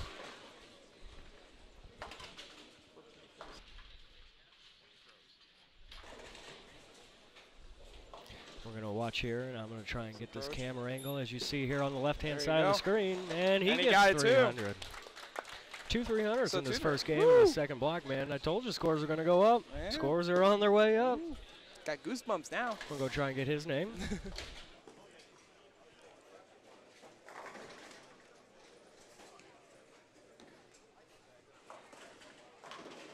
As we see Brett Cunningham's right there on the right lane.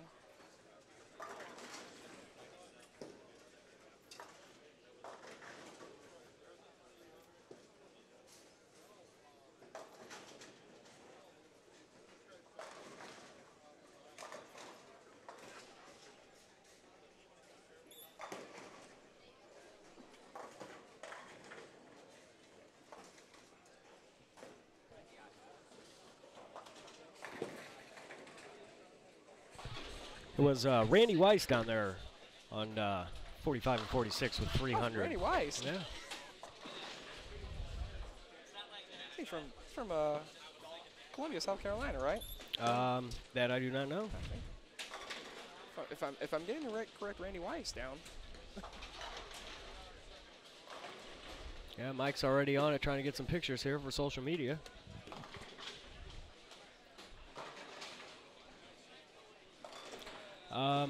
Tropicana is a smoke-free bowling center except in the lounge. You are allowed to smoke in the lounge. However, you cannot smoke out anywhere in the bowling center. Just answering a question here in the chat. So 2 300 games this first game of the second block. How about that, Jason? I'm gonna guess my numbers are not gonna be probably right now. So the big thing that I'm gonna have going into tomorrow is I'm not gonna have a set number to get to, you know. Right, right.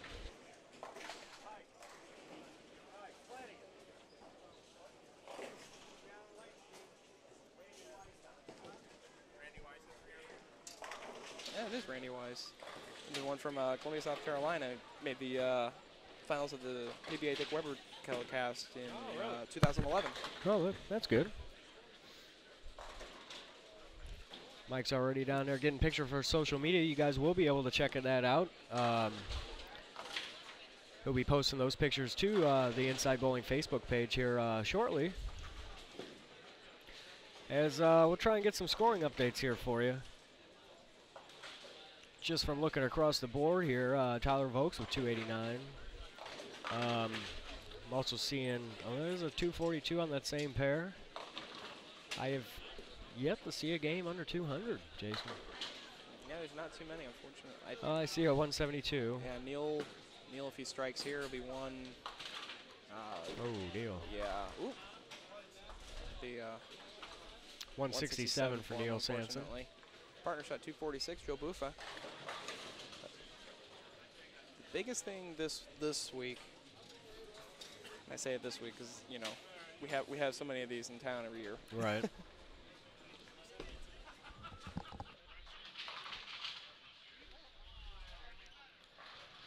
Yeah, so 2 300 games. It's a lot better. Both players were starting to play a little bit inside in the track area, not so much outside anymore. It seems like the shot seems to be breaking down a little bit more.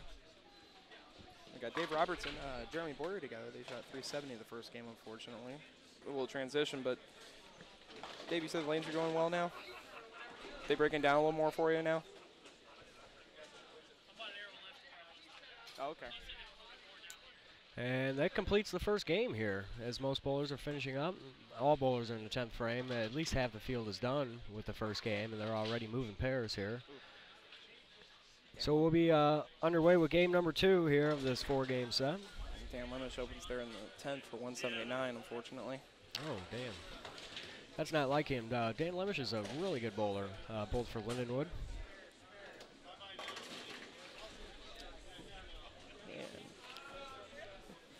And we put the Wamboozle there on his partner, on Dan Lemish's partner. Oh, yeah. Yeah. I guess we did. After we said the front 7, he goes 9 spare, 9 spare, and then leaves the 4-7, or strikes and then leaves the 4-7-9, and gets 2 out of that.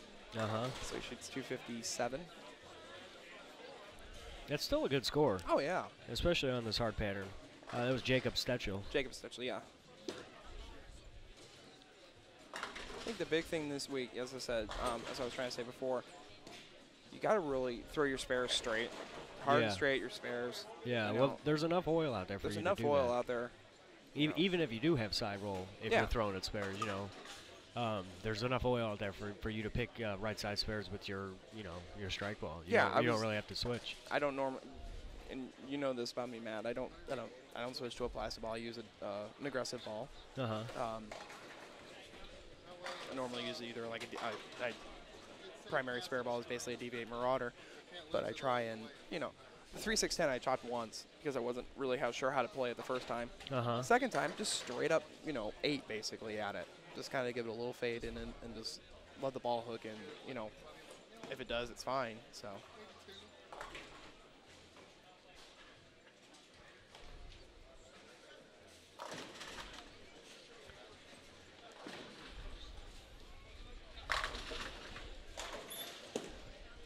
So we are on lanes 41 and 2, getting ready to start game number 2 here. Yep. Yes, we are. Do we know who's down there? Do not know their names, unfortunately. Yeah, I'm not too familiar with all the out of towners yet. Yeah. Although I plan on getting to know all of them. Exactly. As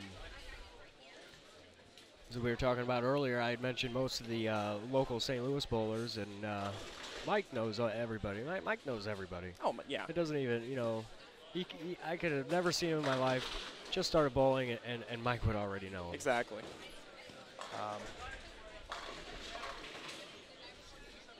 And Alex Cabernero, correct? Yeah, Alex. He's on lane 39-4. You can barely see him on the left side. He just threw the first strike in the game, so front 13. Oh, yeah. Yeah, there you go. I think we've got Jody Westner on the pair in front of us.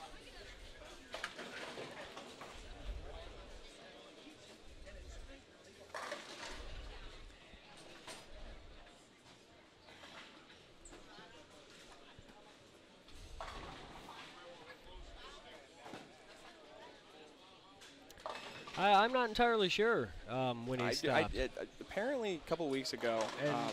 Sorry for the for those of you asking what we're talking about. There was a question in the chat. Since when did Brett Cunningham stop throwing motive?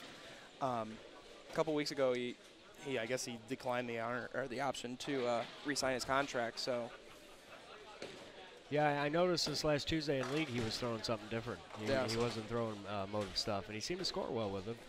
I think he's throwing a lot of Storm right now, if I remember. Yeah. He was throwing a lot of Storm before he signed with Motive. You know, just sometimes ball companies don't match up exactly with you. Right. Yeah, Storm's putting out some good equipment right now. Oh, yeah. I just shot 800 with my Nano Pearl, actually. Very nice. Yeah, last week. Very nice. So shout out to the main sponsor here, Storm Bowling, the Bowlers Company. Hopefully they're listening back in the tournament office. And also a shout out to Budweiser. Yeah, for all the other signers that we've got major here. sponsor, Other major man. sponsor here. Yeah.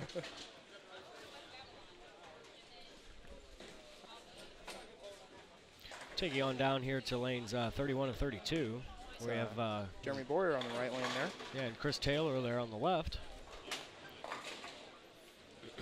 Also know Dave Roberts is bowling with Jeremy Boyer this block. And that was your partner. That was from my earlier. partner from earlier. My pro shop guy. And shout out to everyone at Best Bowling Pro Shops. They do a great job. They've done a great job with me.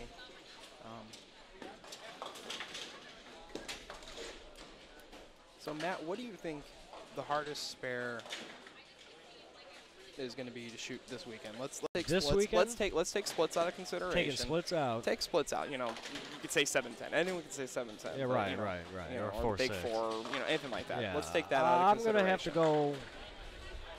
I'm gonna have to go with the 3, 6, 9, 10. Yeah, exactly. You know, that's very choppable, especially when there's tons of oil out here. Actually, we have what is that? Rob Gottschall down there on the featured pair on the right side of the house, lanes 47, 48. Yes, we do. He'll be going up there in the Storm jersey, there on the right side, on the right lane. One of the leaders. Yeah, he is. First squad. He was leading the first squad. I don't have my standings anymore. Is that game 4? Oh, it's game 3. Game 3, yeah. Well, I do know that the Game 4 standings are updated on the Inside Bowling page down below the chat. So yeah, Rob Gaccio and Peterson there were Plus 287. right. Yeah, and they got a 1-pin lead on Barish and Kokendall, and I know I just butchered that name again. I apologize. Because Flanagan did correct me the last time I butchered it.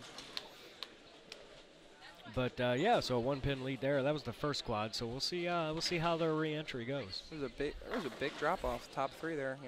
287 over, 286 over, 236 over. Then Fagan and Kent were 169 over. Yeah, and then Doran Ballard and then Del Ballard plus 164. They built so well. And then Bill O'Neill and Lecrae's there plus 159. And that was the first squad. So we'll see how those scores match up here with the second squad, as we kind of looks like scores are on the rise. So game number 2 is underway here.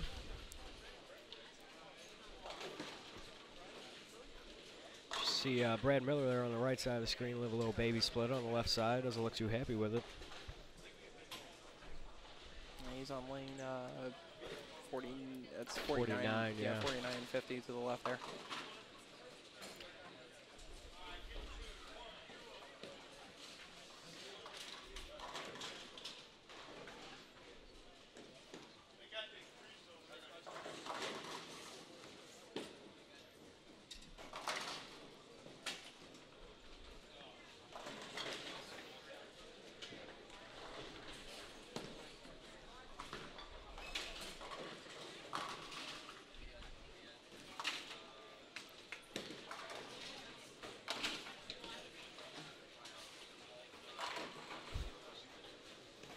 We'll take you back down here to lanes 41 and 42. We got Jody Wessner up on the right lane.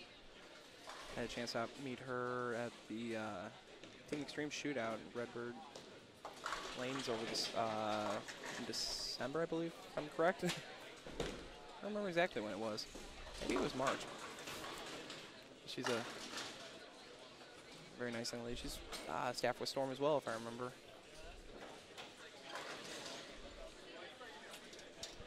Got Chris Hester there on lane 41. As you see, he was in the booth. He joined us in the booth at the end of last squad. Taking through a nice ball there on 41. It's like an Ebonite champion. If I see if I can get it, looking at the ball return. Remember a conversation. Yep, an Ebonite champion. Remember a conversation from previous Inside Bowling telecast. I think, about when Chris Lemmer was in the booth about noticing, balls by what colors and that and everything that you just being able to pick it out just by looking at it. You see like the bright green ball, it's that's a misfit or misfit from DV8. The red and orange, that's a Storm Sync.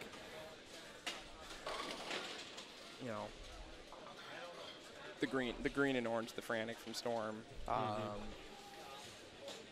silver and blue, the record from Rotogrip. There's so many of them out there. As Alec on lane 40 just keeps striking. Yeah. 15 here. Yeah, he's on. He's locked in right now. Especially, that's impressive being able to switch pairs, actually move. Skip a pair. Yeah, exactly. And that was the whole thing. And it's kind of hard to see where people are playing the game before you. Then you get up there and just continue on your run. It looks like he's just playing inside. He's not super inside. He's playing probably around 15 to 8, 15 to 9, somewhere in that range. Third arrow to second arrow, just playing very soft with it and just more up the back direct and not giving the 3-pin away. That's right. That's the biggest thing this weekend. You can't really give the 3-pin away. Maybe if we get later on, we get to, Sunday game 15. We may get into that point. But it's not going to be. It's not going to be a. It's not going to become a lofting contest, and I think that's a big credit to Mike Flanagan, and the pattern he's made. Yeah, the pattern, especially and especially changing surfaces. See, that was the thing. That was the biggest thing. We're going to synthetic now. Right, instead of wood with Guardian and. The synthetic, these leads here play a little slicker, and it seems I'm not sure on the volume off the top of my head right now of the pattern this year, but I know that it was the shape of it was changed just a little bit, just to account for that extra push with these synthetic surfaces. You know, and that forward strip down there, you know, about 30 feet down, if I remember. Go ahead and take you back down here to lanes 47 and 48.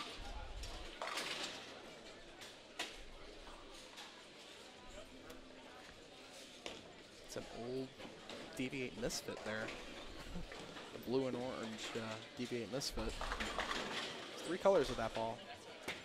A lot of companies that were doing that. Been doing that. You know, Ebonite's been doing that with the Cyclone. Deviate did that with the Misfit. Storm's done it with the Tropical Heats. I know that. Jody Wilson with a nice tank from 41 there.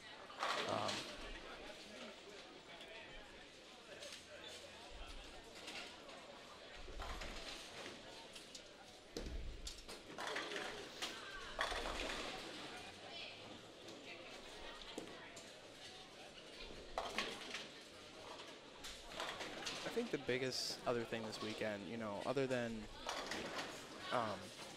you know, the spares being, you know, you got to pick your spares, you got to pick your single pins. You have to take your count when, you know, you leave yourself something that's unmakeable. You know, even a washout sometimes. You know, you go on a 3-bagger, you know, and you leave a, you know, 1, 2, 4, 10. You know. Yeah, you're going to try and make it. But the big thing is that you have to guard against, you know, getting 2. You have to getting 1, you know. Yeah, you have to get 3. That's the biggest thing about this.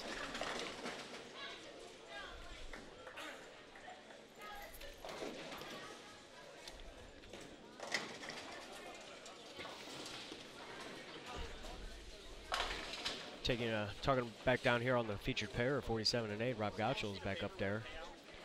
He's getting ready to bowl on 48. It looks like he's got the first 2 strikes. Let's see if he can get the third.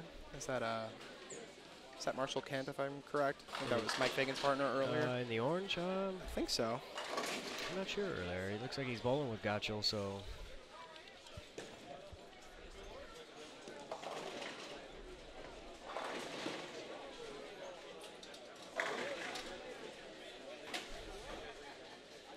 You see Rob yes, there. It is Marshall Kent. Yep. Okay. You see Rob throwing the ball down the lane. Oh, and that was a great shot. Carrying that 10. So he is so smooth as well. I had a chance when we bowled last year, or I'm sorry, when Ron Lebs and we went down to the USBC Nationals, bowled the Bowler's Journal. I heard the center that the Bowler's Journal and the BTM we're at this year is closing, unfortunately, in Baton Rouge. So it's really kind of sad.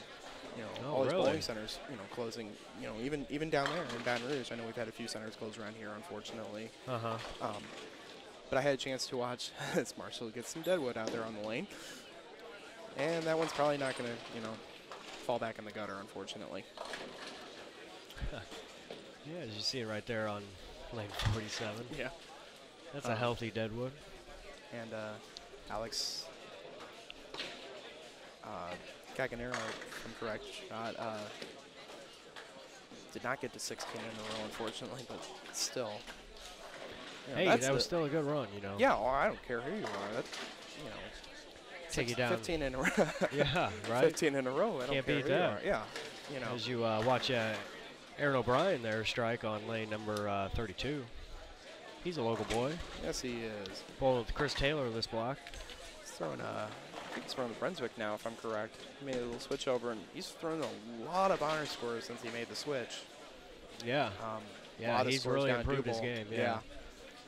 As I said, the biggest thing is that you got to get the ball company that matches. You know, me throwing a lot of Brunswick deviates really matched up with my game. You know, Don Griffin throwing a lot of Storm Rotogrip. You know, Storm now, excuse me, because I believe he's advisory staff with Storm, if I'm correct, or amateur staff.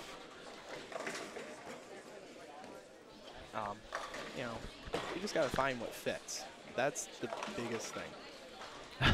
Mike the Strike wants to see Greg the Burglar Sternberg run down and get the deadwood. I don't think he's going to do it. I don't think he's going to have someone else do it. Although he does have a pedometer on his wrist, so we'll see how many steps it takes for him to go and get it.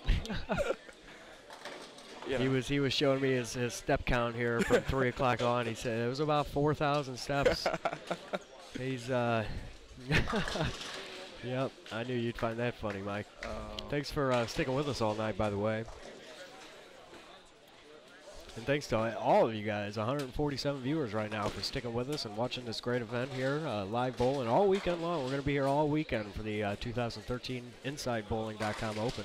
I am definitely looking forward to the step ladder finals this weekend on Sunday evening. Oh, yeah, the finals are going to be outstanding. I'm getting chills right now. Hopefully I'm bowling, you know. Right, yeah. But if I'm not, I'll be front row. I'll be watching. It's going to be a great event. I've been to one live PBA telecast back in 2004. It was at the old Bel Air Bowl down the street from St. Clair. And Mike Scroggins, who I believe is he still bowling this weekend? I believe he is. And I know he had the issue with the plantar fasciitis thing, which prevented him from bowling the PBA Elias Cup finals in Indianapolis during the TOC weekend. But as far as I know, I think he should be still bowling. I'm going to check here real quick. Take a look at our. Dave Roberts, my partner from earlier. Yeah, he said he's about an arrow in now, playing a little more firm. He's big speed. He's talking. We were talking all, the whole block and that, just plan of attack and everything. He was trying to decide if speed was going to be if you change ball speed and all that. And I'm always a big proponent of there's nothing wrong with throwing it harder. Right. I will change through 6 balls, staying the same line, but. As you see Aaron O'Brien strike there on the left lane there.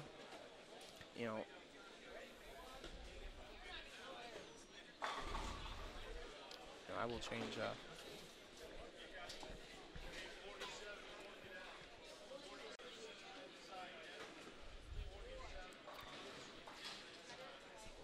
I will always go through a different ball change and try and play the same line before making a huge move at some point.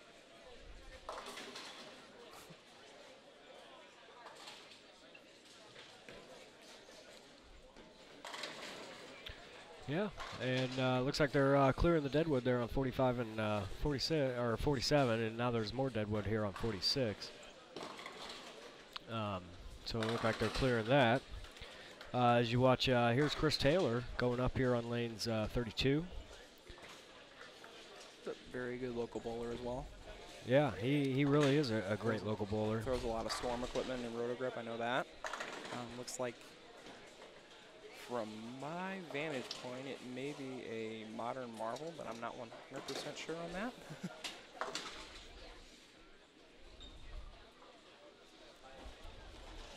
So,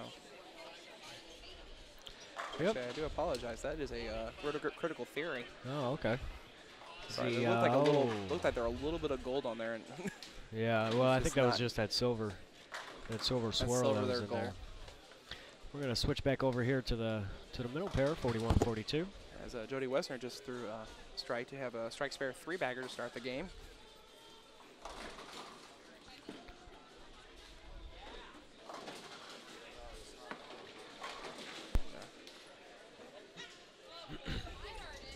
Her partner, Chris Hester, up on the right lane. Gets a strike there, the wall shot. Has a double now, 37 in the third frame after open strike, open start. Has now a double to help that cause out. Mm-hmm.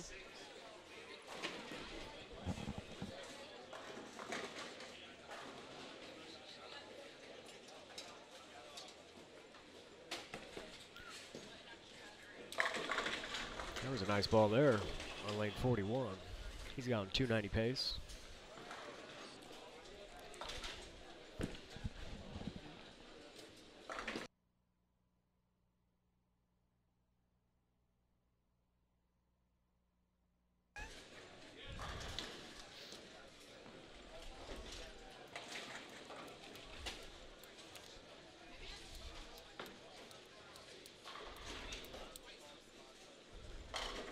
That was a nice shot there on lane 42. Start with spare 4-bagger. Both of them on spare 4-bagger to start the game. Yeah. Yeah, that's About a good. little 580 to start, you know? Yeah. Game 2. That wouldn't be bad, It would it? would not be bad at all. Not whatsoever. Saw Casey Murphy on the far left side of your screen there. He's throwing a Rotogrip Defiant Soul. A really good ball. These two up on lanes 41 and 2 now.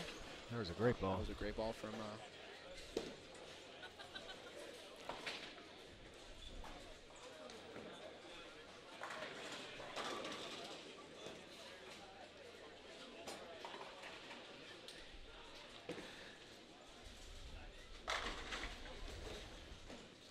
Go ahead and take you back to our split screen. Left side 31 32. On the right side, we've got lanes 47 and 8. 48. Yeah. Right. we got Rob Gottschall up on lane 47.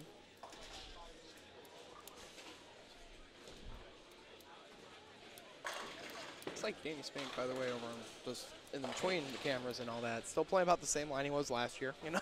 Yeah, I mean, but we're we're on the burn squad now. We're Yeah. 6 games in. You know, we've bowled. We've got 6 on a pair. We've got 2 10-minute practice sessions. You know, so a lot of this, you know, the transition that we were seeing today is going to be a little bit slower than what we had, or it's going to be a little slower tomorrow than what we had today. I think it will You be know. too. You know, when you get less on a pair, and hopefully everyone's playing about the same area, that's the big thing. Yeah. It's like Rob Gottschall left the 7-pin. Marshall Kent, his partner, is up on the right lane. And as I said, he's not giving the 3-pin away. Nice shot there. Yeah, it was. And on the left side of the feature pair, we got Jeremy Boyer, who just left a little shaker 10-pin.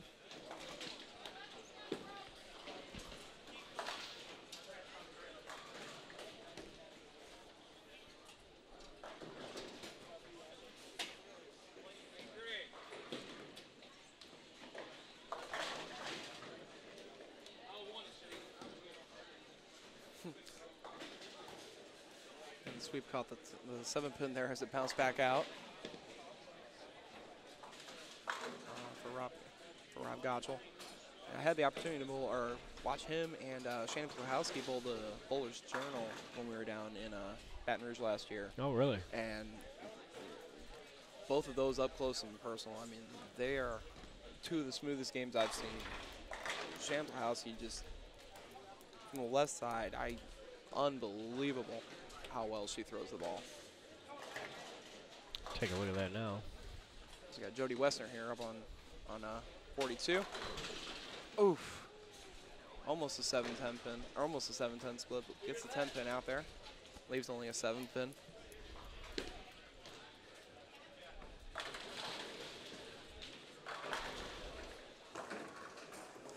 Looks like she was actually throwing the the Modern Marvel.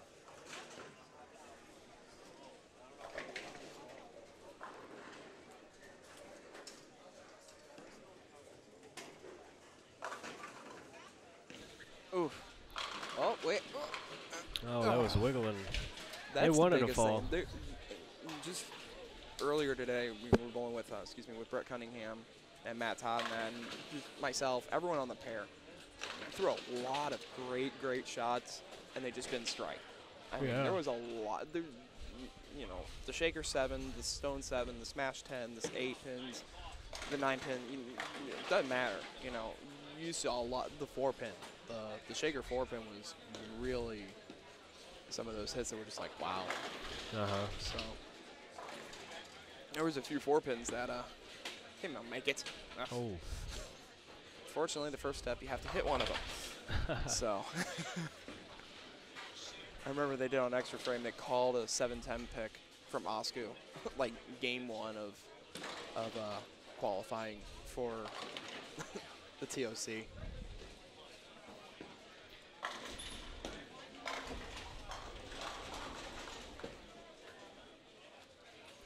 All right, guys, for those of you at home, we do want to apologize for that. We are back. We had a little technical difficulty, but we got it worked out. We had to reboot the router to the building. It was not functioning. We're going, but there's no chat. Yeah, it's okay.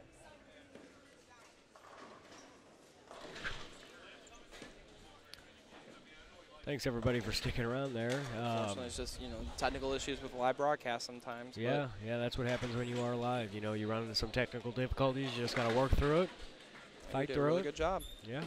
If you guys at home know somebody that their feed is not working, go ahead and tell them just to refresh their browser. You might have to sit through a little commercial, but we are back online. We'll take a look at our split screen here, lanes 31 and 32. My partner from last block, Dave Roberts, gets all 10 to fall there. Was throwing a track 503A earlier. Really, really good ball for him. Really, really likes that ball a lot. Chris Taylor on that same pair, as well as Jeremy Boyer up on the left lane.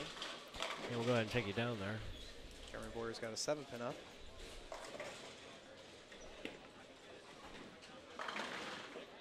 He covers. Chris Taylor. Looks like he's changed balls now, definitely. Yeah. I saw the orange and red of the Storm Sink. Really good ball. To me, it smells like iced tea. Does it now? Iced tea? It's apparently cranberry, or it's iced cranberry, excuse me. Man, but I it bet that smells like good. iced tea. I have no clue. I don't know why. My nose just shoots it that way, but, So, that looked like a really good shot from Chris off his hand. Just never really read the lane. Right. Kind of sounded, looking back at it now, maybe just a little heavy.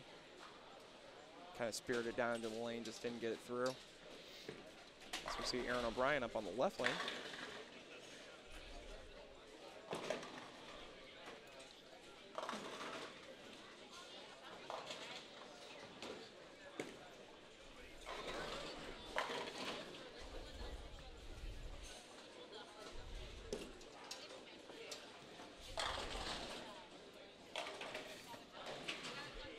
We'll go ahead and Gets take all you 10 back to fall down there. to 47 and 48.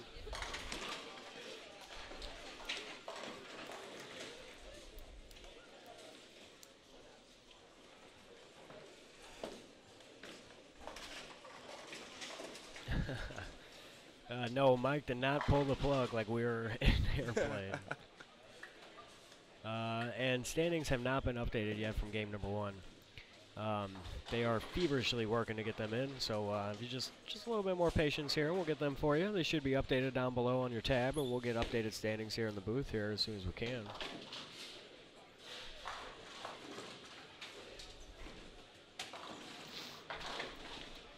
So much action going on. I love it, Yeah, there's just stuff going on everywhere. It's hard to keep up with, and The- things move so fast when you're doing this kind of thing. Past few times that I've done commentary with you with Inside Bowling, I haven't actually had the chance to bowl, Yeah, do I commentary know, with you, right, Matt, but I know. I'm It ain't so enjoying bad. this, It ain't so bad. Yeah, I know. Oh, I never said it was. I never said it was going to be bad, But like every other time that I've done it, we've had 4 pairs, 5 pairs, because I did the first squad up at the 11thframe.com Open last August. We really had like 6 pairs going.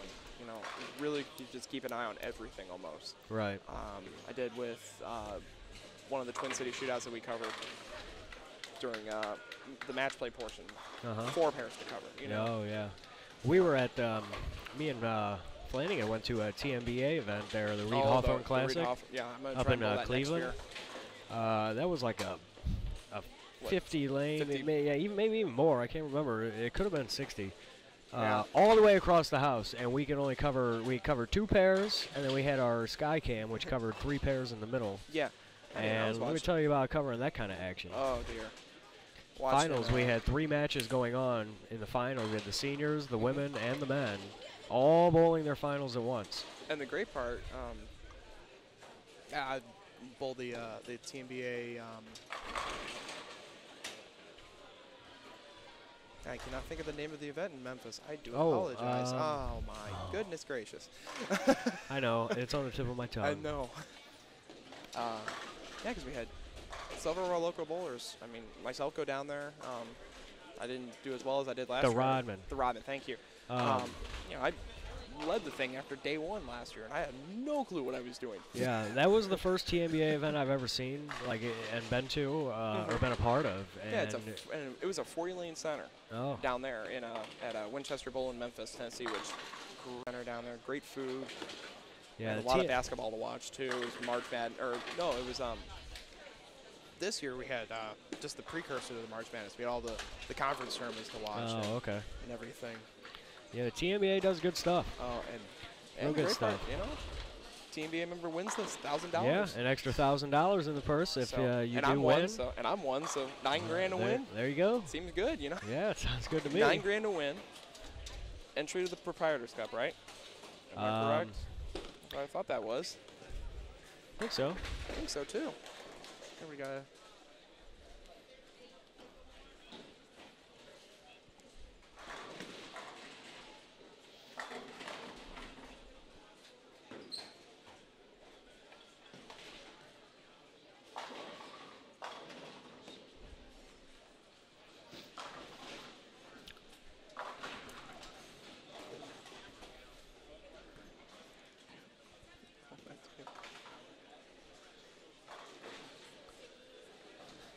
That's not usually a good sign when you look at you throw a shot and you immediately turn away, unfortunately. There's a two-handed bowler over down there.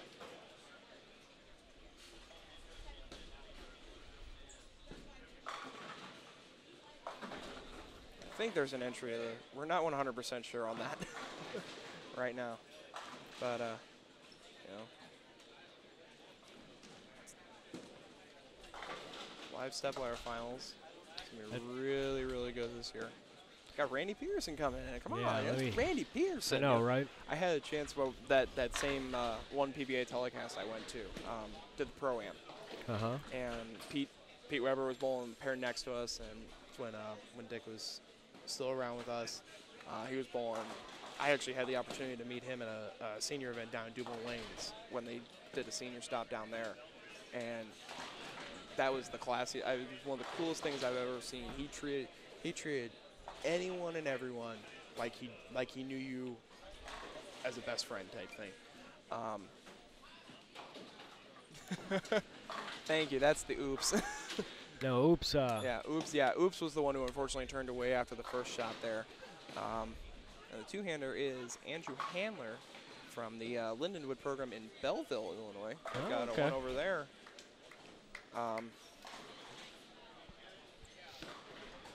Yeah, I believe Oops down there is bowling with Floyd Bush Jr. And for you guys that are out of town here watching, Oops is a local musician, if you want to call it that. Rap is music, yeah, just like country is, all right? Oh, you know? Yeah. Hey, I'm a fan of some good stuff. But yeah, he just started getting into bowling actually last year.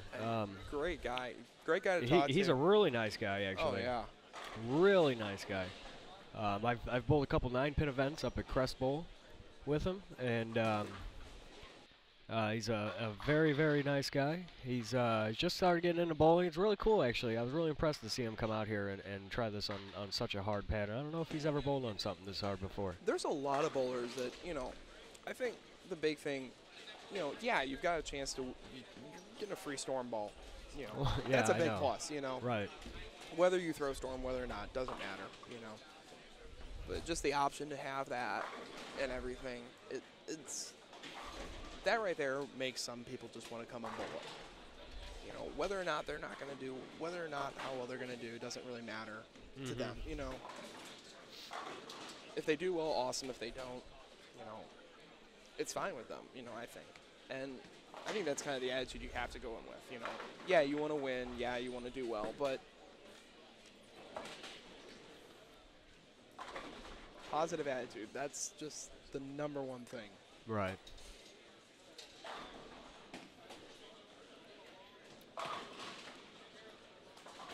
Rob Gottschall up on the right lane there. Up the 9-pin.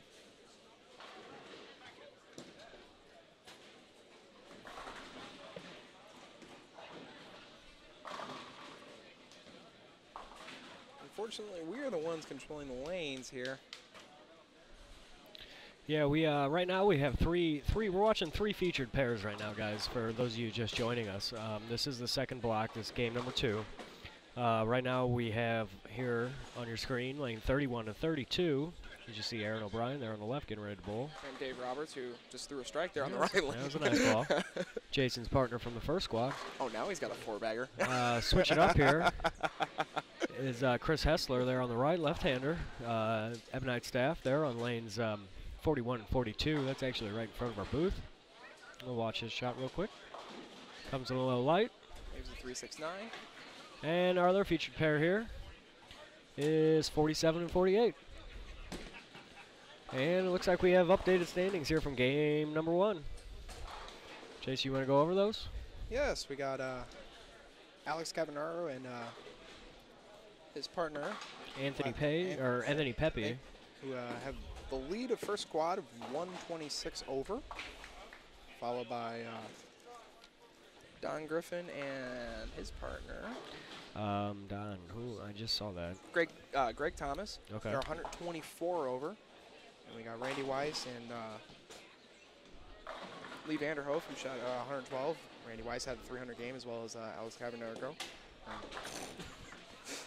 Name pronunciations here. I know, it's Alex rough, isn't it?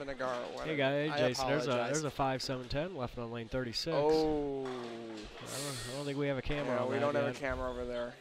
And we're not going to name you can kind of see it over there. If you're looking down right below the hashtag inside bowling, in the top right, you can see it. Oh. Yeah, we won't name who it is. Come on, Pickett, you know. Yeah, let's just see. Let's just see what happens. Wouldn't that be impressive? That would be insane. There's a nice little crowd now forming behind it.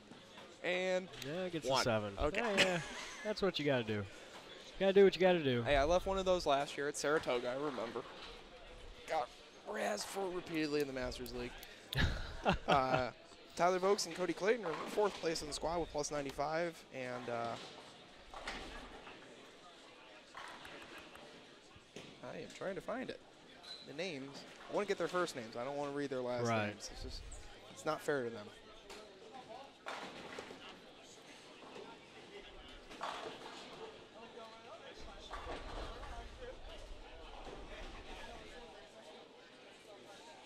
And Ken McNeely and Rob Lehman round off the top 5 at plus 83. Actually, there's a tie.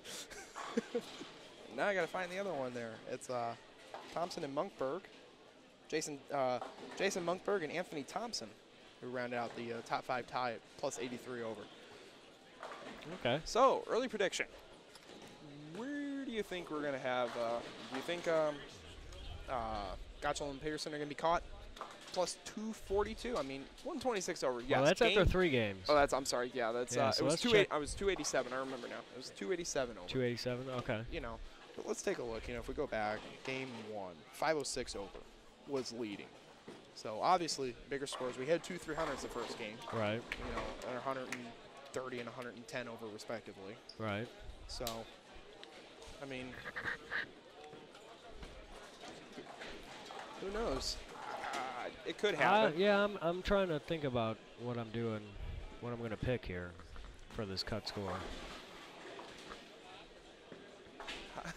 I want to. You want to pick 5 people? 5 people? Let's pick 5 people. Okay. You know, a little soda on it. How about that? Pick 5 people. I'll let you pick first, and you know, we'll take for the entire tournament. We're talking about the InsideBowling.com Open tournament, the main actual tournament this coming up Saturday. Okay, tomorrow. so you wanna pick for the main event then? The main event. Let's pick so 5 bowlers. 5 bowlers for the main event. For the main event. And you guys at home, go ahead and post your picks in the chat too. And let's see what we got here. Here's our list. All right, I'm gonna have to put this in my phone. Here's our list of bowlers. And many of them are bowling tonight. Yes. So we've seen what Mike Fagan can do. We've seen Bill O'Neill. I'm gonna pick Mike Fagan for one of them. All right, hold on. Okay, so you get all right. Okay, here I'm gonna write this down now.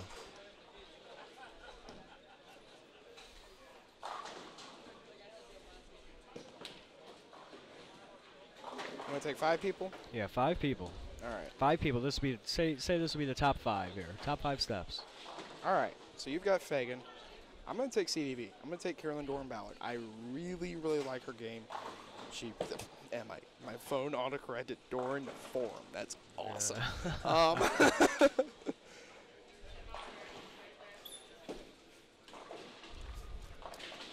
I'm gonna send a quick shout out here to Eddie Josephine, who is bowling tonight here. I don't know exactly where he is, but we have this little running joke going on about auditing each other and everything we do.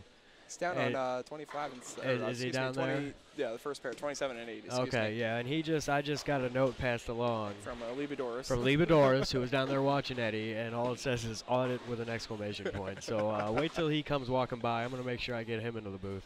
All right, so we've got so I've got Mike Fagan. I got Mike Fagan. You got Carolyn Doran Ballard. Let's see who else is bowling here. All right, let's see what's so going on. I'll let you take. Yeah, we'll just go back and forth that way.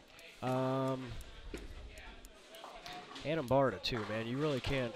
You can't go wrong with Adam Barta. So and he's not in here tonight. I'm gonna go ahead and pick Adam Barta for my next pick here. All right, I like that.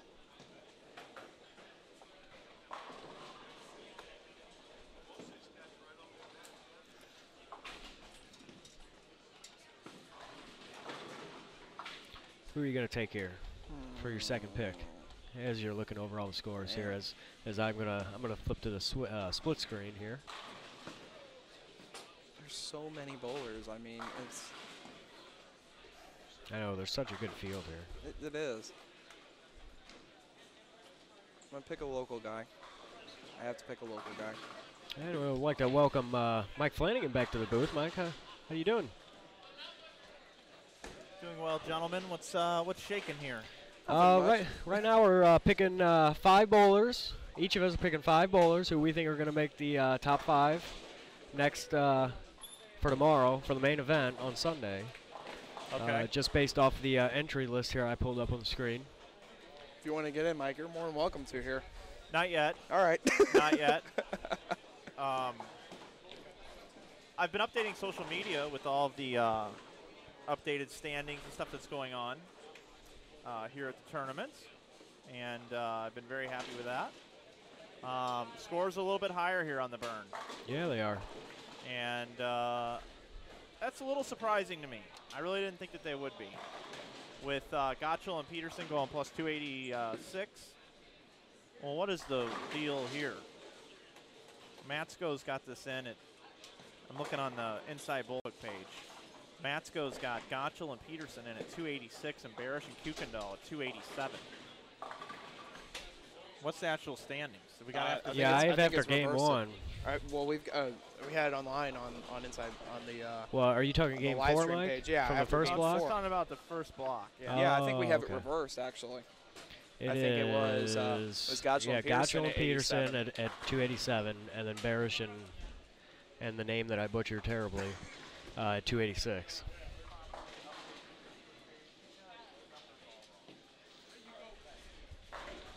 All right, never mind. You all right there? Well, yeah, I mean, we're working back in the office on. Tom Hess posted that he wanted to know what the scores were. Okay, which that's a legitimate question because he's not following the broadcast. But I was updating things through social media. And Ricky did it back there, and Ricky's doing a bang-up job, by the way. I just want to say back love there. Ricky. But Ricky's doing a great job. But then I just went to the Facebook page to look at it myself because I haven't been paying attention to the standings. And we got Kuykendall and Barish at 287, and they're in second. And in first is Gottschall and Peterson at plus 286. So we got a problem. That's not right. Got the wrong numbers. Just got the numbers So that's why I'm flabbergasted. That's all. But anyhow, it does look like these lanes are opening up quite a bit, which is going to happen when guys try to attack them the proper way. So that's just going to happen. A picture. Did you handle that, Brian? Perfect. Watching Mike Wolf shoot 170, looks like. Yeah. Yeah. It's like he was struggling a little bit there. Games look a little bit lower the second game. Yeah, they do. I think the big thing, we also had, 10 minutes of practice, so you got to break down the lanes a little bit more in that and everything. So I think there's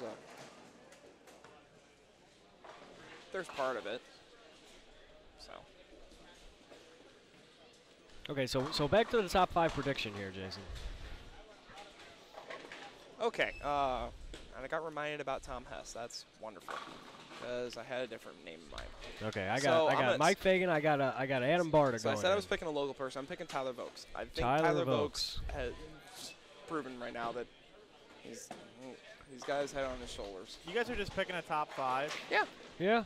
Oh, almost a 5-7-10 by Clay. Yeah. We already had one. Already had one. We had left one down actually there. out there. Really? Yeah. Yep. So we got That's off a little bit there. He's got a little Chris typo Hester in up there. Yeah. Talking to Mike Flanagan up here in the booth. Yeah, Chris Hester's hanging out too. He's checking out the social media here as well. Chris, are you surprised that there's so many high scores?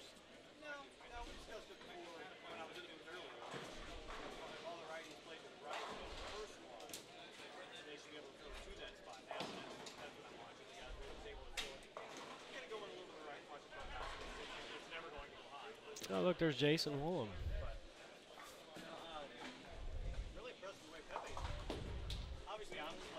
You gonna pick yourself there, Jason?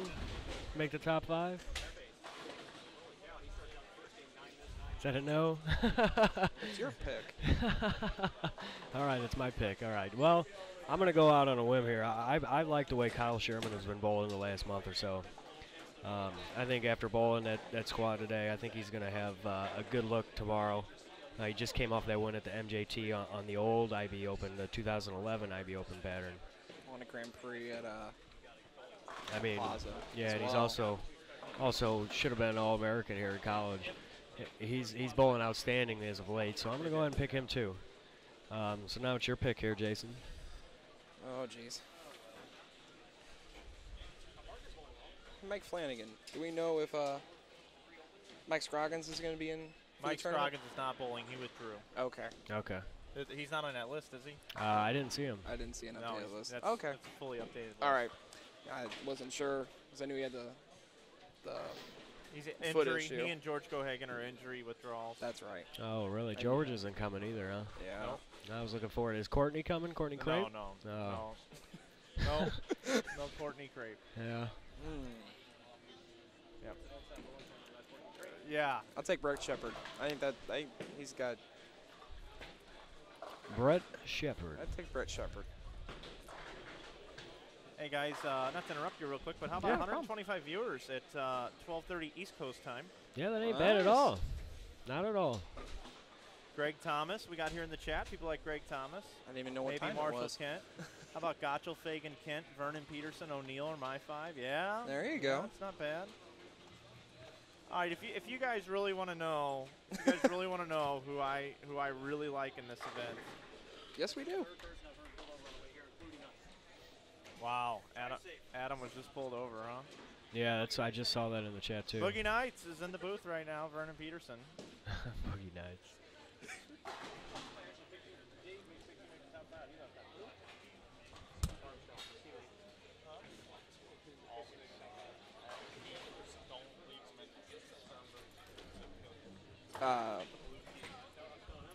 Marcus, I believe we actually get 15 minutes of practice tomorrow. Yep. Okay. 9:30 to 9:45, and then 8 games, 2 on a lane. Then we'll strip and oil, then do it again at 2 o'clock for another 8 games, 2 on a lane again. Then the night squad will take 5 on a pair, 7 o'clock. Should get out of here about 11:30 tomorrow night. Then back on Sunday for round robin match play on this side of the building. We'll have a TV set down there on 47 and 48 with bleachers and everything will be built and ready to go for our TV finals. That'll be Sunday night beginning at about 6 o'clock Central Time, 7 o'clock on the East Coast. We'll have live bowling.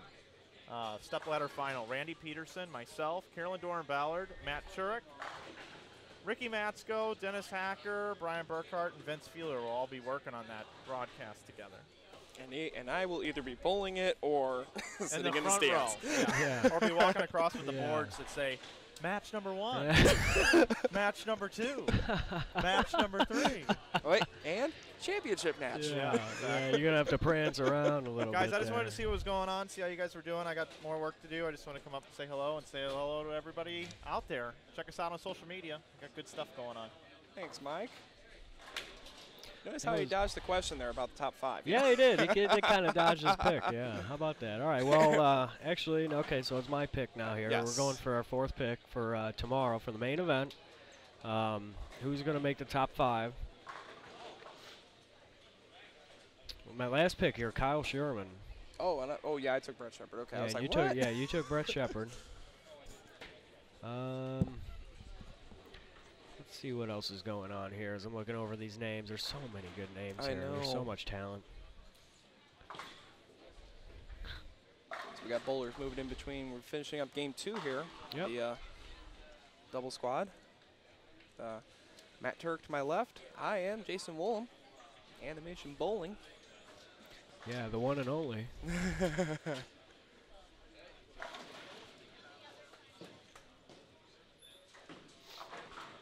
As we're halfway done with this block now, guys. 11:38 Central, 12:38 East Coast time. And 9:38 West Coast, you know. That's right. 'Cause we do have bowlers here from all across the country, and I'm sure there are fans watching from all across the country.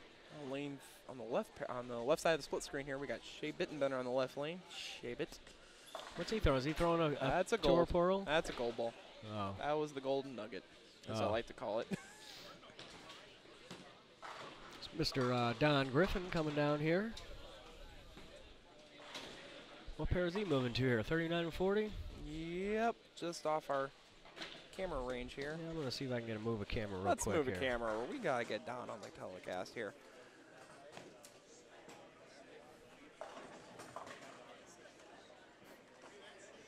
Hello. Hello, Matt Damon, you know. He's saying hello in the booth.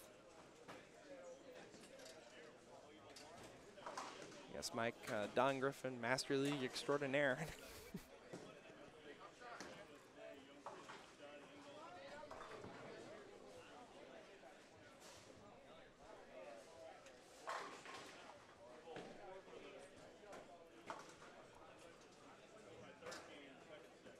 Oh, hi, Nick. I'm sorry.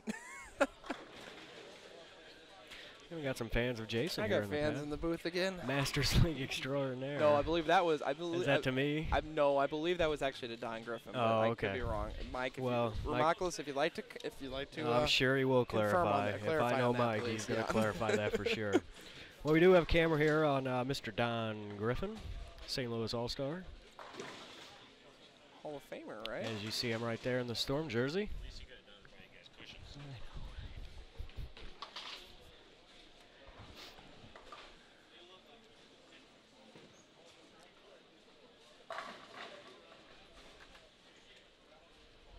We got some Zeke fans out there. Zeke. I watched Zeke up north here in the last tournament we did. He bowled really well. He's a really nice guy. He's actually become a pretty close friend. Oh, yeah, that's great. all the 30,000 fans. Yeah, Mike Remoculus, who was out on the chat, who's a great bowler. In fact, he actually just shot 300 last night, and we were bowling for the league championship in our Thursday night league. Nice. We were bowling Mike's team. And they're all great people, good bowlers there. You know, Mike. We needed to win 2 games to lock that league up, and Mike shot 300. The last game there is Mike doesn't want to hear the story, but his team did not win. We did sweep them actually, but it's that's okay mean. because we split the money because we felt bad for him, right, Mike? Actually, it was their idea, so it's a lie. But I had to say it just get a laugh. The whole story's a lie, you know. Yeah. And Mike, you appreciate that. We Yeah. know. Yeah, that's good. I'm really happy that you appreciate that, Mike. You know, Mike, the 30,000 fans, half of them are there for me. You know. Yeah. Well, I mean, we start selling tickets, weeks in advance, and usually, spectators start getting there about, 1 or 2 in the afternoon. We start at 7.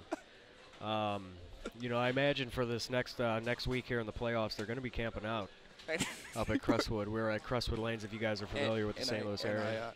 And we represent Crestwood Bowl, so I mean, hey. All right, yeah. We're bowling Jason for does 7th represent and 8th. Crestwood You Bowl. know.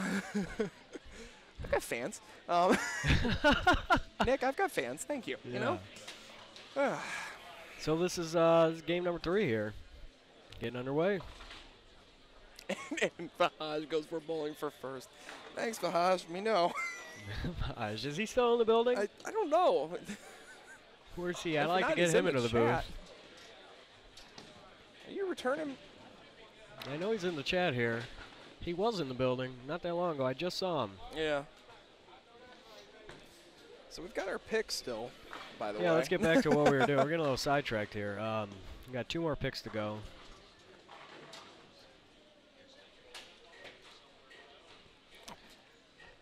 Whoop. So Thank you, back Ahmed. here. I appreciate that we're funny, you know. Yeah, we're trying. There's Mr. Greg. As you know, it's 11:30 at night, and I have no clue what's going on. And I have to be up here at Yeah, what time do you have to be here? what time are they open the bowling center?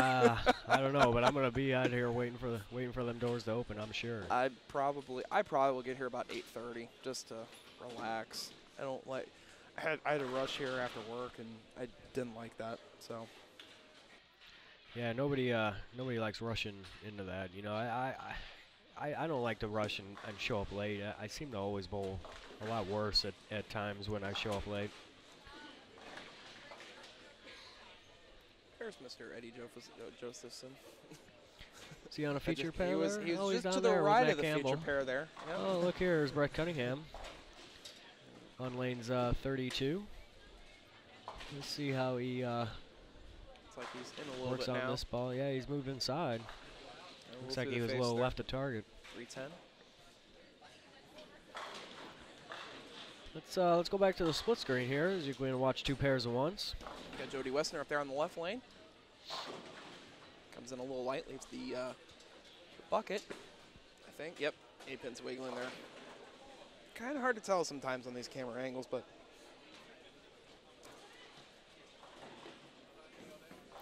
So we've got the picks. Yeah, we got the picks here. Well, I'm looking over him You're here. still looking. I know. Let's see. I'll tell you right now. How's your Cody bowling tonight? I'll tell you right now. The 5th pick is going to surprise you. Oh, really? Oh, you already got it, huh? You just don't even need to look at the list, do It you? doesn't even matter.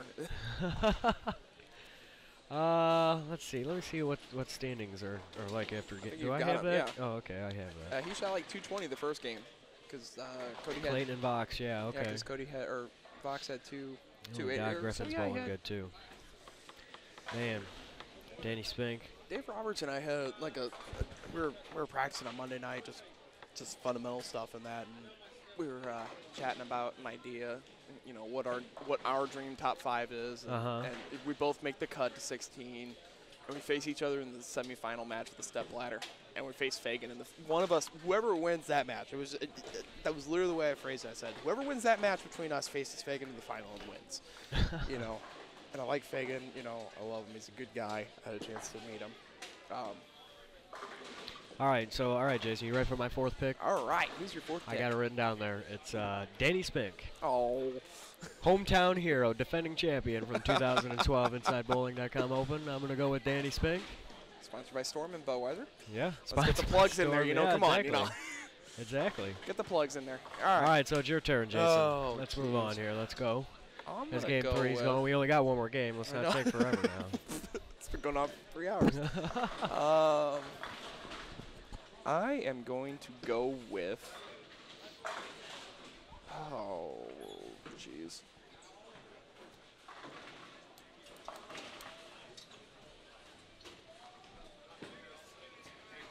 Where's Roberts at? Where's Dave Roberts at? Hey.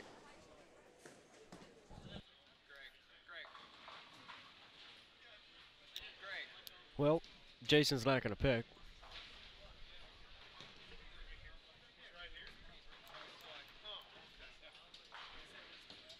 No, I am going to pick. I'm taking Dark Horse again. I'm taking a local again. I'm going to take Greg Look.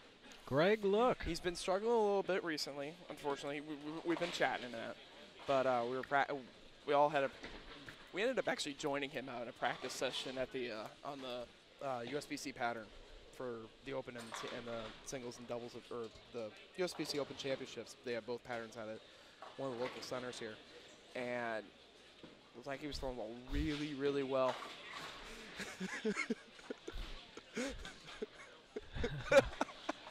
Ahmed there. Is Alaska even considered part of the state still? I don't know. You tell us. You know, we moved the camera. Yeah, well, Don just struck. We moved the camera over to Don Griffin, and we haven't seen a shot of him yet. But he has a double to start, by the way. So As you see, Chris Taylor there just coming a little light. It's a 2-pin. Let's go. Let's take you back here to the to lanes 31 and 32. As you see, Tim Barrett getting ready to throw. Looks like he's moved inside of the track. I got the 10 out. It was a nice ball, Tim. I have to check my Facebook messages, apparently.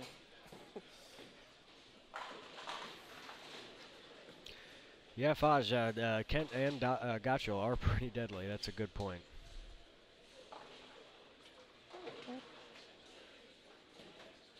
We've got the updated correction now on the on the Facebook standings. On the Facebook standings, I just looked at. Okay, and also the Game 1 squad, or I'm sorry, Squad 2 Game 1 have been updated there.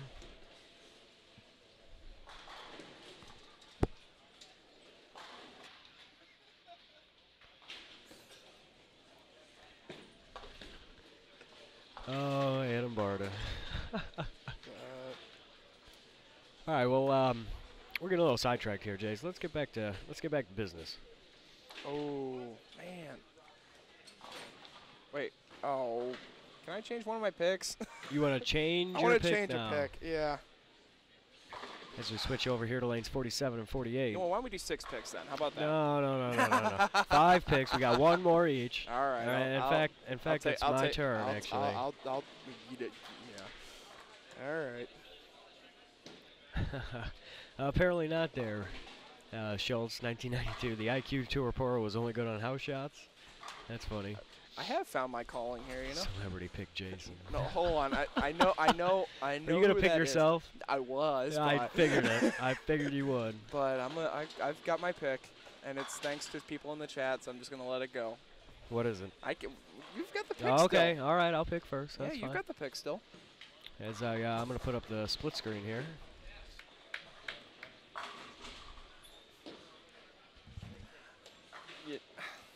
I want. Oh, I can't say anything. The IQ Tour's Pearl's a pretty good ball. It's a great house shot ball. I will agree with that. But I'll tell you, 10-time major titleist, 2-time Triple Crown winner Pete Weber made that ball look absolutely phenomenal in the TOC. Oh yeah. When I knew he was the top seed, my wife and I watched the telecast, and I threw I said, because Belmo was doing well on that. I looked at my wife Nikki and I said, I need to see 2 shots. I need to see 2 shots from Pete, and I will tell you if he's going to win this match. And he just labeled the first 2 shots, and I said, that's it. It's done. I just knew. So. As we gonna switch back to 39 and 40, we got the Hall of Famer, Don Griffin. Mr. Don Griffin there getting up on 39. He's just off your screen. You see Aaron O'Brien there, local boy. Throw a nice ball. Get my announcer voice back on. All right now. So my last pick here.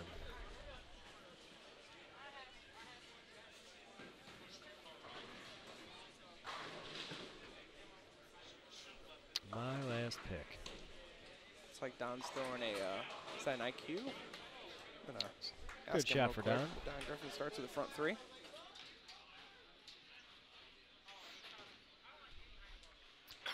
Well, I think for my final pick here,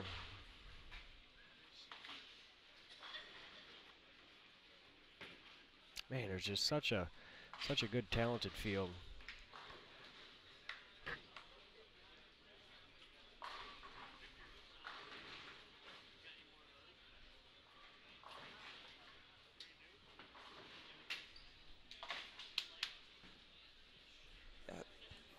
I do have a sideline report now. What's he throwing there? He is throwing the original IQ. The solid? The solid, yeah, okay. The original IQ tour, not the IQ. It's just the IQ. Just the IQ, right? The solid. Well, I said it was probably the most underrated of the 3. It's still a good ball, though. Oh. Oh, There's a nice there's little a balk. balk in front of Yeah, us. we didn't catch that on camera. Ooh. Have you ever balked? You can Oh, balk. please, you know.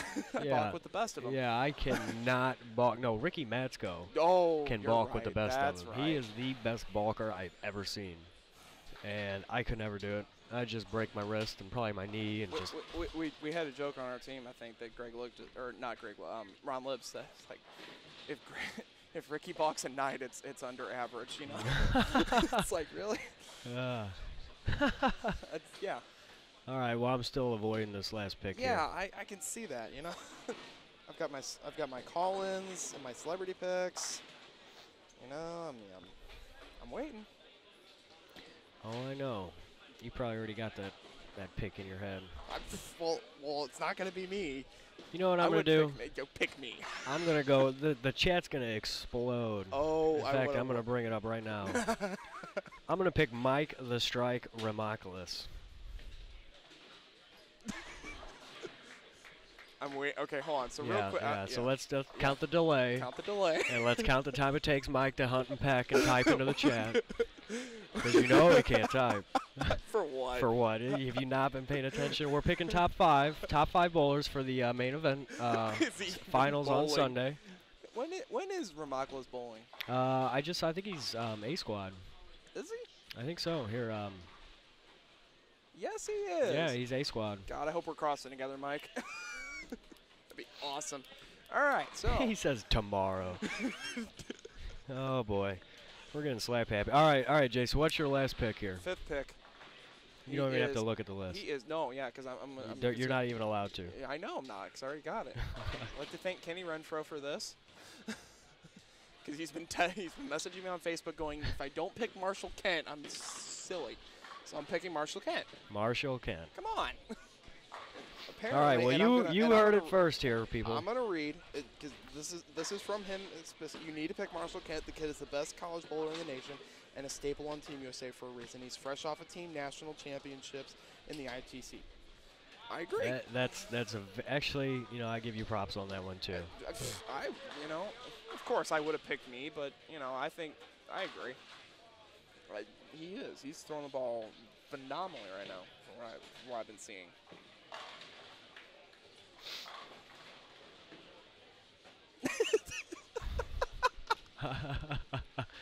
Oh, I love the chat. Man.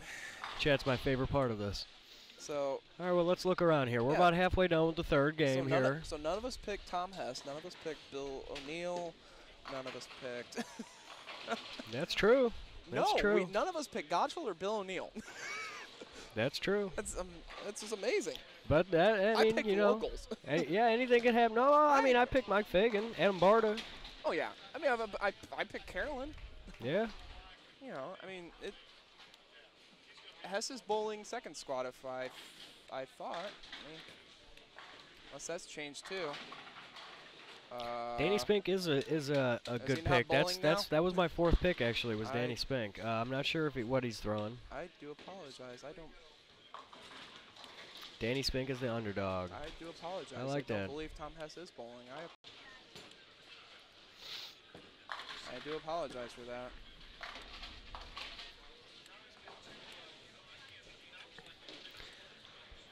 Well, we're halfway through here, the third game. One more game to go after this. Trying to look around and see what the scores are looking at here. I see 5 in a row down there on 44.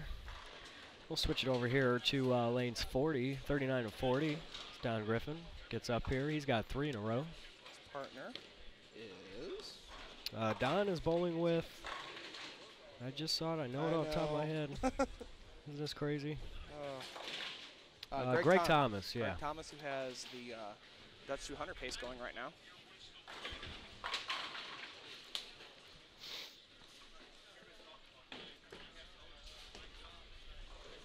I'm throwing the original IQ. Storm IQ. It looks like he's playing right about 5. I guess I saw the 10 out there. Let's check out down here lanes 41 and 42.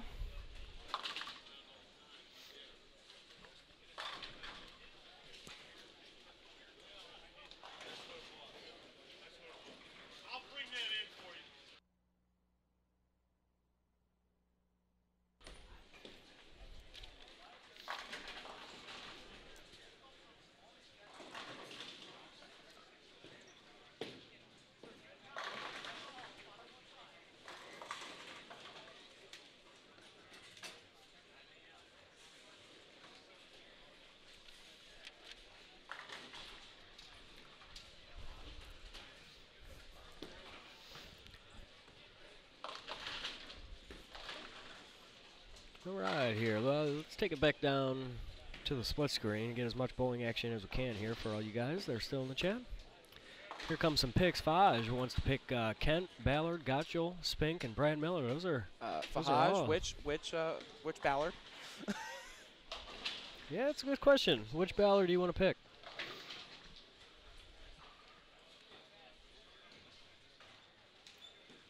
This might as well be a regional. It almost is. Just not. I mean, really. I mean, these are the best amateur and professional bowlers in the nation coming in to bowl this tournament.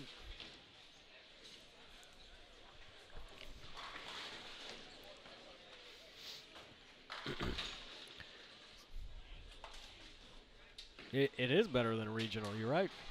I mean, there's $8 to the winner. Get a big old check too. Did you see the check, Jason? I saw the check. Yeah, it's Apparently big. the trophy is like supposed to be something amazing. I don't think we've seen that yet. I don't know if you've seen that. I haven't seen it yet either.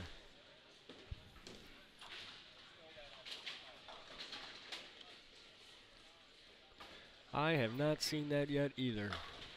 On lanes 47, 48, and on the right side, and on lanes It's 31 and 32. 31, 32. Yeah. That's what I thought. I was making sure. We got 41 and 2 in front of us. That's why didn't think it was that. So Actually, what we'll do.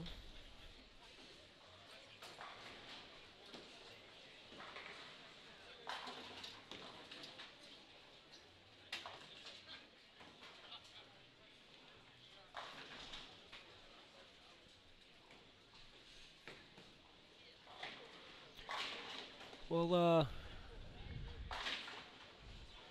throw up another split screen here. It doesn't look very well. Now let's go back to the other one. That was just kind of an off-the-wall move. I just tried to put something together there. Guess.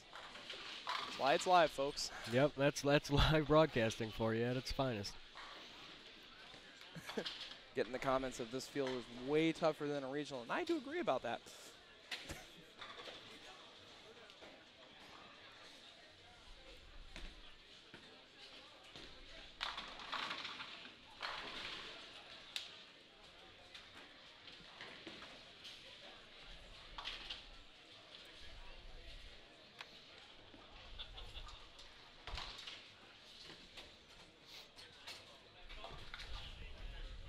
Got Brett Kenningham up on the left pair.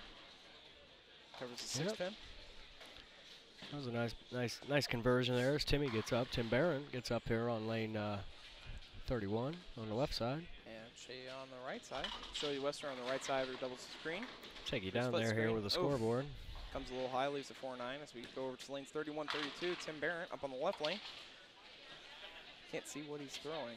I don't know what that is. It's got some red blue swirl on there. Looks like a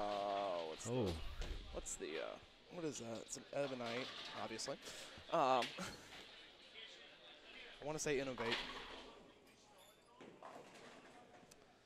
We got split screen back up. Shea Bit on the right lane of left side, split screen. Comes a little high and kicks out the 4-7 for a strike.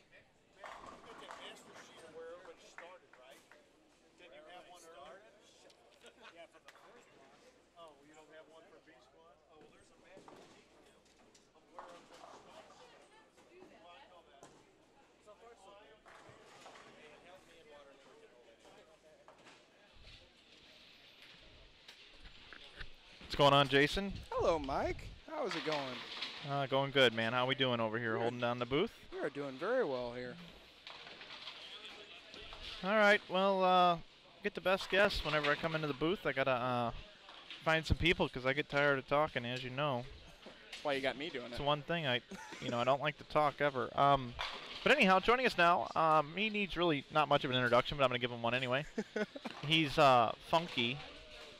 He's cold. And he is the Medina. Hi, Antonio Medina. How are you? That is me. How are you? Pretty good. How was the trip up? A lot of cops. A lot of cops? A lot of police out there. What do you mean? Tell us your story. What happened? Coming from Louisville. Louisville, yes. Louisville. Good pronunciation, Louisville. Louisville. Oh. Yeah. So what? No, just had to take my time. You drove? Yes. Who all was in your vehicle? Me, myself, and I. Oh, just you? I thought you came up with a group. No, I had to work the shop till They 7. made you work the shop, and then you couldn't carpool with the people that were coming with you? Well, no. Wolf, El Lobo, and Brett and Chris had to bowl the 9 o'clock squad. We wouldn't have been here in time. Okay. So I had to try to make the money. Okay. The guaranteed money, rather. Well, there's guaranteed money here for you, from what I understand. How good you are. Antonio Medina joining us here in the booth. What game are we in, Jason? We are in game 3.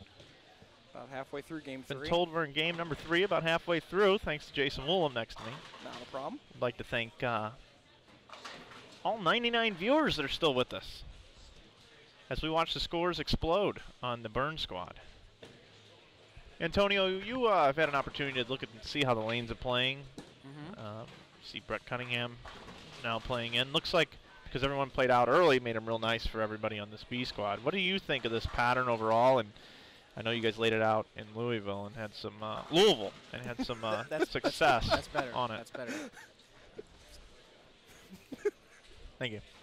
You're welcome. So, yeah, tell me about this pattern. What do you think? Oh, well, how old is this lane surface? Oh, here we go. It's like 12. I'm in the middle of 2 geniuses right now. It's 12.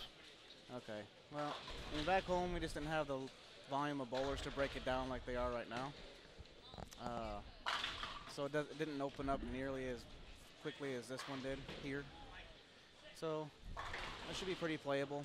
I think a number we talked about the other day would be about the same for top 16. Plus 160 looks pretty good for tomorrow. Plus 160? I had it a little lower, but I mean now that we're seeing everything right now, I think my number's going up. I think I said about 130, 135 for 16, and then like 40 for caching. But we're not looking at that cash line. We're looking to get to the top 16, make it to Sunday. Let's get to the match play, you know? Word. Word.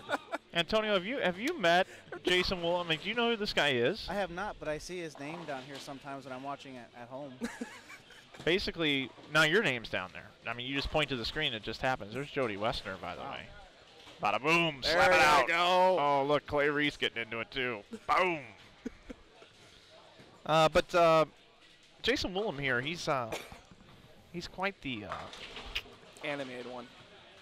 animated one. Yes. That's what I was thinking of, actually. Yeah. Okay. Yeah, he's animated out there. He, you would think you were down at the Fox Theater in St. Louis and you were watching a play. Oh, really? Yeah, like Peter Pan. Ooh. Or The Color Purple. Or The Crazy Acrobats Go to Hollywood. So or Cirque du Soleil. I was about to say that. I was just about to say that. the Blue Man Group, actually. Stomp. Yeah, yeah. Stomp in the Name of Love. But yeah, so so tomorrow you're gonna be. Are you guys on the same squad? Are you bowling? Yes. Bowling A squad? I'm not bowling A. I'm bowling B. Oh no, then we're not. Oh, B. I'm bowling A. Like be good or be gone. Be good or be good at it. Yeah. Yeah. So you, just so everyone at home knows, I have a relationship with Antonio. Platonic. It's a pretty no, I don't even know if I'd go there. It's a pretty deep relationship, but so it's so deep that I'm trying to run this tournament and do everything here. I'm busier than can be, and he sends me a text message that says, "Hey, since I have such a long drive, you don't happen to have a Sirius XM account that I could just log into on the way, do you?" Yeah, that was a valid question. I was listening to basketball games, a weather report in Detroit, trying to find a good station. I thought you were gonna say I was listening to the Backstreet Boys as you started that. Oh no. You Are My Fire. The One Desire. Or is that in sync? I don't know. I think if I'm said yes, that feeling would have uncomfortable incriminated me. right now. Hit me, baby, one more time. That's Britney Harvey Spears. Johnson over here. What would you like, Harvey? A pen. A pen and a piece of. He's gonna write me a love note. Uh-oh. Hey, Michael. New pattern tomorrow. Do we have Since score they're updates doing- for game 2? They're doing karaoke behind us. Oh, there's so karaoke in there, yeah. Do you want to go in there and do Ebony and Ivory? Oh, absolutely. Which one do you want to be, ebony or ivory? I could probably do either. Me too. I've got sunglasses. Ooh. I could pull off Stevie. You could do Stevie? Oh, absolutely. That's And cool. I'd like to thank all the children in the world and then turn your head. You gotta turn and all of God's people and and Oprah Winfrey and Denzel yeah. Washington and We're talking to Denzel for the movie. We're all waving our heads.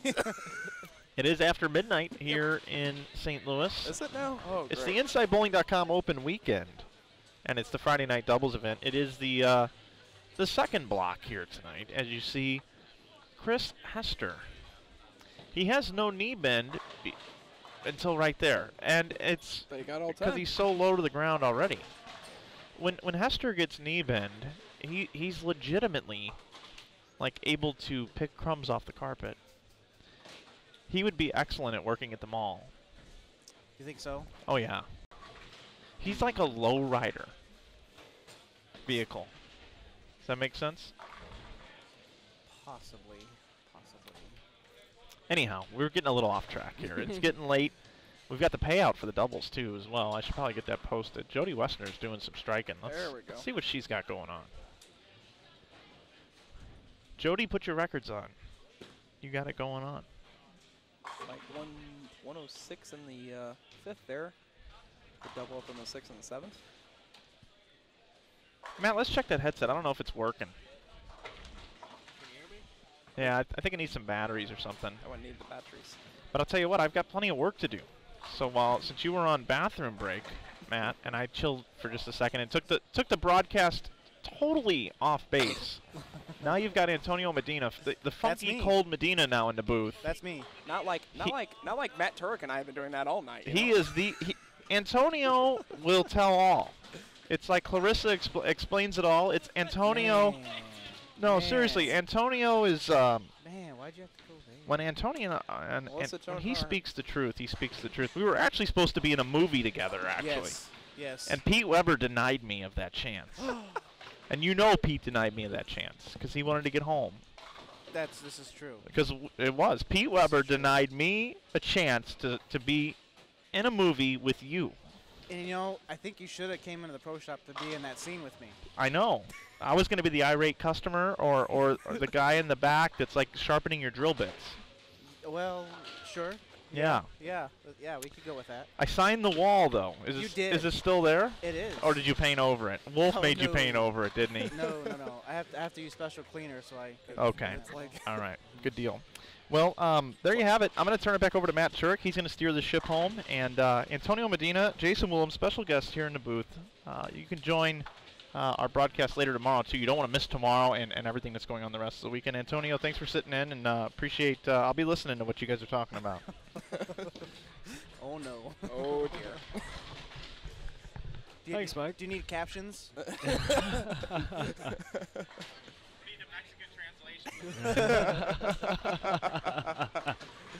So, Antonio, Yes. earlier, Mr. Matt Turek and I were picking a top 5 of the entire. Whoa, hello! As Mike Wolf leaves the 2-8 something. Oh, wait, do we have to reset? I think yes. Yes. Well, now we got to reset 2 pins. So. Hey, you know what? I'll take an 8-pin off of that. That looks. For those of you that don't know, we're sitting behind lanes 39, 40, 41, 42, and Mike Wolf is bowling on lane 44 at the time, and he had the 2-8 and the 4-pin, I guess. Slid over right in between. Slid over right in between the 2 and the 8, and obviously the machine did not pick it up. Wonder why. I think you should just be like golf. Play it as it lies. Play as it lies. Play as it lies. Just take the 8. Play it as lie. Take the 8. I had to hit off Bigfoot's toe here. Happy, just putt around and we'll move on. Tap it in. Just tap it in. Tap-a-roo. Well, Matt Turek and I were picking a top 5 for the Open tournament, and people in the booth are wanting to hear your top 5. Well, I What you don't think? exactly know who all is here. Some of the people that bowled the first set aren't here for this second set. Yeah. But based off of what I'm seeing here, I would like to throw my name in the hat. Oh, I would like to throw my name there. I don't want to hear anything from the chat now. Alex Cavernaro, that guy with the silent letter G in the last name. Okay. Let's see. Chris Hester strikes again. And I 47. don't know some of the other names here. We've got Fagan, O'Neill, Okay. Ballard, Dell Ballard, Carolyn, Dorn Ballard. I don't know if you can see this, Antonio. Here's a list of all the bowlers tomorrow. Yeah. A, B, and C squad. By the way, please pick That's a lot. O'Neill because a lot of people. Yeah, we in the didn't pick booth Bill were O'Neill, yelling at us and about we it. heard about it. Really? Yeah, As Jody we strikes heard again. about it. Okay. Me. Bill O'Neill. There you go. People in the chat are happy now. Fagan. We'll throw Fagan in there. He can have the same picks. He doesn't know yours, so it's Yeah, okay. yeah. Yeah. Let's see. Who else is here? Yeah, the Alex with the silent letter G for the last name. That's 4. I need Uno Mas. And people in the chat are saying Gotchel. That was another one we got yelled at about. Yeah, I like Rob Gotcha. I Rob think he's got a Gotcha. good shot. He's a great Gotcha? shot. Who has no silent letters in his last name, by the way. Yeah, then what's the easiest name to say?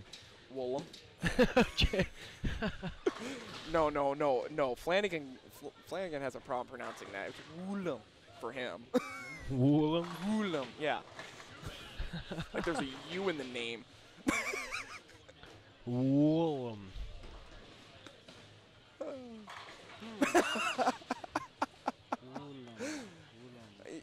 No, actually Kent. Kent's pretty easy to pronounce too, so I got that one. You know, I would have thought my name would be pretty easy to pronounce, but it gets butchered so many times. Medina? Yes. Really? Yes. Well, okay, Ca- what ca- is the pronunciations you've heard of that? A lot. I had my name called, my last name called as Mendinga in a tournament before. Wow. Nowhere in my last name is there a character that goes down below the line. But Wednesday during our league banquet, my name got called out as Anthony Madone.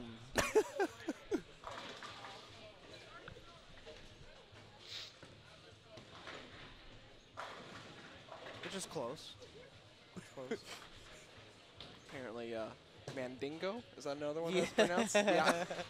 That one. Thank you, Kenny yeah. Renfro, for that one. I thought I left that name back in Iowa. Oh. Which, by the way, I see some old friends from Iowa here today. Awesome. So, you know, that's the greatest thing about a lot of these, you know, the larger tournaments and like a centralized location and that. You get to see a lot of people that you haven't seen in a while. It's just, there's so much camaraderie. It's in good the, effort. Thank Good you. effort. Thank you. I just got pat on the back for that one. It's a tough one. Yeah, so's Woolham. Okay.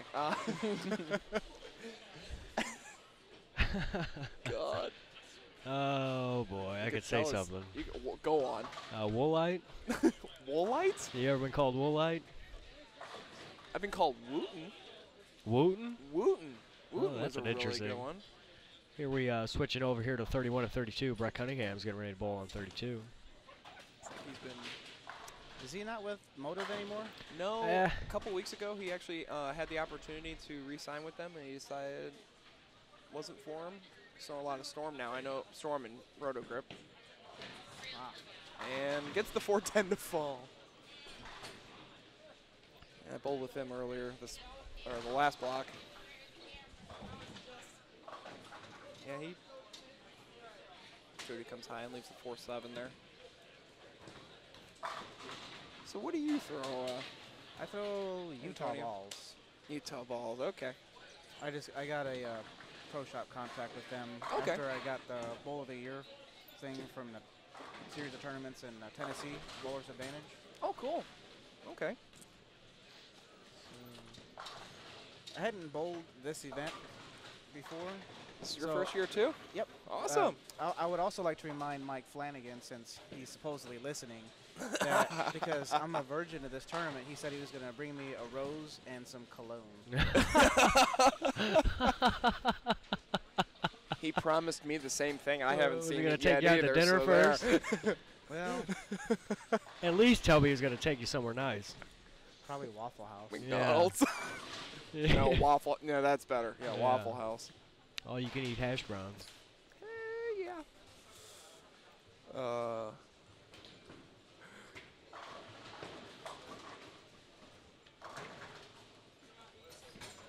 I'm trying to figure out what I'm gonna get to eat now after dinner, or after this. And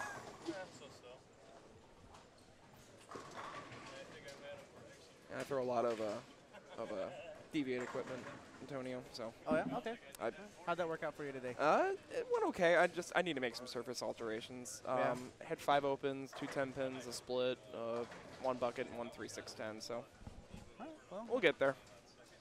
There's only like there seems like several ways to attack this pattern. yes, and I have about 2 revs, so there's only one way for me to attack the pattern.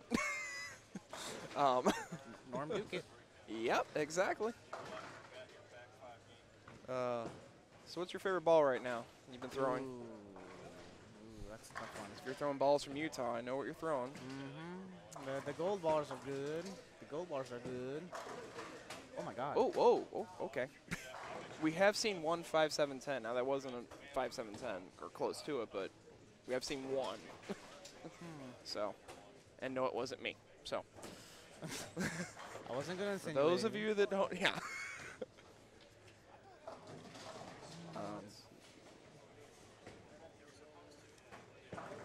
Now, does the other side of the house play tighter than this? I'm thinking because the house shot's been out there all day. They've had open play out there. Excuse me. They've had open play out there today. You know, they're gonna strip and reel both sides.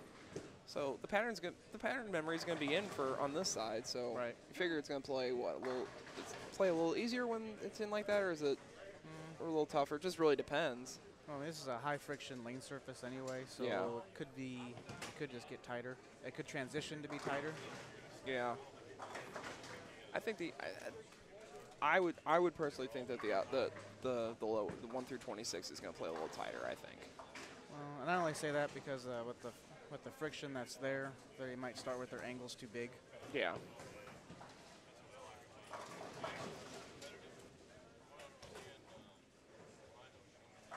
I didn't exactly know what to bring since I didn't know what the lane surface was, so I just brought 12.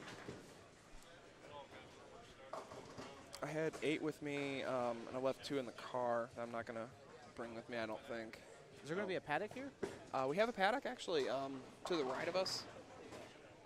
We have a paddock down there. Demand the best Pappy Smokehouse. Yes, that is, oh. I've only had that once in St. Louis, and that's really kind of sad.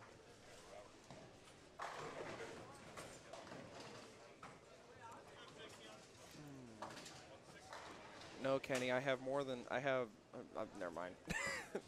I'm using 6 probably this weekend.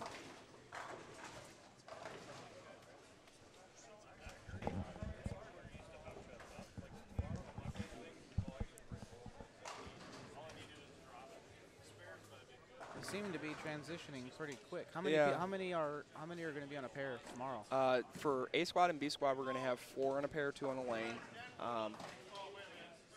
And then on C squad with the re-entries, we'll have up to 5 on a pair if we get that high. Both B squad and A squad are pretty close to full. I know A squad, this one I'm bowling on, had probably 80 bowlers, I think, listed on there. Where were they? Where was this squad all playing practice at? Where were they playing the lanes during practice? The second block or the first block? Both. First block, everybody was outside of 5. Yeah, I'm playing up 3 basically. But or now, up 3 yeah, on this at the burn though, pocket. they moved into the track area a little bit. So did this squad start deeper in practice? Yes. Yeah. Yes. Yeah. By probably about, At least 5 boards. I was going to say at least 5 boards probably. Because by the time I got here, I think they were towards the middle of the first game, and they were a lot deeper than I would have expected. I don't think they're going to the big thing with 4 in a pair tomorrow or 5 for that matter. You know, Yeah, like this. I know what you mean, but I think you're going to see a little bit. Yeah, it'll be slower. It's going to be a slower transition, yeah. So I think this looks like it could be right around game 4 or 5. Yeah, I could see that.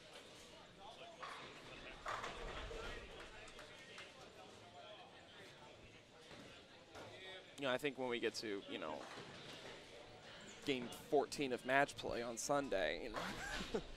Yeah, that's really going to be. There's going to, you know, the whole thing, you know, Matt and I have been talking about is just not giving the 3-pin away. That's so huge on patterns, I feel. Yeah. If I'm There might not be gutter lofting, but there'll probably still be lofting. I Just, agree. just to keep the angles down. They'll still stay in the same spot and loft it more. There's a lot of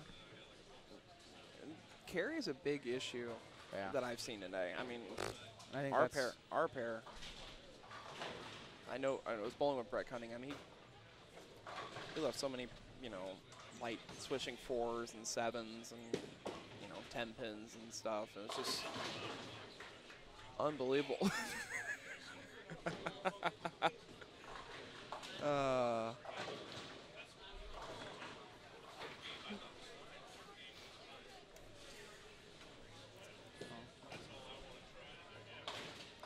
So I mean, I'm still seeing a lot of shiny balls.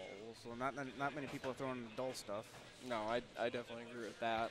Yeah, a lot of the people that I've talked to from the first block said the first thing they're going to do when they come back tomorrow is surface their equipment. I've already said that myself. Well, that's the thing is like if you start too low and stay with it too long, it's gonna be open up front but tight down lane with that. You have to belly it early. Just to I keep, agree. To keep it on the right side of the head pin. And just open your angles up too much then. You start open too much, then you're in trouble. So, Antonio, do you see a variety of styles making the top 16 for Sunday? See straight players and people who bend it and that. Do you think any predominantly straight players are going to be able to? Well, it depends. I mean, I didn't get to see. Well, Brett told me that when he tried to point it up the gutter, it went in the gutter. But then we saw Anthony Pepe. He's banking the one board. He's bumping it early though. Yeah. Bumping it early. So, but if you're playing the rail like that though, you have to be really nice to the fingers. Exactly. As Chris Barnes would say, be nice to it at the bottom, you know. All right, guys, do we have any type of standing updates here? I have not seen sheets. I've only got game 1 up here. That's Yeah, if you guys don't mind, I'm gonna go try and get some standing updates real quick. Not a problem, bud. Hey, check with Mike Flanagan about my cologne and flour. Yeah, me too. No more teasing.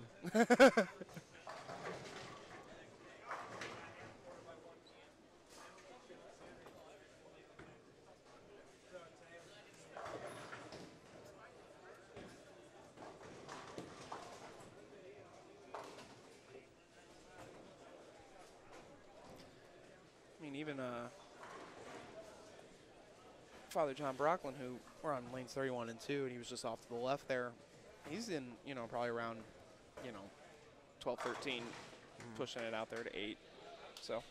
All right, guys. I went to go get standing updates. They're gonna go work on it here. Okay. So hopefully we'll have them here shortly. Did you ask the other question? No, he didn't look very happy. Uh-oh. Yeah, so he must be listening to us then. Okay. Yeah. Oh, here he comes. How is Austin Bolds bowling? You saw him rag a 710 earlier, and apparently in the booth they say he went 250, 230, and he needs to someone needs to learn to answer their phone. It probably might be me. So. All right, guys. Well, I just received a quick update. There seems to be some sort of score discrepancy from game number 2, and they're still working it out. So they didn't want to post any scores, so none of the scores were wrong up there. So apparently that's why the standings have not been updated down below.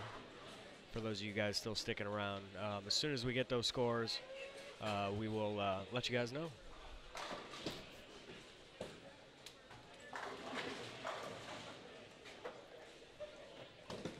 I think you should have given him a hug. Who? You hit Matt or me? Get, well, either one. Oh. Either one. I really, yeah.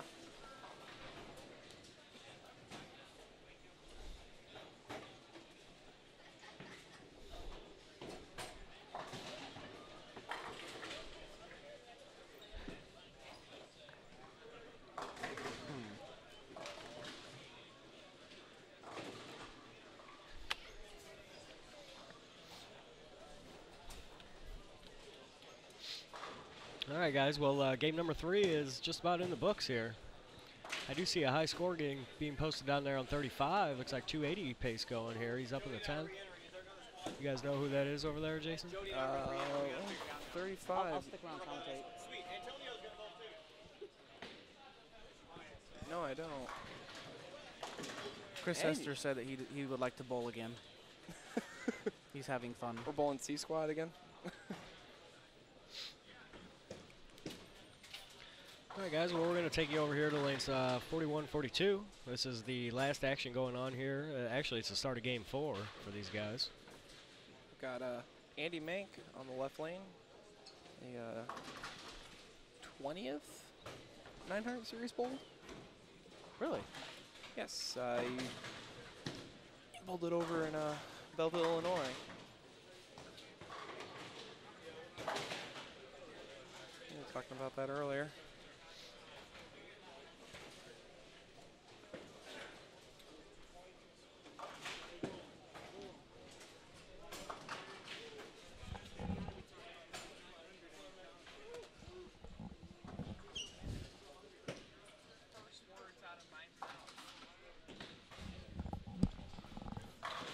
Are there any pairs around here that seem to be more open or tighter than others? I'm not really sure about open or tight. All I know is that scores seem to be posting higher down on the low end I do agree with compared that. to the high end. I do agree. I think that way. Yeah, I think Some people must have carved out 51 and 52 pretty well.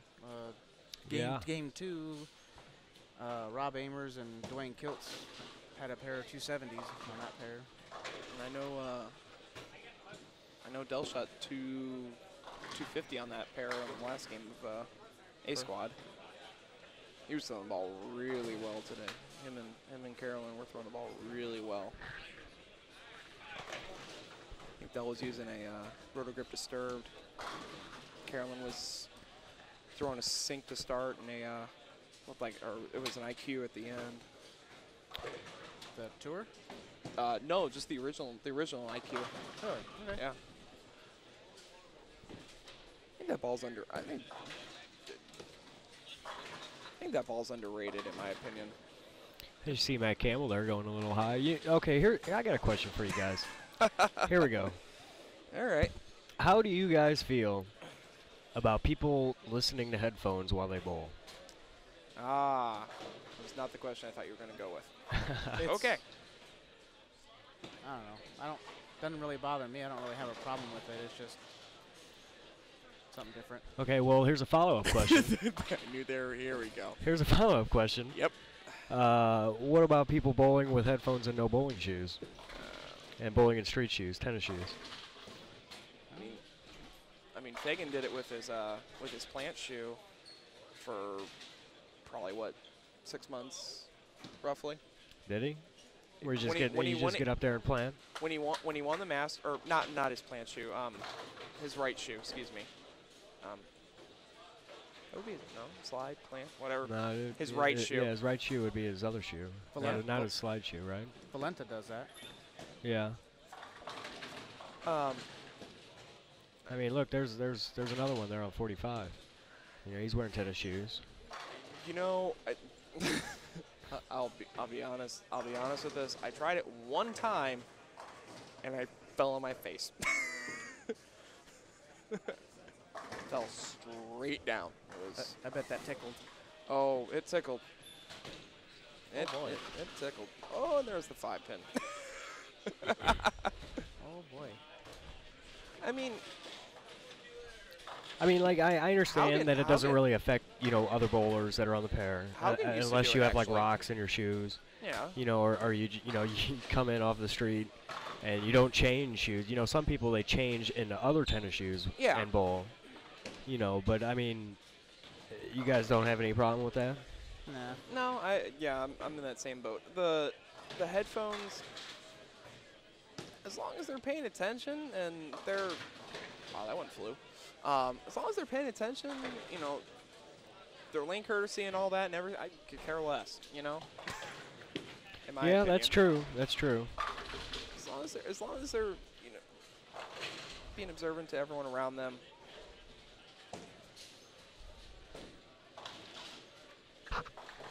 Would you guys ever do it?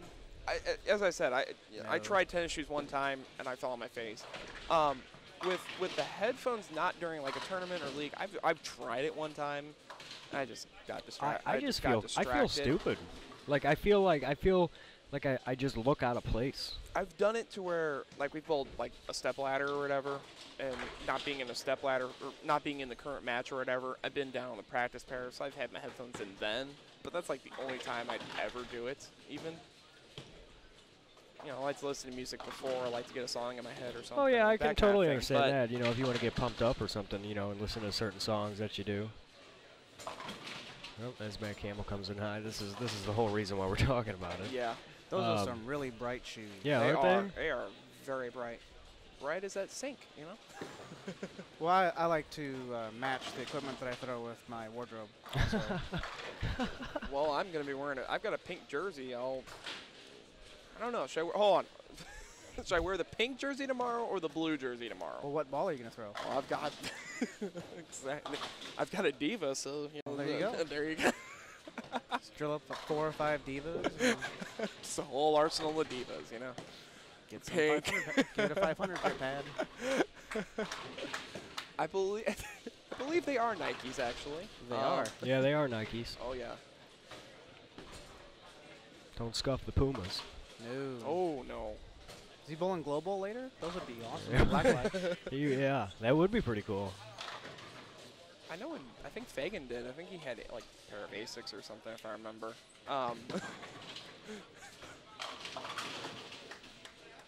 Nice try on the 4-9 there. As we're back into split screen mode here. Lanes 31 and 2 on the left pair, and 47 and 8. 47, 48. Thank you.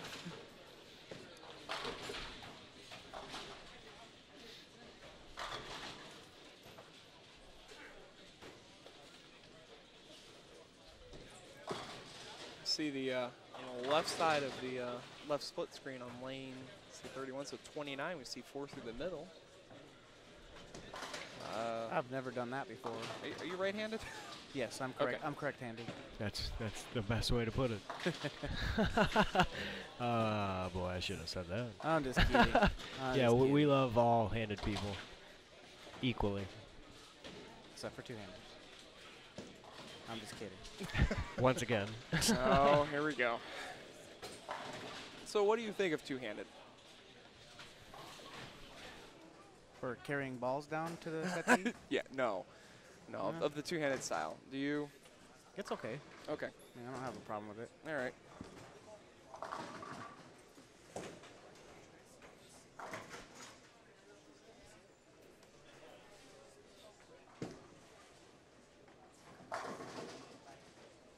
I mean, would you compare that to, because you don't have to worry about the release timing by getting your thumb out, as what they're debating with anchoring your putter in golf. I knew you were going down that route. Even the bowlers down here are wondering where the standings are. In the office. Yeah, and not in the booth. Not in the booth.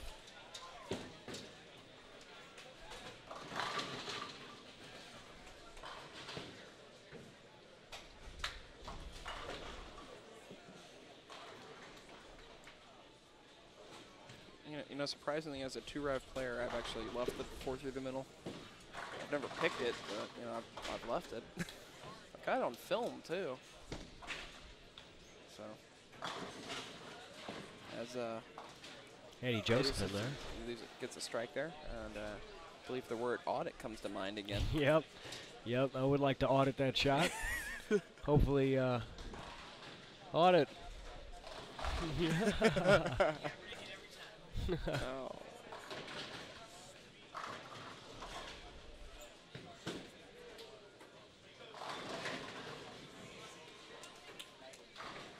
Whoa. Whoa, there's a balk. You know, if he There's a balk. if he wasn't wearing his Nikes, that Yeah. could have ended badly. Yeah, yeah. That's a good shoe choice. That would have been a Josh Blanchard incident. Man, that hurts. I've never landed like that after balking, but it's I gotta can't. hurt. I can't do it. I know we talked about that. Have you ever? Can you balk and Yeah, sometimes. I mean, Sometimes. I have a couple of different. I have like a timing balk, and Okay. if somebody like if somebody comes up beside me and Like it's more of like a Sean Rash. Not you don't have the full Wichita windmill like Sean Rash does. And oh that. no, No. Okay. my shoulder wouldn't like me for that. Yeah.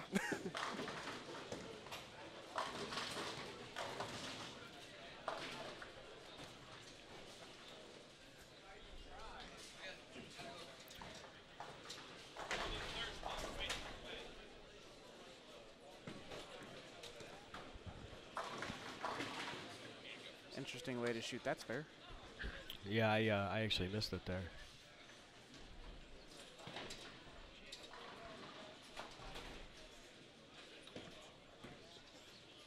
Take you back to the split screen here.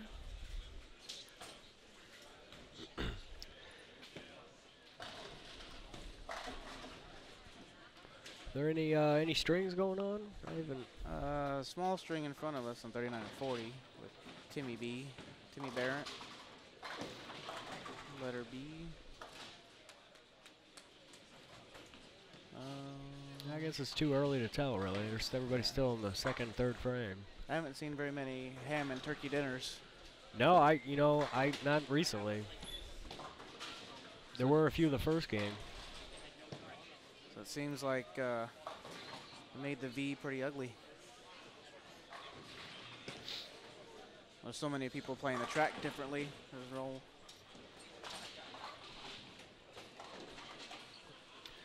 Well, we'll take you down here to 31 and 2. We have Tyler Vokes getting ready to go up there and bowl.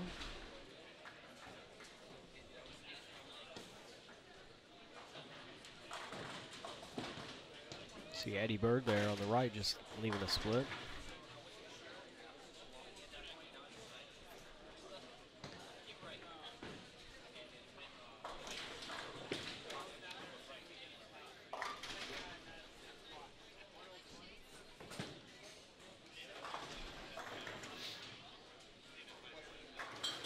So I just went down and had a quick chat with Brett Cunningham, and he's saying they really opened up down there. Playing around like 20, saying he's laying down about 21, getting out to about 8, 9. They're flying now. Yeah, it seems like once you start to get into the puddle in the middle, you have to be really sensitive to your axis rotation to get the 10 out. Just like he did there. Yeah. Seems like you have to touch this around the side of the ball a little bit more.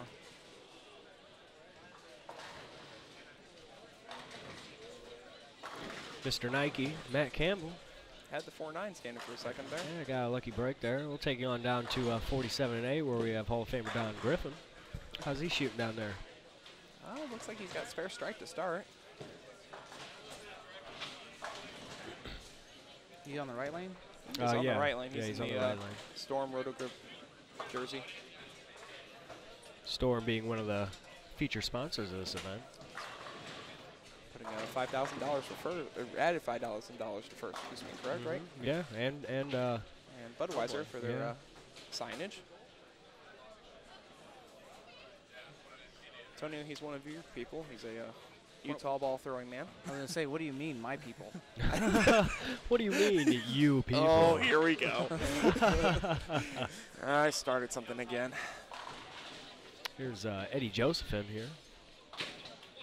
He's in He's that playing same the area, about track. 21, yeah. Oh, Oh, yeah, Seven the pin. shaker 7.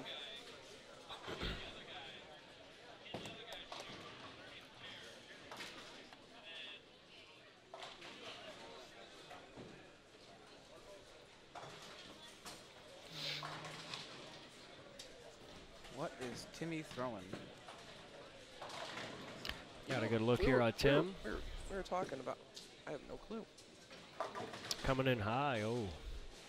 Let's see if I can take a look at that outside when it comes that out a- of the ball return here. For the pursuit. Be my good guess on that. Yeah, he was Yep, throwing one of that's those a earlier. Regular pursuit. Yeah. Take you back to the split screen. Is there an easy way to tell between the pursuit and what I like to call the pursuitus? Pursuit S is a yellow pin. Pursuit's a white pin. Thank you. I did not know that. And now I do. And now the NBC star is flying across, and it says, "The more you know." Okay.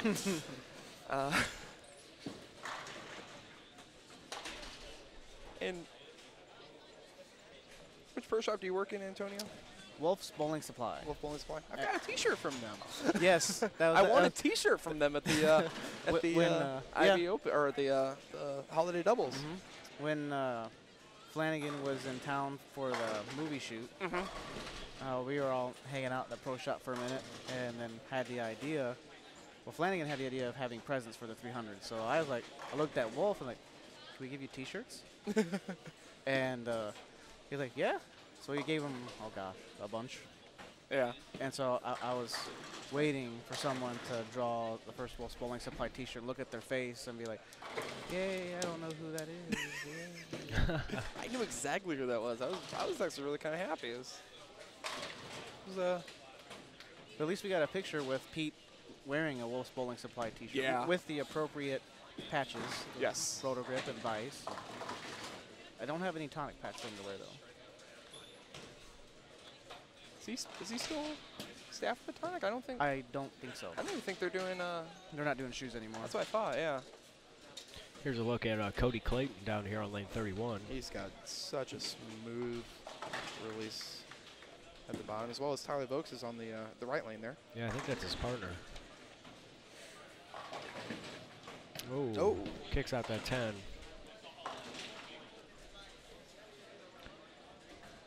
And we'll watch Don Griffin down here on, excuse me, 47.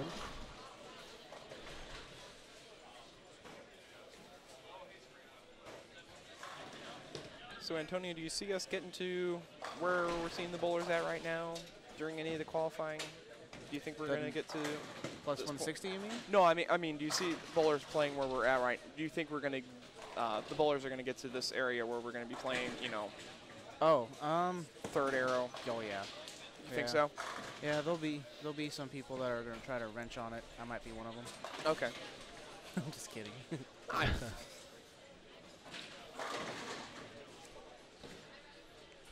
And that's going to be the tendency. They're going to see some balls recover from out, so they're going to try to make that happen. Yeah. This drink is brought to you by Wolf's Bowling Supply because they had to purchase this drink because we beat them. Ooh. Brett, Mike Wolf, and they had to buy us drink. So this Gatorade is brought to you by Wolf's Bowling Supply. I don't know. I don't think you should drink it. It should be a trophy. Maybe having this late. Oh, it should be a trophy? Yes. That's true. I can have him sign it. Yes.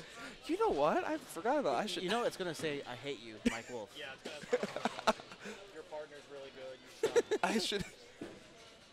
I should bring my T-shirt in. I should bring my T-shirt in and have him sign it. Yes. He would love that. Yes, and I remember, according to, because I remember Flanagan was commentating in the booth, he said that was, my final shot was possibly the worst shot he's ever seen. I had the front 11 earlier in the day, and got fast my feet, gassed one, left the 4-pin for 299, and then game 4 I ended up, I just said I'm going to take myself slow on the 12th one, just be slow, soft, nice. And I was really good up until I got to the line, let go of the ball, and I just kind of, and just dead pulled it left. Did it stay on the lane? It went through the face. I was playing about 10, and went through the face, and the 4-9 was standing, 4 went into the 9, and he just goes, I can't believe that. I don't think I've ever seen Flanagan bowl.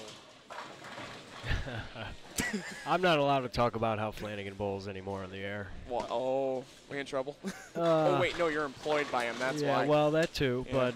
but neither one of us are, so. Oh. But, I just saw him walking around. He likes to throw the ball slow, Okay. and that's all I'm going to say. Okay. There's And nothing hope- wrong with throwing the No, ball I slow. throw the ball slow. I have a little Yeah, ball speed. I don't know who throws it slower, you or him. Uh, Doesn't have to I'm be not going to raced. say anything. I do want to come back tomorrow, so. You're not leaving. You're shackled to the desk here. Yeah, that's what it feels like.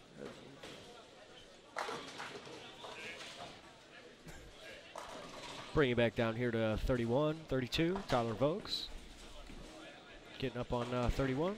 He had 289 earlier first game. He was on the pair to the left of us.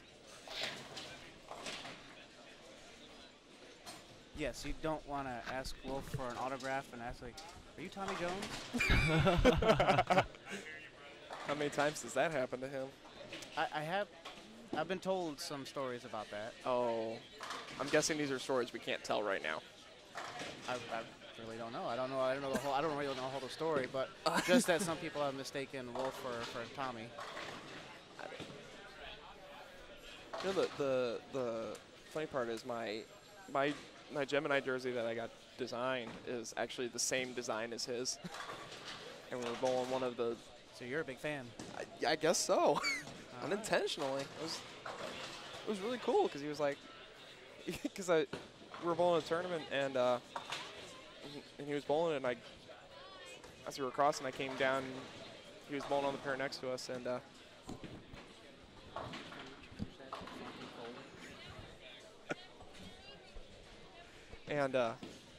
And he goes, and I was wearing this pink one with silver on it, and he goes, "It's my design." I said, "Yeah, I guess it is. I didn't even think about that."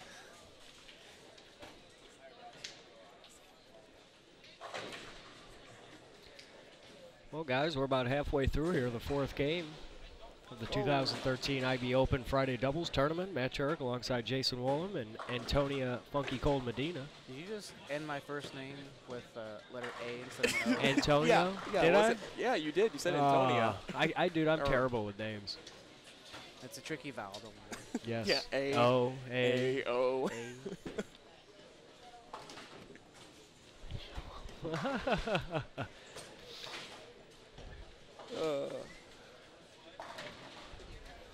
So we got Funky Cold and we got Animation. Animation.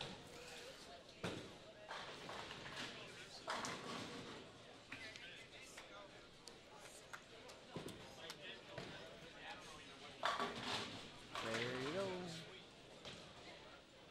It's a good 10-10. Is there such thing as a bad 10-10? Oh. Yes.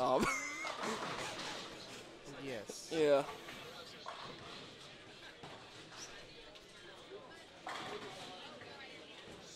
Bad racks. Bad racks. Oh. I thought we were. I had the Mika Koivu one in my head. Well, yeah.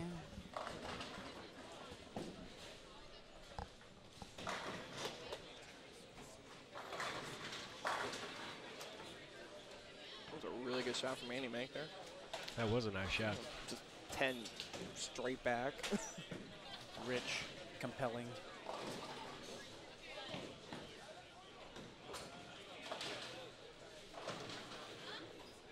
Take a look here at Shea Bentbender here on lane 39. Looks like he's throwing the gold IQ. I like to call call it the golden nugget.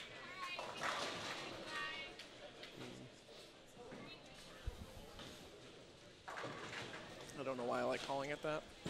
I just do. It looks like a golden nugget. Yeah. It smells like Werther's Originals. Werther's Originals. Yeah, it's one of those words again, you know, enunciating words. I'd have a hard time pronouncing that. Get a look here at Cody Clayton again.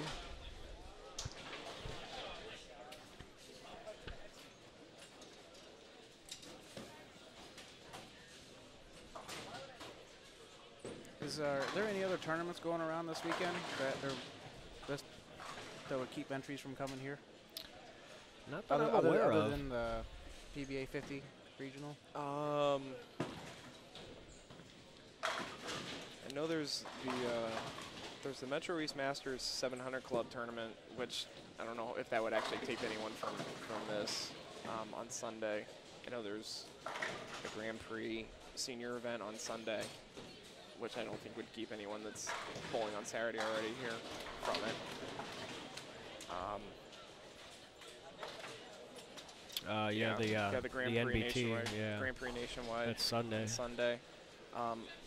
Other than that, no. Yeah, I don't think I there's. think that's it. Yeah. Why would you want to be anywhere else but this tournament? This is a premier event. It is. This is true. A national premier event here. Tropicana Lane. Yeah, in St. Louis, Missouri. Would We're really good at that. would it always be here, or would it float around to like neighboring centers or something? I'm not entirely sure. Last 2 years it was at Crest Bowl, which is a great facility. This year it's moved here to Tropicana. Not entirely sure where it might be next year. I don't know if Mike has that planned out yet. I think we needed a live event in Louisville. Yeah? Louisville. Okay, so when you pronounce that, is there an L in there? Or Yeah, is it Well, see, Louisville? That's the thing. Or is it Louisville? now, by the way, I did pick them to win the NCAA, and I'm very happy I did. Okay. Okay. Yeah. But it just depends, because in that area, sometimes people have a hard time pronouncing the letter L. Oh. I was like, I'm gonna go. No, seriously, they'll go. I'm gonna go bowl. Forget the L at the end. Oh, bowl? Oh. Yeah, they say bowl. Inside bowling. Yeah, it's inside bowling. Oh, it's getting late. Well, storm. we still got 70 viewers. I want to thank all 70 of you guys here. It's almost 2 o'clock here on the East Coast, 1 o'clock Central. Yeah, that's way past my bedtime. Yep. We'll be back here bright and early. Andrew came back an hour. Yeah. That's why I didn't want to bowl A squad. Yeah. That's true. You're an hour behind, or an hour ahead. Excuse me. Yeah, this is usually my time when I catch up on Big Bang Theory. Oh yes. See, who's that guy on 43? I'm not sure. I have no clue. He's got first 4. Make it 5. 5. Defiant Soul up 2.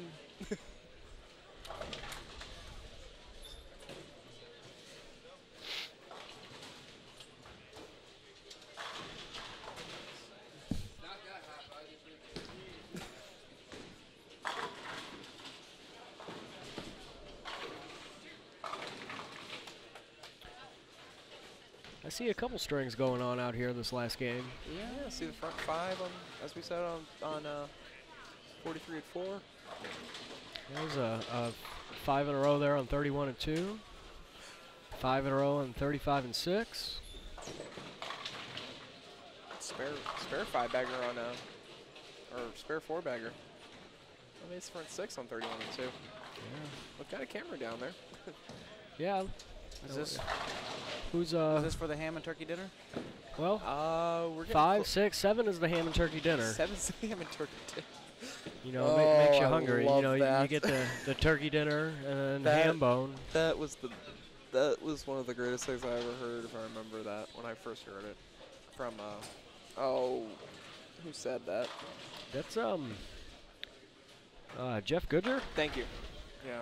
That's a Jeff Goodger slogan there. Never heard anything officially about the dress code, so. Yeah, I haven't either, but I'll definitely find out for you here real quick. I know. I brought a few pairs of golf shorts just in case. Does it get pretty warm in here? It was pretty toasty. Now I'm cold because I'm not bowling, so you know, there's that. Yeah. I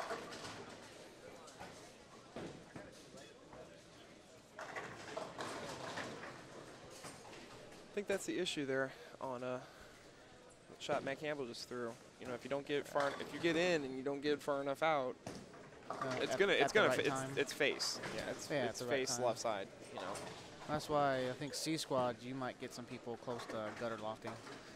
I could see that. If you have the option to re-enter, are you going to? Yeah. Okay. If you don't, well, I don't think you won't have to. You're going to make it, right? That's what Flanagan keeps saying. You know? Knock on wood. Yeah.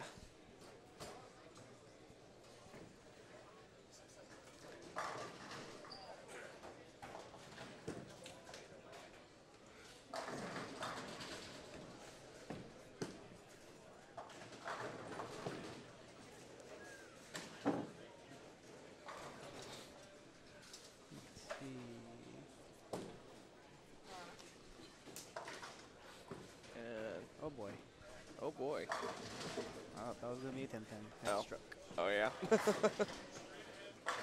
The pins like to fly around here, it seems.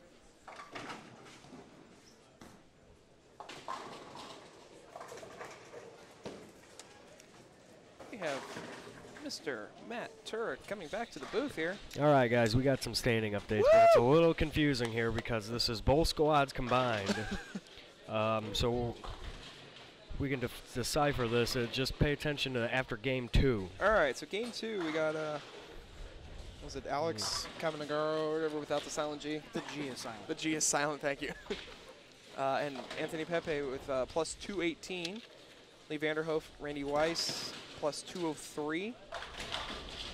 And then I gotta look at the sheets because I have no clue. We got Amers and Kiltz at plus 183. McNeely and Lehman at plus 178.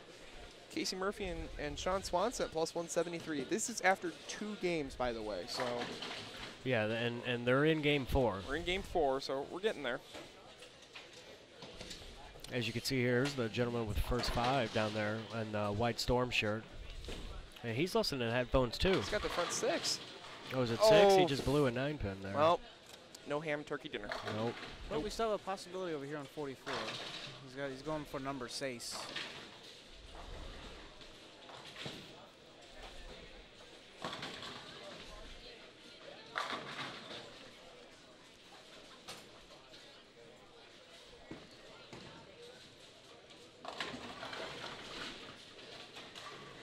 Take you over here to 41 and 42.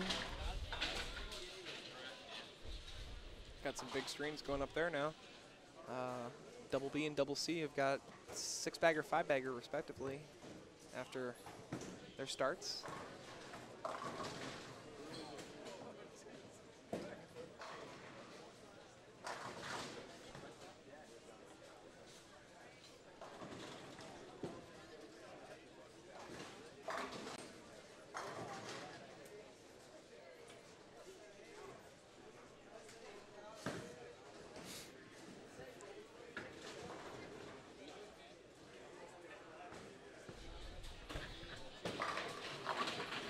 Climb the hill, climb the hill. Oh, no, crumble. Shaker 5, time. 6, 10.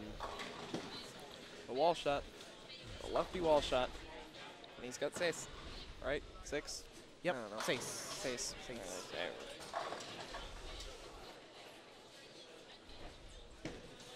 That's just one of the ways to attack the pattern. Just take the front part of the lane out of play.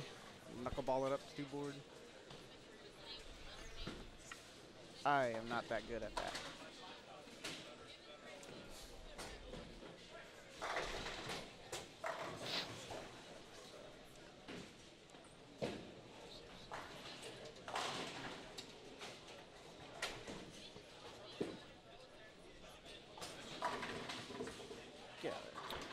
Brett Cunningham there. That was a little off the screen. But he, Messenger 10.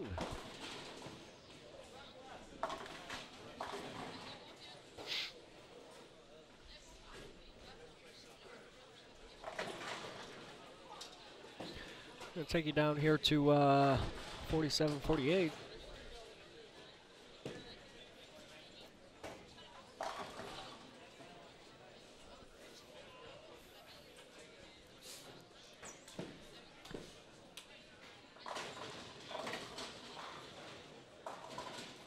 Shay's got that light tickler working for him. It's going to be my plan of attack as well. Just, you know, the light mixer. Yeah, we had a few questions here in the chat about the dress code. I did went into office and asked about it. There is no dress code, from what I understand. Nobody has talked about it. Nobody has brought it up. So it sounds like shorts will be okay tomorrow, guys. If you're out there in the chat listening, wanting to know. All right, I'm going to wear my skivvies.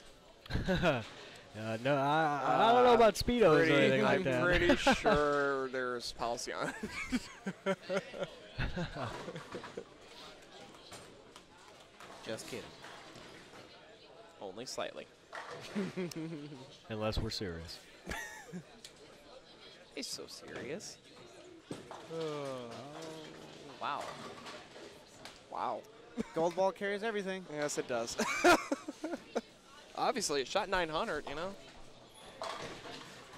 It did shoot that 900. It did. All right, we got a good look here at the gentleman here. He's going for the ham turkey dinner on lane 43. That's a delicious frame. Yep, we're going to bring it up here. He's in the black shirt and the blue jeans, picking up his ball there. It's got a very unique setup for him. I'm going to see if I can find out who he is. Letter D. We shall refer to him as that until then. You never know. Huh? Maybe he is. Maybe his name is D.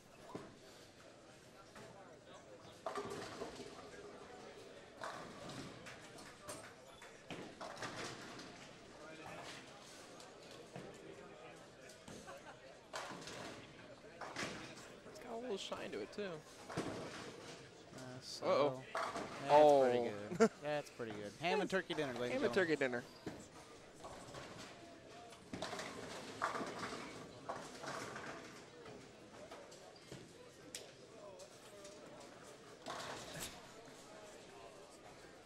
Are we going to have any delicious refreshments or snacks for any honor scores tomorrow? I do not know about that, actually. Oh.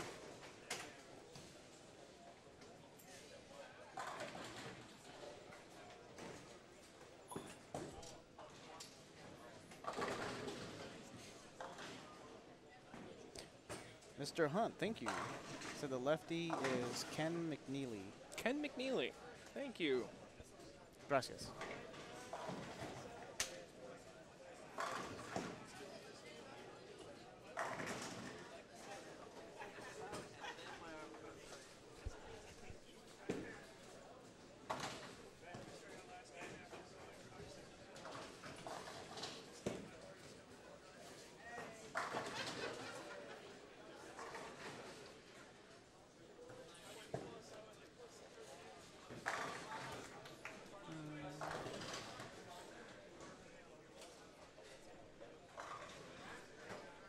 Gentleman on 48, letter A, have them all? No. 49, rather? No. I don't believe so.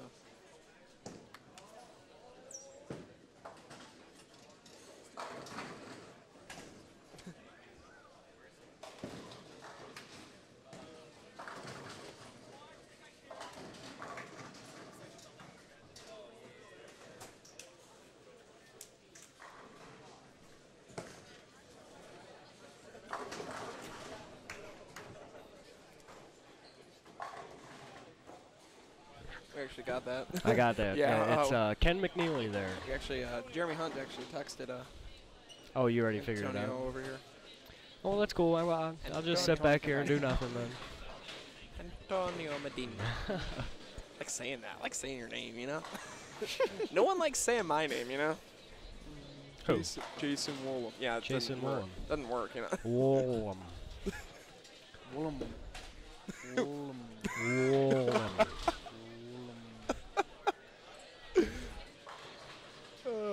Do we know if we're going to have any delicious snacks or prizes if honor scores? No, I don't think we are this year. Oh. That was kind of like a holiday doubles thing, you know, it was like Christmas time kind of thing. Or no, last year they were giving out Cheez-Its and whatnot. Connor Drum won a 3-ball roller last year for his 279s. That's what he said in the chat. No? So, I don't know. Yeah, I'm not sure. As far as I know, they are not, but I've been wrong before, so we'll find out tomorrow, won't we? Tomorrow is just a day away. Or something like that. Now, how exactly did you come about getting his name? You just tap him on the shoulder? I went down and I asked his partner. I was like, hey, Okay. you know, what's your partner's name here? Like, don't dark cloud him. No, he didn't sound very happy. Black Cloud. To be honest with you, he didn't sound happy. I asked him, but his partner? Or? Yeah, no, his partner. Yeah. Oh. But I asked him. He's got a string going. Yeah. Yeah, I he just really- carried a good shot. I too. really just hope I didn't black out him. Well, let's find out here. He's in the blue shirt here. He's getting right again, staying loose. Well, I'm going to look down so he doesn't look up at me. Rob, Yeah, everybody hide behind the his monitors. partner, Rob. This guy, his name is Rob Lehman here. That's a good ball. Whew. All right, we're off the hook now, right? Well, No, he struck. It counts. yes. All right. Es bueno. Es bueno. See.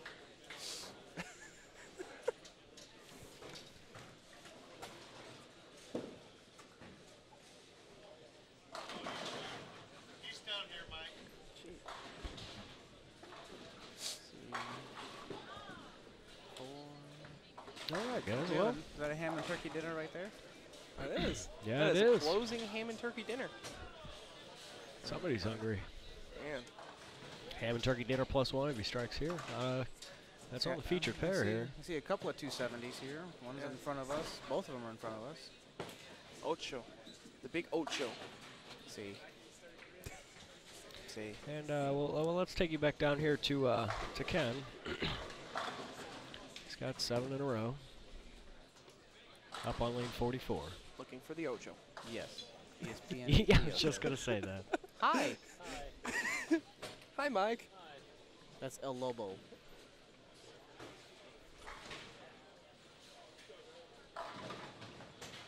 See, just do that.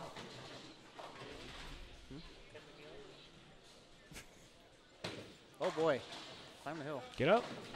Oh, comes in line with a bucket. And we call that the stream killer. Way to go. Way to go there. That's the Mr. stream killer there. So let's take you to the split screen here. Got Cody Clayton and Tyler Vokes up on the left pair. Oh. Shay still got that mixer working. See. Did you ask how Mike was bowling? No, I know that look. Yeah. I have a feeling. I like my job.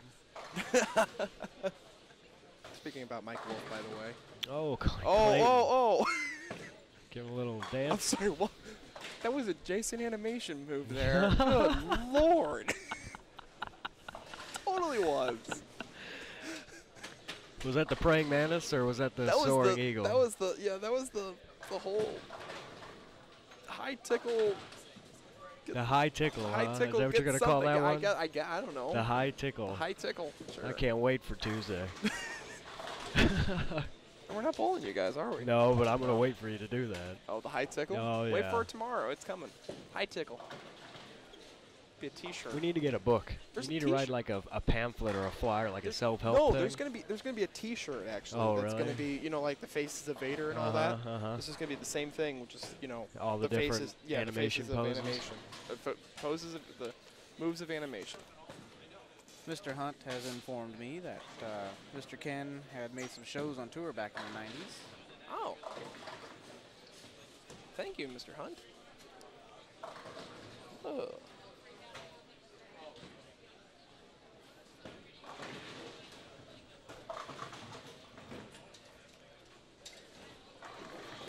We're approaching the end of game 4 here. Final game of the yes, we are. Barn squad. We only have 2 featured pairs left bowling, As and pair they're both in 41, a 10th frame. Yep. Actually, every pair but 35 and 6 are in the 10th frame. So Rob Gottschall just runs his 10-pin down. It was off camera there, but See, what kind of scoring paces do we have? We have some numbers in front of us. You see in the pair on feature pair in front of us, I see 169, 204, 229, 179, 270, 260 something. 261. 261. 61. Okay, that's what I thought it was. To the pair to the left, we got 275, 216. Here's Ken again after his bucket in the 8th. Let's see if he can get back on the horse here and strike. Oh, that looked a little left to target.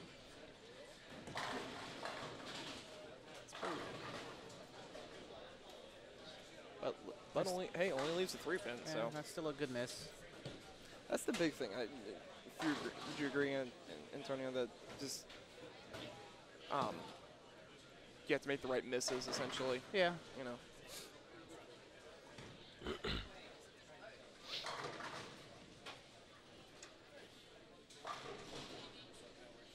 And let's take it down here to 47-8. Watch Don Griffin work on his 10th frame. Oh boy. Ken did cover the 3-pin, by the way. Pretty close. Looks like Don's still throwing that IQ. That's what it looks. That's a pretty good call. Oh, And swish him. shreds the rack. It's like he's got 243 left.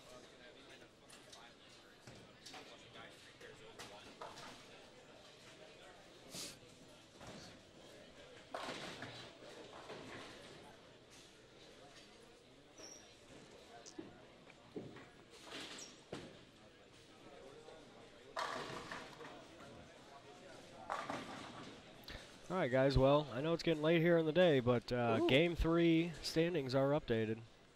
Down on the tabs below the chat. This is actually including the first squad. Kevin and Pepe are in third at the combined squads at plus 266.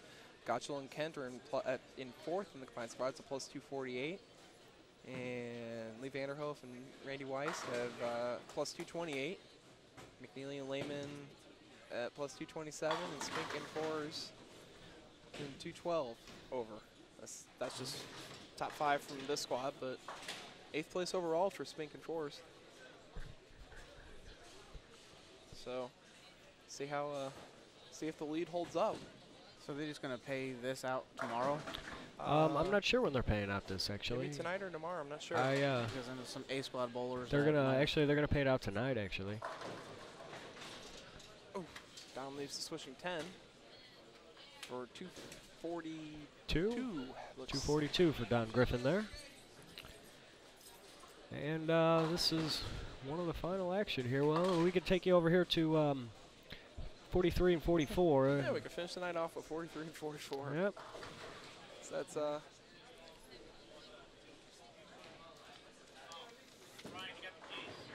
boy. Oof. Super wash out. The 1, 2, 4, 6, 10.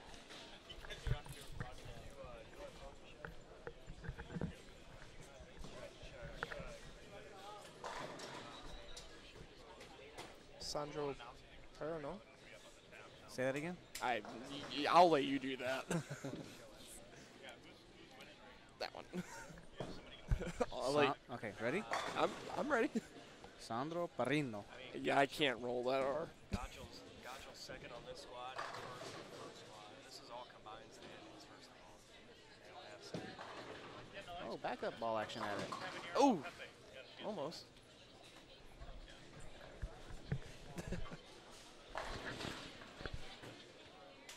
Looks like Pepe and Kevin Nego had 458 the last game. So that'll put him at 314. No, 324. Excuse me. 324. So that'll put him into So the that's lead. going to put him up into the lead, yeah. So we just have to see if Gotchel and Kent can make it. What was that number again, Jason? 240. 266 and 58, so 324. Okay. Oh boy. One more for ham and turkey dinner. So it just depends on what Gotchel and Kent shot, because they were the last one. Well, no, Gotchel and Kent. I mean, Vanderhoof and Weiss could have shot a huge one too. They're only 96 out of that number. So, but Gotchel and Kent were. What did they do after game 3 or game 2? I got. Gotchel and Kent were 248 after 3, and they were really far down. You're on the wrong page. Oh, jeez. It's late. I'm tired. That's after 3. We didn't have after 2. Yeah, we didn't get after 2. This isn't the right standing list.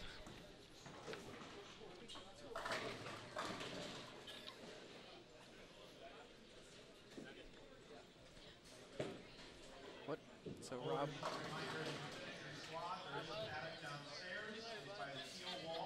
Yeah, I'm not a big fan of taking things up and down stairs. We actually had to carry a whole set of chairs downstairs yesterday. That was a lot of work. Just text me the address. You don't know it?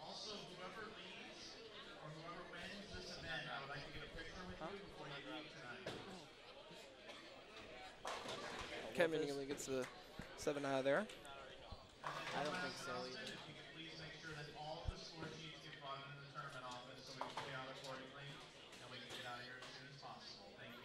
So they are paying out tonight.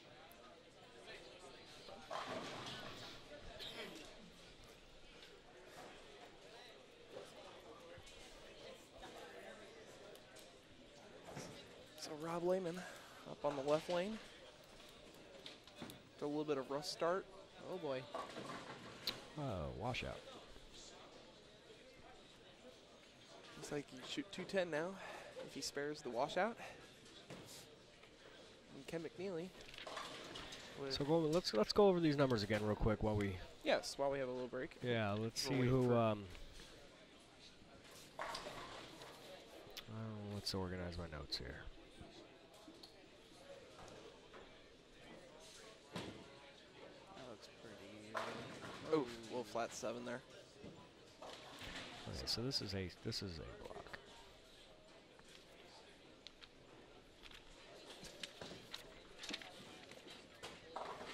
This is nonsense. This is nonsense. That's nonsense. There we go. All right, it was on your A block. All right. Okay. Well, So many papers up here in the booth. at this point, it's looking like Kevin Nero and Pepe have a good shot at winning this doubles event here tonight. Go for it one more time. Say how you pronounce his name. Cavernago? No. No, no, no. We're on this name now. So Oh, good lord. come on, you can do it. Sandro It's pretty close. Perino. Okay. Thanks. Is that not bad? That's pretty good. What? How do you actually It was. say It it? was You gotta roll the R a little I bit. said Sandro Polino. I can't see it. That. Yeah. But you know, I can't pronounce the. I'll say it this way. I get tongue-tied when I say marble and then add pearl to it. It doesn't come out very good. A Marvel Pearl? It's a marble pearl. It's not marble pearl. It's like saying Louisville. Blend it all together. Louisville. Marble Jason pearl. Wallum. Jason Wallum. English is hard. Don't worry, English is hard for us too. Excuse me. And his partner. I'm gonna let you pronounce that one too. Who? Sandro's Aaron partner. Orange? No. That's pretty easy.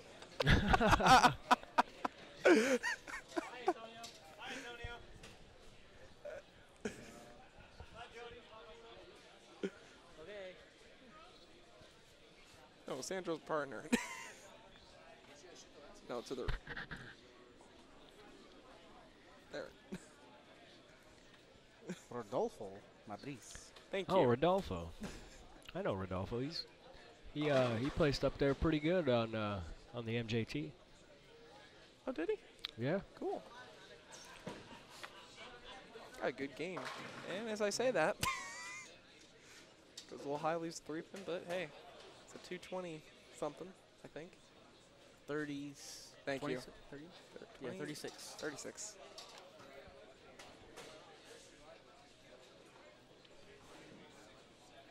I think I'm gonna have me and my doubles partner for Reno are gonna have some epic jerseys made just for the minors. Who's your partner? Joseph Steiner. Cool. That's awesome. I've got Captain Ron Libs for my Tuesday Night League is my doubles partner this year. Again. Ron Libs. Where did that come from? I just say it like that, like Ron. Ron Libs. I like Ron. He's a nice guy.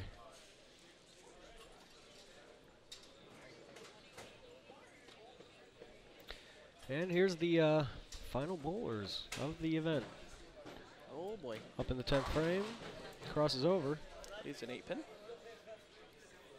Let's do our best commentary here for these last two bowlers. Because we spent how many hours in the booth tonight? We're going to commentate for 40 seconds. Yeah, why not? Covers the spare there. It's a nice shot there. Bueno. Bueno. This is it. Last shot. Let's This put all is the emphasis this is in the it. last shot of the tournament here, of the doubles event, I should say. And swish 10 10 pin. Well, and that does it. Well, everybody, I think it's safe to say here that Alex Cavanaro. I have no idea. I just know the G silent. And what's Anthony Pepe. Anthony Pepe. That's what I was looking for. Thank you. They are your winners here tonight. Plus 324 after 4 games. That's pretty good. Pretty high numbers. By the way, these are unofficial standings. These are unofficial. We are getting word from people in the in the chat and after crunching a little numbers here in the booth. Cavanaro. See? Cavanaro. Cavanaro. The Cavanaro. Alex Cavanaro. So I guess the G is kind of silent, I guess? That's what we've been saying for a while. No, not kind of, it is. It is. Okay. Well, there you have it. We're going to wait for for this to be official. It's a great show today. Great show. Thank you. Yeah, it was a great show, actually. Good work. Good work, everyone. Yes. Good work, everyone. Lanolin? Lanolin? Like cheap soul? The Human Torch was denied a bank loan. The arsonist had oddly-shaped feet. When does the second one come out? Is it this year? I think so. What are you guys talking about? Anchorman. Oh, my God. You stay classy, San Diego. Yes. You can't say the other line. No. Well, we can, but we're not going to. We're not going to. Not at all. Well, there you have it. So Flanagan will give me my check tomorrow for broadcast. Yeah. It's in the mail. Yeah. Cool. Yeah. Just something like like mine. that. Right.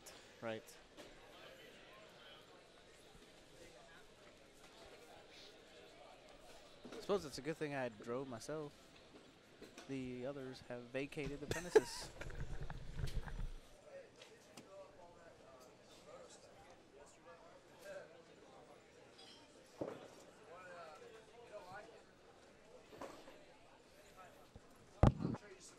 Oh gosh. Uh-oh. Oh gosh. Yep. Come closer, sir. Oh, I gotta look down at the table. Yeah, I gotta look like we're not. I gotta pretend like I'm typing. Oh, no.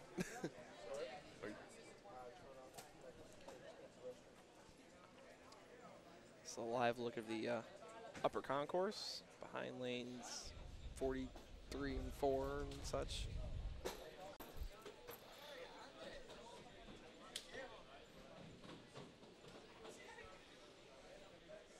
So we are awaiting for official results here, or at least for official word on the lead or the winner of this event.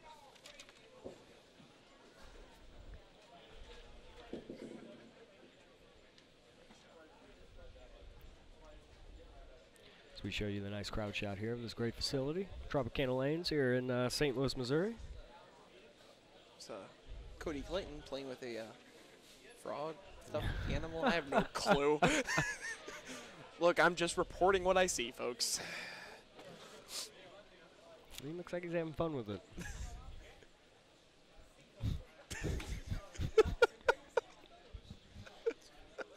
Isn't that like a cover for a club head? Might be. I don't think he knows what's going on, but it's up on the monitors. Yeah. Doesn't matter. Yeah, it's on the monitors, too. Oh, no. Oh.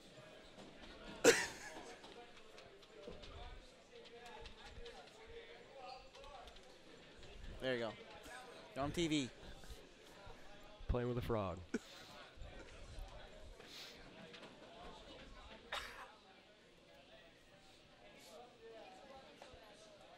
He doesn't care anymore, and he's leaving. Nope.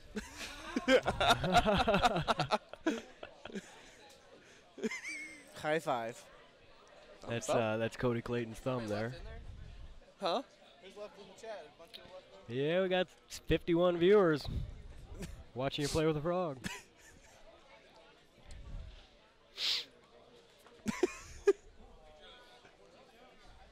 What's final results? All we know is Alex, and I'm not going to even attempt to do this name again. Cavanaro. And- Let me scroll up. And Anthony Pepe. Cavanaro. Yeah. Cavanaro. Nar. Bro. Plus 324, but that's unofficial.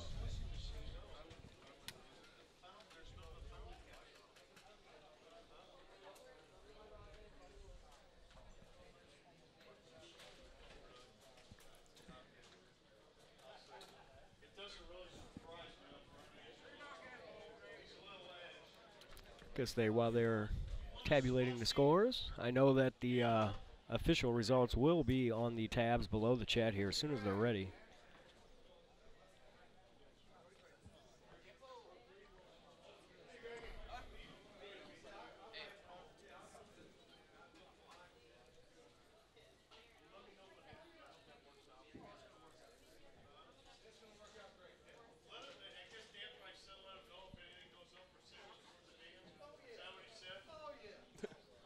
Does Flanagan have the mic on where he's at? No, it's just really I loud. don't know.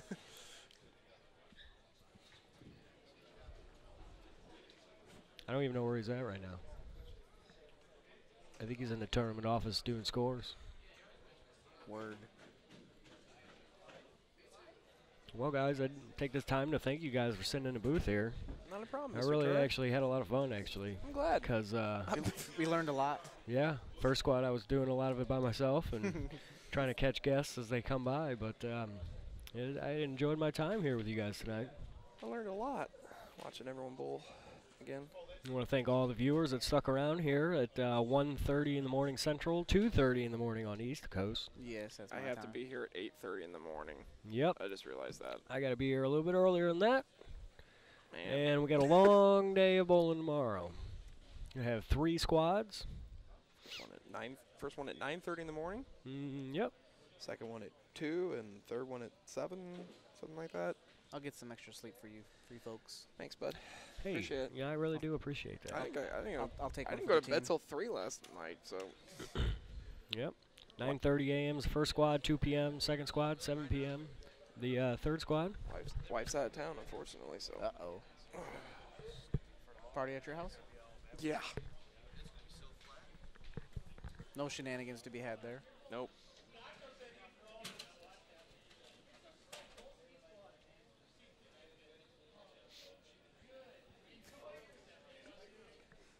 To continue the slap happiness, I wonder what he's getting out of the vending machine.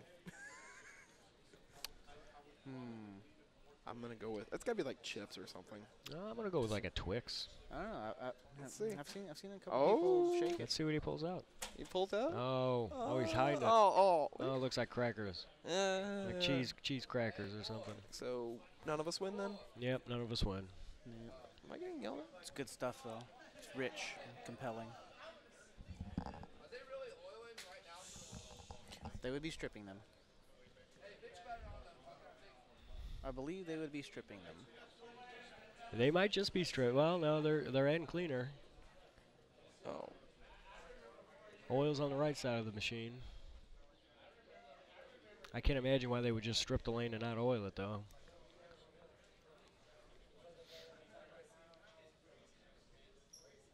Well, if we see the jet go back and forth. Yeah, we'll know. Too bad we don't have a camera down there. Can't really see it. no.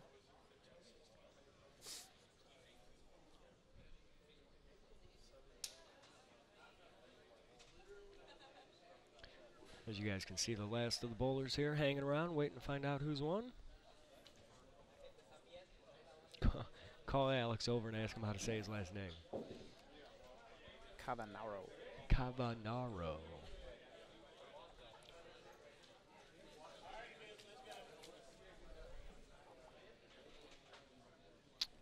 Cavanaro.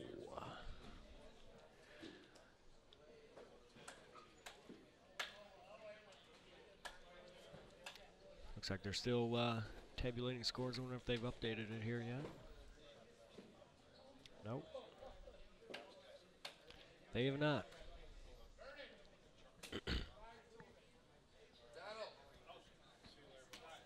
Willem.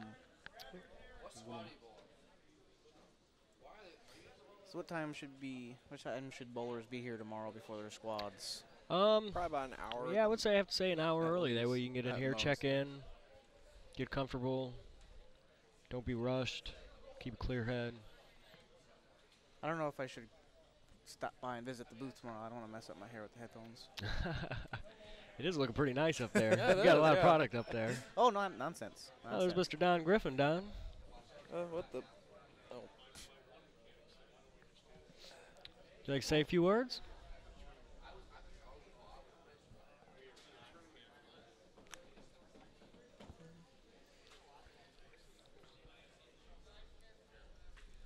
Got scores yet? We got official results? No, it'll be a while. Oh, it's going to be a while. Yeah, just tell them to check online. Are they stripping, or are they just stripping the lanes?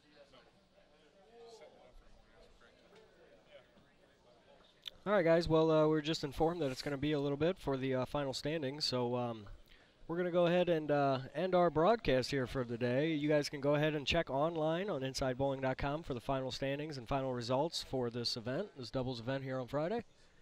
Or you can check social media, Facebook page, InsideBowling.com. I'm sure there will be a link up there. For Matt Turek, Yourself. myself, Jason Willem, And myself. and myself, Antonio Yourself, wait. Medina, Oh. Funky Cole Medina. That's me. Yeah. We would like to wish everybody a good night. And Good morning. yeah, good morning is after midnight. And we will see you guys in the morning. You stay classy. Stay classy, St. Louis. Adios. See.